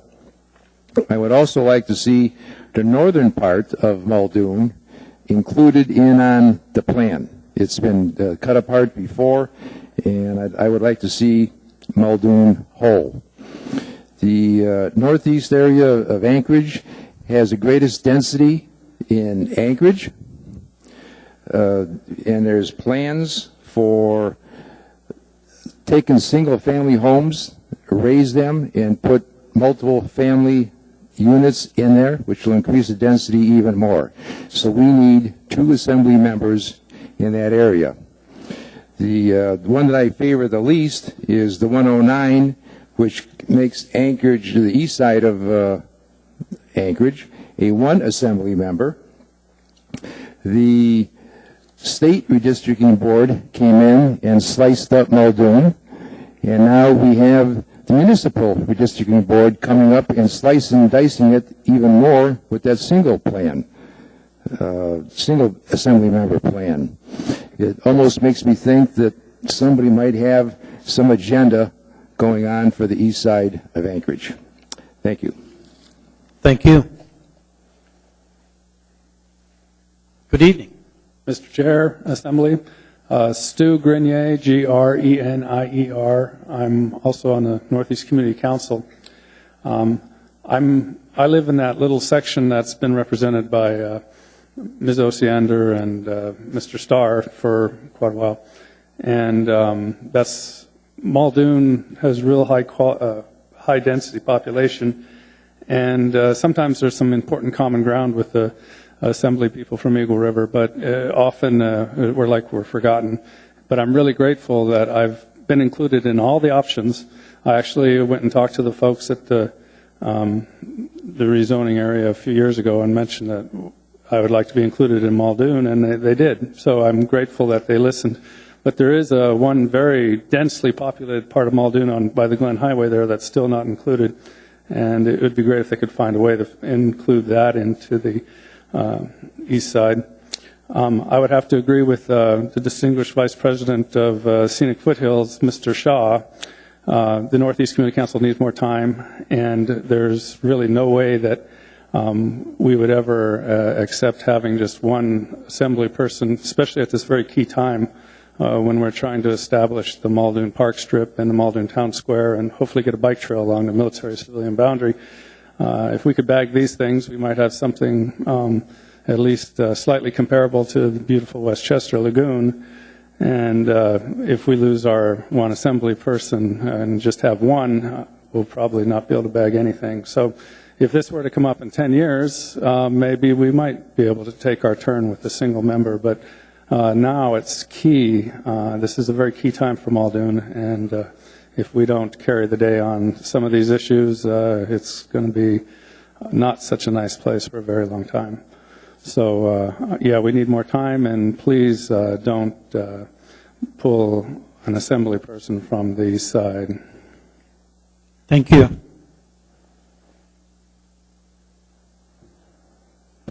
Good evening. Good evening. I haven't been here in a while. My name is Linda Callan-Beagle, and my comments are pretty straightforward. First off, it's time to rotate the single-member district. That's what the single-member district was for, and it's time to rotate it. The downtown district has paid its dues, and, you know, people are worried about East Side. Make it South Anchorage. I mean, I live in South Anchorage. I'm happy to work with one rather than two.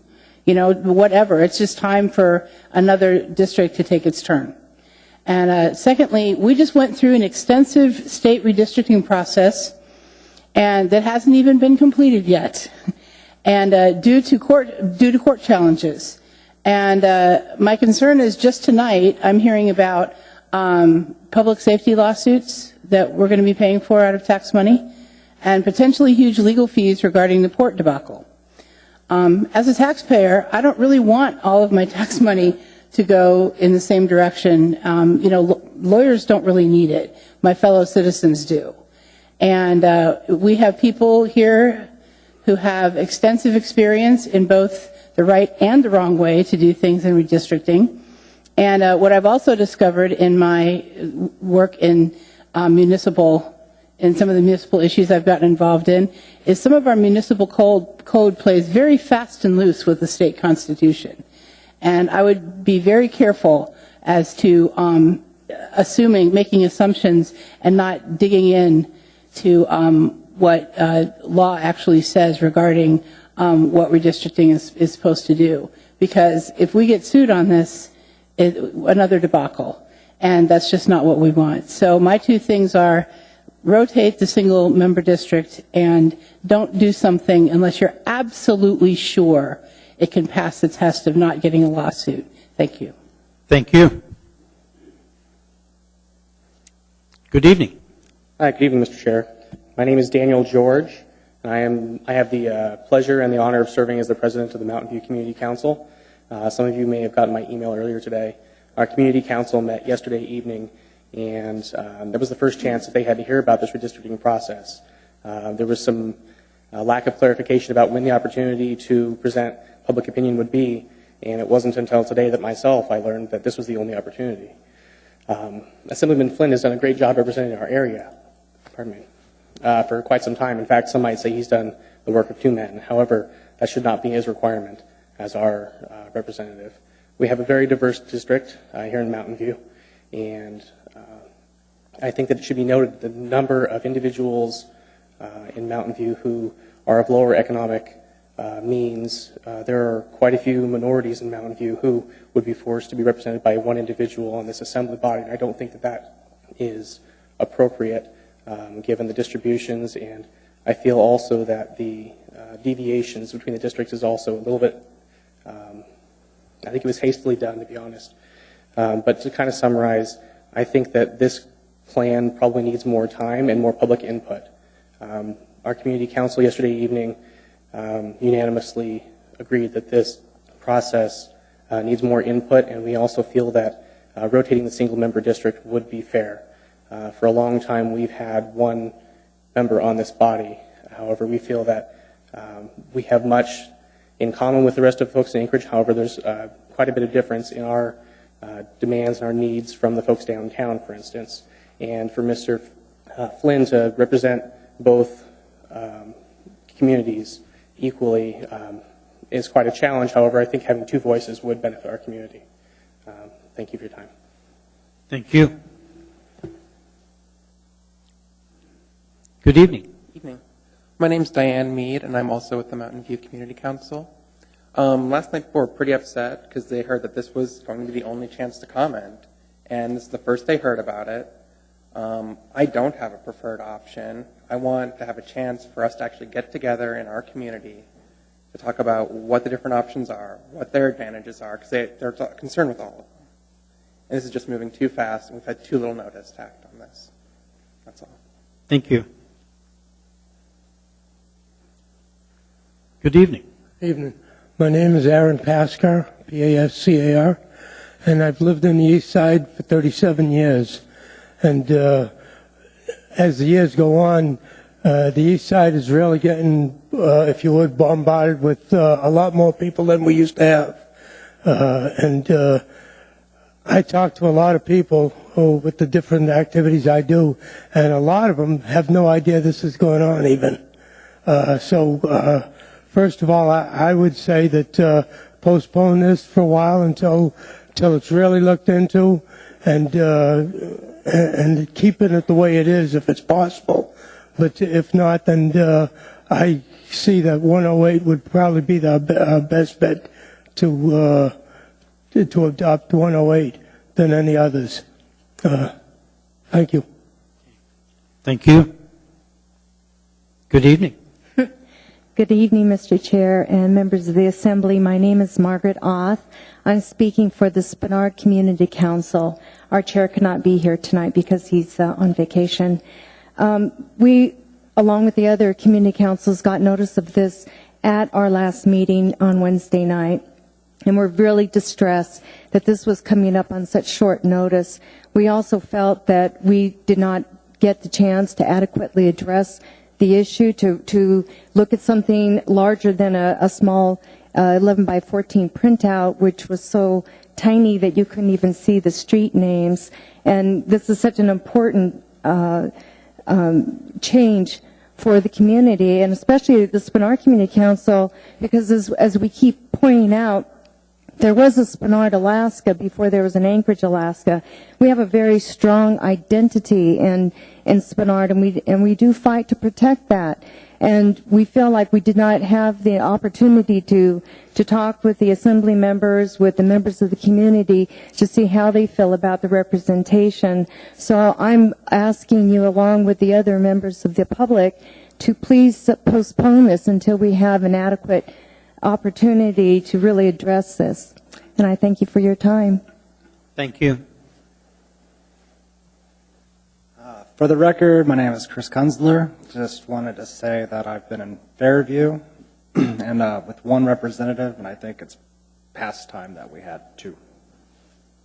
Thank you. Good evening. Good evening. My name is Jerry Ann Lowther. I am a member of the Executive Committee of the Scenic Foothills Community Council. I am not speaking for them specifically, but for myself. One of the other things I do is I'm sort of a self-appointed liaison with the Northeast Community Council, because what happens in one part of Muldoon affects the other parts of Muldoon. Tomorrow night, along with several people who have already testified and many more, I will be at the East Anchorage District Plan meeting at the Begich School, and we will be finally, after all of these years of waiting for it, working on the East Anchorage District Plan, which is a big deal to us. We're finally getting our act together, and at this point, the last thing we would want to do is be split into a single-member district that only covered a piece of that action. I am not opposed to the idea of moving the single-member district around, but not on this kind of notice at this particular time for us. And I have seen some of the other options that are in there, and they put us together with people that are way out of our area, and if they would do the single-member district in Midtown, it just looks like we're not well matched in that situation. We really do need more time to consider things like this, because both of the councils that I go to had no chance to look at it ahead of time.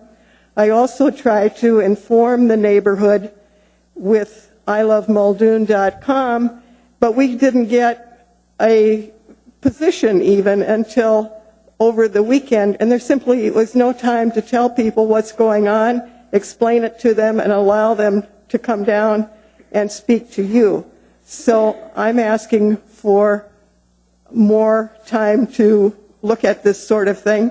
If I had to choose tonight, I absolutely would choose the one that is most like what we have now, the 108 with a single-member district downtown.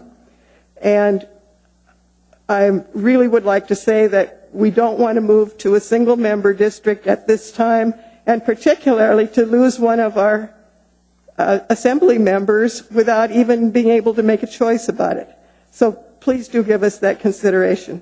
Thank you. Thank you. Anyone else to testify? Anyone at all? Seeing, hearing none, this is before the body.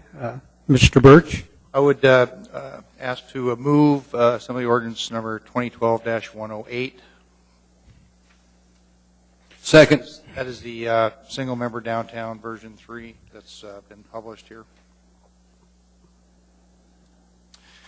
And if I might, Mr. Chairman, I would ask that the process that we went through with our committee and the publication of the work session that we had and the posting of these various alternatives on the website has been very helpful, certainly in the feedback and the communication we've had. But it may be constructive this evening to have Mr. Wheeler give just a quick rundown, brief rundown on the Assembly reapportionment process, the Voting Rights Act considerations, specific to some of the testimony that related to whether that variation should be 0.5% or not. Through the chair? Yes. Mr. Wheeler? Thank you, Mr. Chairman. And I also invite Mr. Gates to interrupt me when I get a little bit beyond my general understandings, and he may have more specific information. But to back up a little bit and talk about this, there are really two major considerations we are looking at. One, to honor and respect the notion of one person, one vote. And that's where we get into a lot of conversations about what is the deviation between the smallest population district and the largest population district, and what should that variance look like. And we have state law cases, as was mentioned by one of the speakers, that address this issue. And Mr. Birch pointed out that what happens at the state level may not play out the same at the local level once the state establishes precincts and their state Senate and House districts. So when you're looking at that issue about this deviation, it was the general understanding prior to 1998 that a deviation of 10% or less was de minimis and you were okay. The Supreme Court, the Alaska Supreme Court, has since said in 2001 that technology allows us to do better. We have fancy computer systems that can allow us to play with the boundaries and get much more precise, especially in urban areas, especially in a place like Anchorage where we're considered to be essentially one compact unit, and we don't have the same physical boundary restrictions and dispersed population as the rural communities do, that we should be able to do a better job than 10% if and where we can, if it's practicable. The second consideration is complying with the Federal Voting Rights Act. That has to do with what's called retrogression, if you will, diluting minority voting power, especially in Alaska as it pertains to Alaska Natives. When you're looking at that consideration, we included in the tables some charts regarding the minority composition and directed you to the website where we put the more detailed Excel spreadsheets so you can get into a lot more granular information about the various different minority groups and their composition under any particular plan. So you'll note in our condensed table that the minority group as a whole is there for you to look at, and then the native population percentages are there as well. The point being that while you may have a change in the overall minority group composition, that does not necessarily run afoul of the Voting Rights Act where you've lumped all the different minorities together unless there's really strong evidence that those groups as a unit vote in a particular way. So African Americans, Samoans, and so forth in a particular district all vote as a block. We don't have any evidence that I'm aware of in Anchorage that that's the case. So the fact that there's a change in the minority composition doesn't appear to be a huge factor here. We do want to look at the native composition, which would be in the far right-hand column of some of those tables, and look at the change in the native proportionality. And again, it's up to you to discuss this amongst yourselves and talk about that and make a determination based on what you know of your own communities as to whether that is a major retrogressive impact on the native community within that district. And the percentage changes are somewhere around 2 to 5%, I think. I think, for example, if I grab one of these just to make the point, let's see if I can find the table.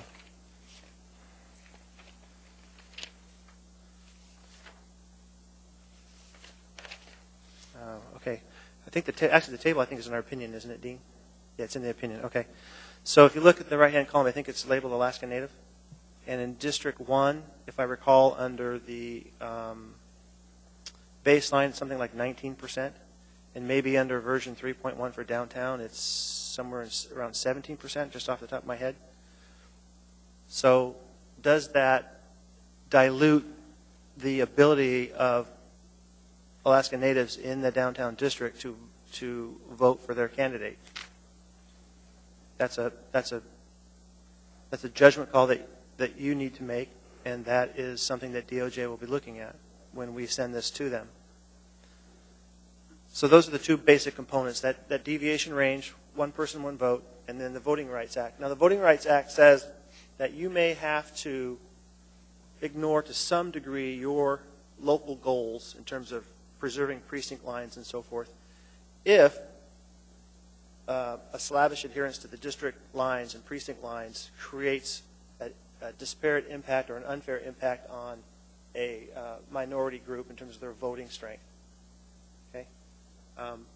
Again, you're going to have this information and think about that and look at these percentages and see if you think that breaking up a precinct is necessary because you think a particular minority group in a particular district is being overly affected by the changes that you're looking at. And then conversely, on the state side, in terms of the population deviation, when you look at these districts, if you're under the 10%, but you have the ability to get even more precise, keeping in mind your goal of not splitting up precincts, can you achieve that? And I don't know, having not myself sat down with Steve and played with every variable, how much better we can do. The gentleman who spoke earlier made the point that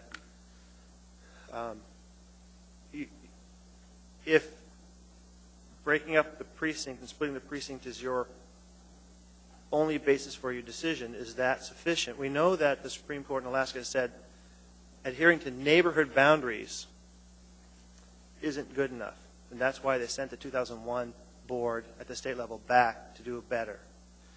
Now, whether the court would say the same about precinct boundaries, I'm not so sure, because obviously the impact and confusion that's created by split precincts is fairly significant, and that also affects the one person, one vote concept if people's votes are, if people are disenfranchised because they get the wrong ballot and so on and so forth. I can't offer you any 100% assurance on how that'll play out, but we'll know when we send this to DOJ. So that's the basic overview, and as best I can describe it for you. Thank you, Mr. Wheeler. Through the chair, again, just to we had the public hearing addressed 4 variations on the maps, and the one being advanced is the one was the majority recommendation of the committee, and I think I think it's looks good. Okay. Mr. Trini. Thank you, Mr. Chairman. I think 108 is the best version we could come up with. As far as the Assembly members, doesn't require anybody to run for re-election, doesn't truncate a term. It keeps the boundaries basically where they are, but does get rid of split precincts, which were a problem with the last election. We had a problem with split precincts as we've had since we had them here. So this gets rid of them. So thank you, Mr. Chairman. Okay. Ms. Gray Jackson. Thank you, Mr. Chairman. I have to agree that the 108 is the best map, but there are still issues with that map.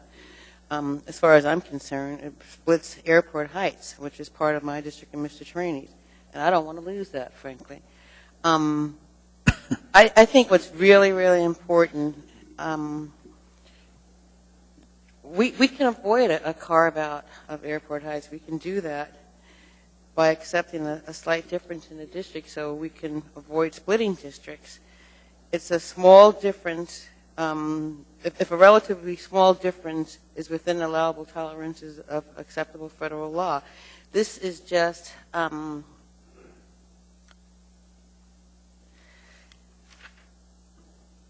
it's an issue.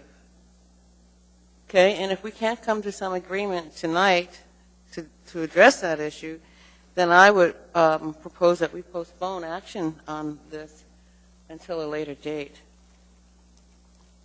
Thank you, Mr. Chairman. Okay. Mr. Flynn. Yeah. Ms. Gray Jackson, can you remind me what that precinct number was? Do you have that? I can't see it on the map. No, I don't know the number. It's Airport Heights number 1. I know that. Well, Patrick, what we can do is we can ask our contractor to come up and help you determine what precinct number it is, because I don't know. I thought you knew the precincts, Zoe. Well, I mean, I don't know the number right now. Thank you. I mean, I'll start by making a motion to amend this map to move Airport Heights number 1 back into District 4, which would be consistent with current practice. That doesn't split up any precincts, and I actually ran the numbers last week. It keeps us within the appropriate deviation level. Second. And just asked for approval on that. You already heard from representatives of Airport Heights who asked for that change. And we got a motion and a second on that amendment, Mr. Flynn? Yes. Okay. I've got some people in the queue here. Ms. Johnson? This is on that motion? Yes, this is on that motion. Actually, I would like to have Mr. Culligan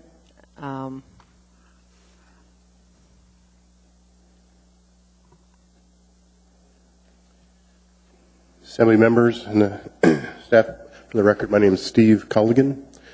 And do you understand the motion? Correct. I was forwarded this information. I did the processing on that is just to see what the net results are.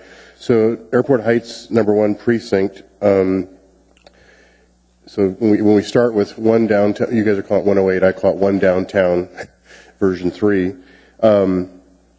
Currently, the downtown district #1 is overpopulated by 1,100 people. Airport Heights #1 is 2,541 persons. Moving that into Midtown underpopulates downtown by 1,403, and a negative deviation for that district of 5.29%. An overall deviation of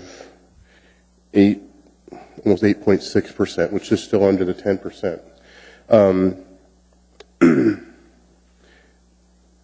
that's just the net result of that. We, if I can address maybe a couple comments, some folks in the public on the east side. This is really a process of, if you move something, it has every effect has an adverse effect. And the precincts aren't all equally sized. They're between 1,800 people and 6,000 people. So in downtown, for instance, some of the districts are between 1,800 and 2,500 typically. Out on base, there's one that's 6,000. But on the east side, there's that little thumb on all the maps. It's because I think collectively we got together, and there's an older portion of North Muldoon that was associated with Muldoon, whereas that newer thumb was kind of a new development, also associated with off-base housing. But the reality is there's no way on population in any scenario of deviation without splitting precincts to not include some of that in the East Anchorage. The alternative is, I should retract that, the alternative is to put Government Hill in with North up to Chugach Eagle River to get it within deviation, which seems to be more unreasonable than having a small portion of East Anchorage. It's just a matter of numbers. The proposal that Ms. L.V. Gray Jackson forwarded to me, I think the will of the body does be compliant. There may be some questions about the total deviation of negative 5.29%. I think overall it would take a little explaining, but it would meet that. I also was forwarded another proposal. It's Actually, okay. Because we're working on this one amendment, and I would like to know from Mr. Gates if we did pass this amendment with that deviation. Do you see any issue with that? Through the chair, I'll take first stab at it. You've changed the deviation, as I understand it, from 5.89 to 8.53, somewhere in that range. So it is a substantial difference. The question is, what is the justification for that change? We know that the Supreme Court would not do it based purely on the board, a concept of what is a neighborhood boundary. There needs to be something more substantial that would justify making that change. So I know Ms. Gray Jackson spoke to her amendment, but we might want to clarify on the record for purposes of any challenges to this, if it should move forward, what are the justifications for doing it? Because the court's going to want to know, why didn't you go with the least deviation, all other things being equal? Actually, it was my amendment, Mr. Chairman. I'm sorry. And what I stated was the purpose of the amendment is to maintain the neighborhood cohesiveness of Airport Heights. Keep the entire neighborhood within one assembly district as opposed to splitting it in half, which is what just 3.1 does. And through the chair, Mr. Flynn, based on this decision, I'm not sure that the neighborhood cohesiveness will work because the court has recognized that all of Anchorage is cohesive in that sense. Mr. Chairman? Except that we have sub-units within Anchorage called community councils. So it is a discernible and defensible political subdivision for the purposes of this amendment. People support me. Okay. I've got Mr. Drummond in the queue. I'm in the queue, Mr. Chairman. I don't have you on the deal, but I'll recognize you. I had Mr. Drummond on the lead queue. I'm not in the queue. Oh, okay, you were here. Okay, Mr. Gray Jackson. Thank you, Mr. Chairman.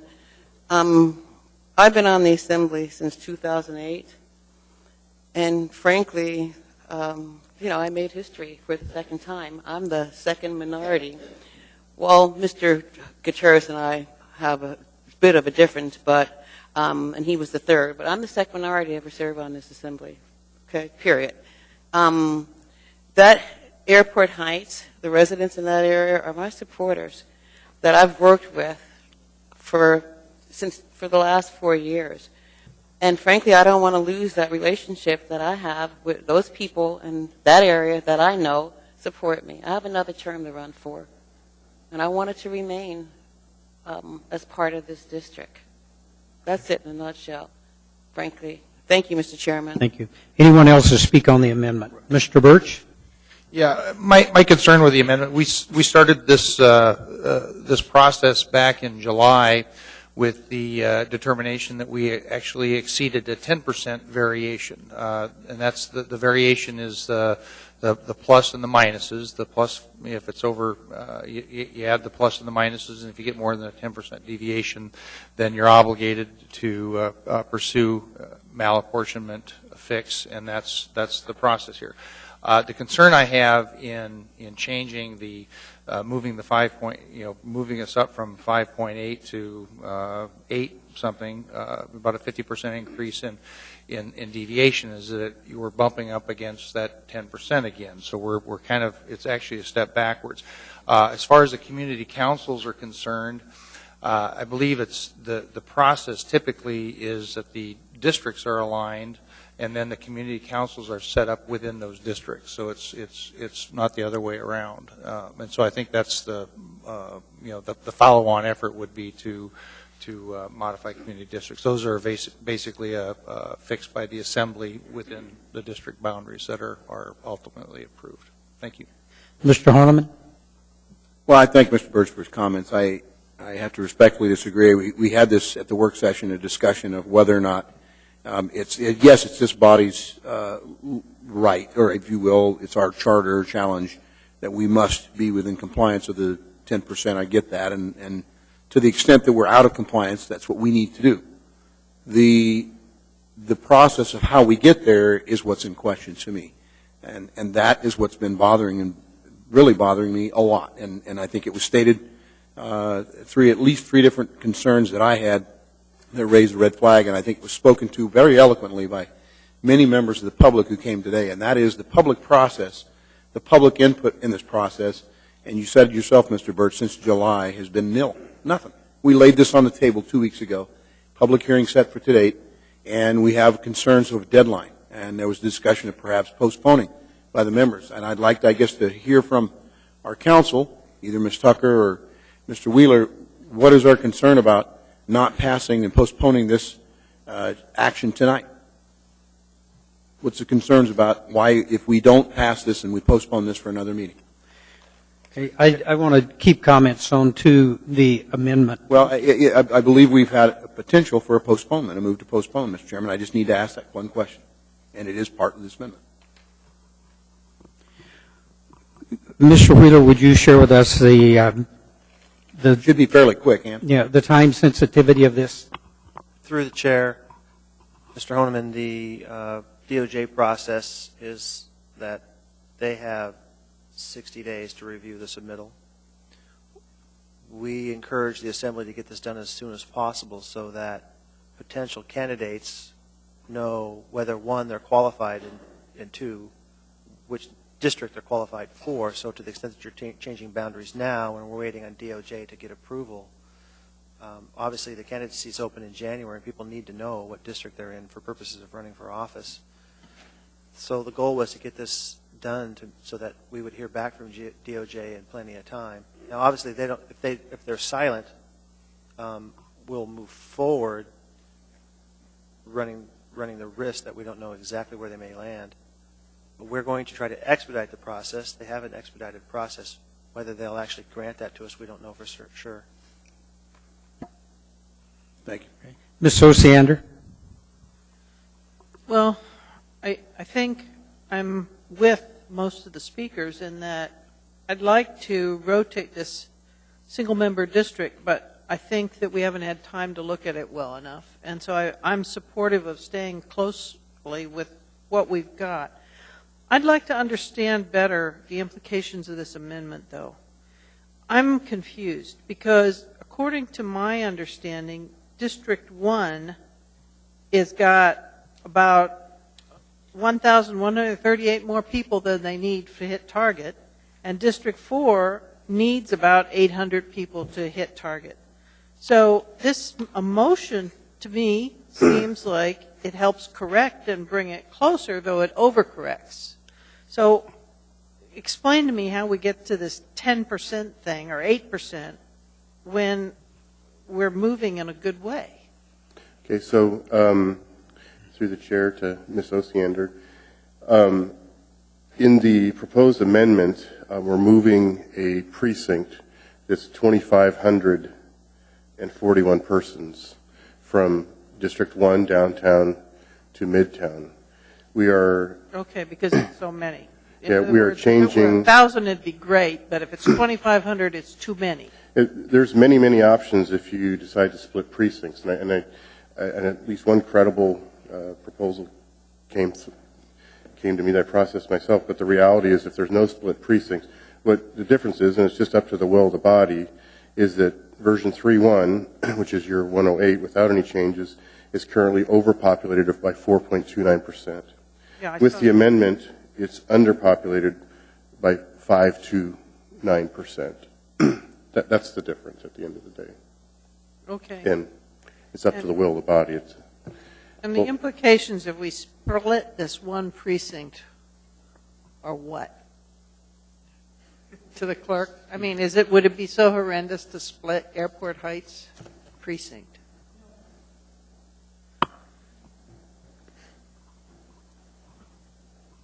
No, ma'am.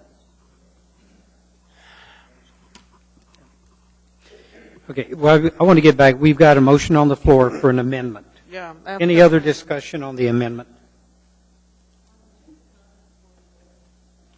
Chairman? Yes. I'm hoping that my colleagues will, what I believe, is to do the right thing and vote for this amendment. You know, I mean, I represent everybody in this community, white, black, Chinese, everyone. And it doesn't matter what your political affiliation is either. I work with everybody, Republicans, Democrats, everybody. But, you know, what about the minorities that may live in and do live in that area who will vote for me just because I look like them?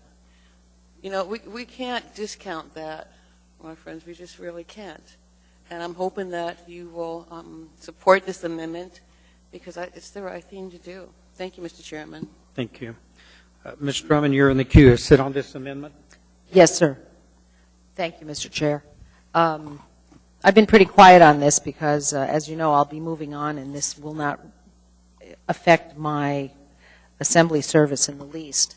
But I will remind us of Mr. Flynn's comment during our work session that the folks on J-Bear are part of the assembly district represented by our friends in Chugiak and Eagle River, but receive no services. And when he referred to the folks in Chugiak and Eagle River as overserved by their 2 assembly members, that really stuck with me. So I'm going to urge a yes vote on moving the Airport Heights precinct number 1 back into Midtown, because what this does is eases the burden on the downtown assembly member by underpopulating the downtown assembly district, which as proposed in version 3.1 unamended is overpopulated by 4.29%. So I'd urge a yes vote. Thank you. Thank you. Okay, please vote on the amendment.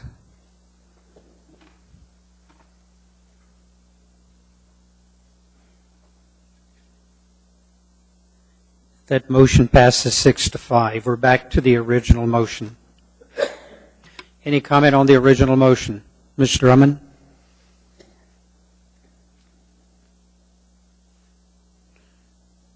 Mr. Flynn? Well, thank you, Mr. Chairman. You know, came in here tonight kind of known I was getting rolled on this one. and I have to tell you, it didn't feel very good. It didn't feel very good because I think I demonstrated at the work session that I understood the law better than members of the committee that met. I understood the history better than members of the committee that met. And I sure as hell understood the process better than the committee because they never even had a public meeting. That really bothers me. I think, and you heard about it from the people who came to testify tonight. We could have done a better job at this. We could have looked at other single-member district options like Turnagain Arm or Ocean View. But for whatever reason, I got kept sealed out of this. And so we have what we have. It may be legal, Mr. Chairman, but it's not right. Mr. Trainee. Mr. Chairman, when we started this, we had one injunction, that was to get rid of split precincts and keep the changes as minimal as possible, and that was achieved with 108. Urge a yes vote on this. Thank you, Mr. Chairman. Seeing no one else in the queue, please vote.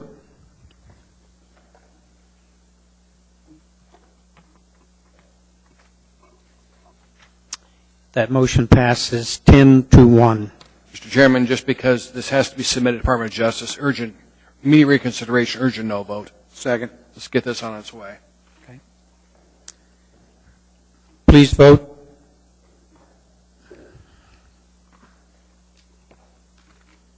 Motion carries unanimously.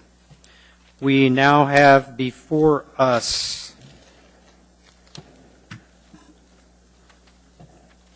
14M, a AO 109, a ordinance of the Anchorage Assembly providing for redistricting the Assembly election districts and modifying which district is a single-member district. This item is before the body. Move to postpone indefinitely. Second.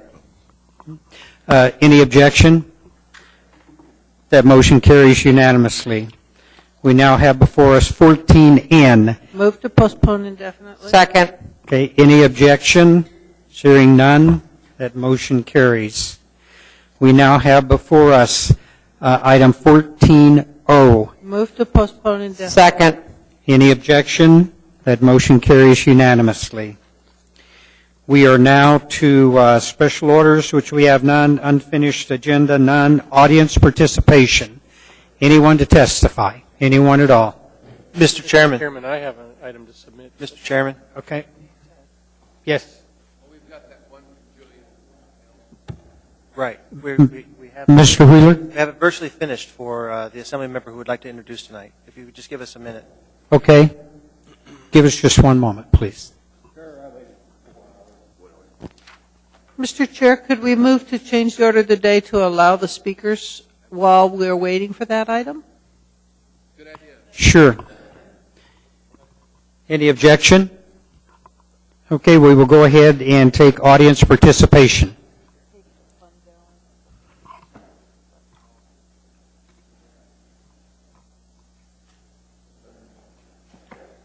Good evening. Hello. My name is Daryl Lanzon, Lanzon. Through the chair, there's assembly members. Tomorrow at noon, there is a public safety committee meeting. I'm sure some of you guys, or you all should know about this, but the public doesn't know about it because you guys didn't announce it to the public. I know about it because I care about fluoridation in the water. I care about the poison in the water. And that's why I waited for 4.5 hours to say, why was the public not informed of this? They're supposed to be informed, and I promise you that the ADA, the people that I'm going to be fighting tomorrow, they know about it. I promise you that the Tribal Health Consortium, they know about it. They're going to come tomorrow, and they're actually probably going to be being paid to be there tomorrow because they've got their whole day planned around it. But the public was not known, and I promise you that the public cares about this issue. I know Mr. Trombley has kids. I've seen him in town with them, beautiful children, and there's fluoride in their water. And tomorrow I'm going to bring 2 Harvard studies for them to try to refute. It's Harvard. I mean, they've said everything in the last meeting. We had Mr. Fish from the Tribal Health Consortium saying you can find anything on the internet. It doesn't matter if it's on the internet. Well, guess what? It's Harvard. And Harvard says that putting fluoride in people's water lowers their IQs. I have 20 4 studies, the last one being Harvard, all of them saying the same thing. It is not good for your teeth. And on top of that, even if it was, none of you as a doctor, I don't have a prescription. I don't want it. It's a civil rights and human rights issue. I have no desire to have it in my water. I want clean water. I moved to Alaska and had my mind blown to find out that pristine, wonderful, great last frontier puts poison in the water. And when I mean poison, I mean poison. I don't mean naturally occurring calcium fluoride. I mean sodium fluoride. It's poison. It's industrial waste. It is not pharmaceutical grade. All right? None of you, is anybody a doctor that's putting this into the water? Who's authorizing this? This is crap. All right, you give the bad guys, as far as I'm concerned, the bad guys the announcement, and not the public, not the people. This ought to be on all 240,000+ AWU bills that go out. They ought to be informed and know what's in their water, because they think they're drinking water.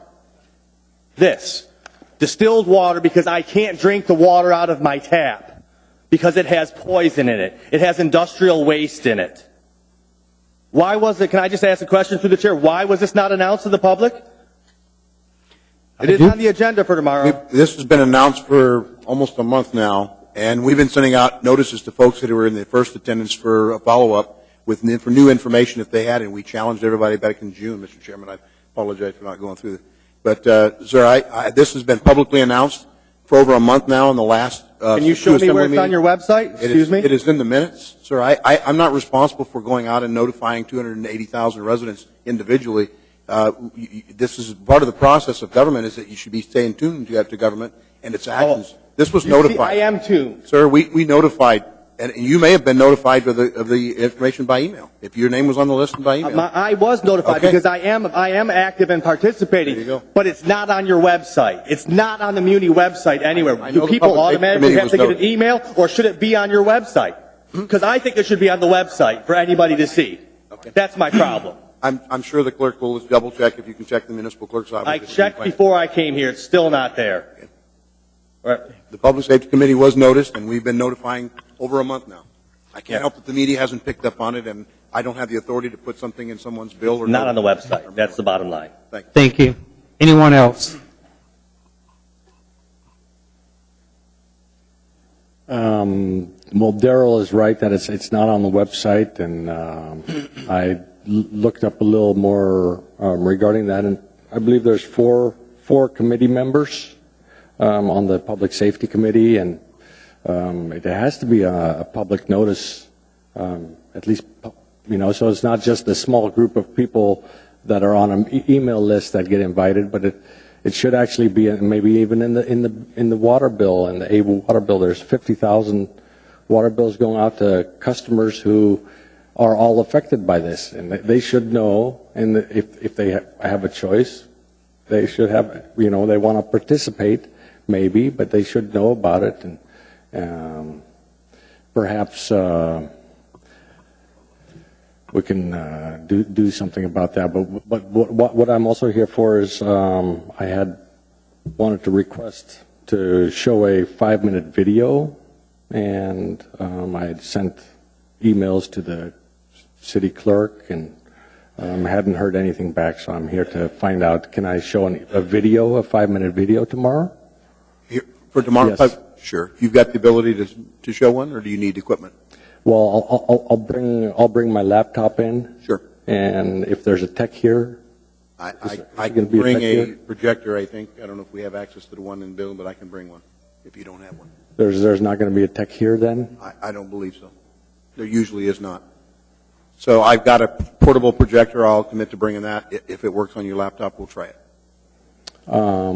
I hear this is the last meeting, and I mean, I want to be able to properly show this. Everybody that's maybe not on the public safety meeting here, that's assembly member, might want to show up to find out more, because you really need to know about this for your constituents. This is really serious business, what's going on with the fluoridation. And if it doesn't get taken out soon, it's all going to be on you, because it's going to be curtains for fluoridation. Every city in Alaska that's looked at it has gotten rid of it so far, and it's going to snowball on people if we don't get rid of this. And I just want to let you know that this is a public safety issue. And when Juneau got rid of it, the cancer death rates in Juneau came down by 15%. Dr. Dean Burke, he was the head of the National Cancer Institute. He compared the 10 largest fluoridated cities against the 10 largest non-fluoridated cities, and he came up with figures that about 20% less cancer mortality in non-fluoridated cities. And now I'm looking at the Juneau figures that are coming out, because they stopped fluoridating in Juneau in 2007, January 2007. And if you compare 2007 to 2009 to 2005 to 2007, then you find out that they have about a 14% drop in their cancer rates, whereas in Anchorage we had a 4% increase in cancer rates over the same period. So, and if you look at how many people died in Anchorage of cancers, 885 people last year, and you'll multiply it times these figures, you're talking about excuse me, sir, your time's up. Grand scale. So I suggest that all of you would take an interest in this. And Ernie, Mr. Hall, you were not at the public safety meeting last time, and I would like to ask you to please show up tomorrow if you can. I'll try to make it. Thank you. All right, thank you. Anyone else? Anyone else? Mr. Starr?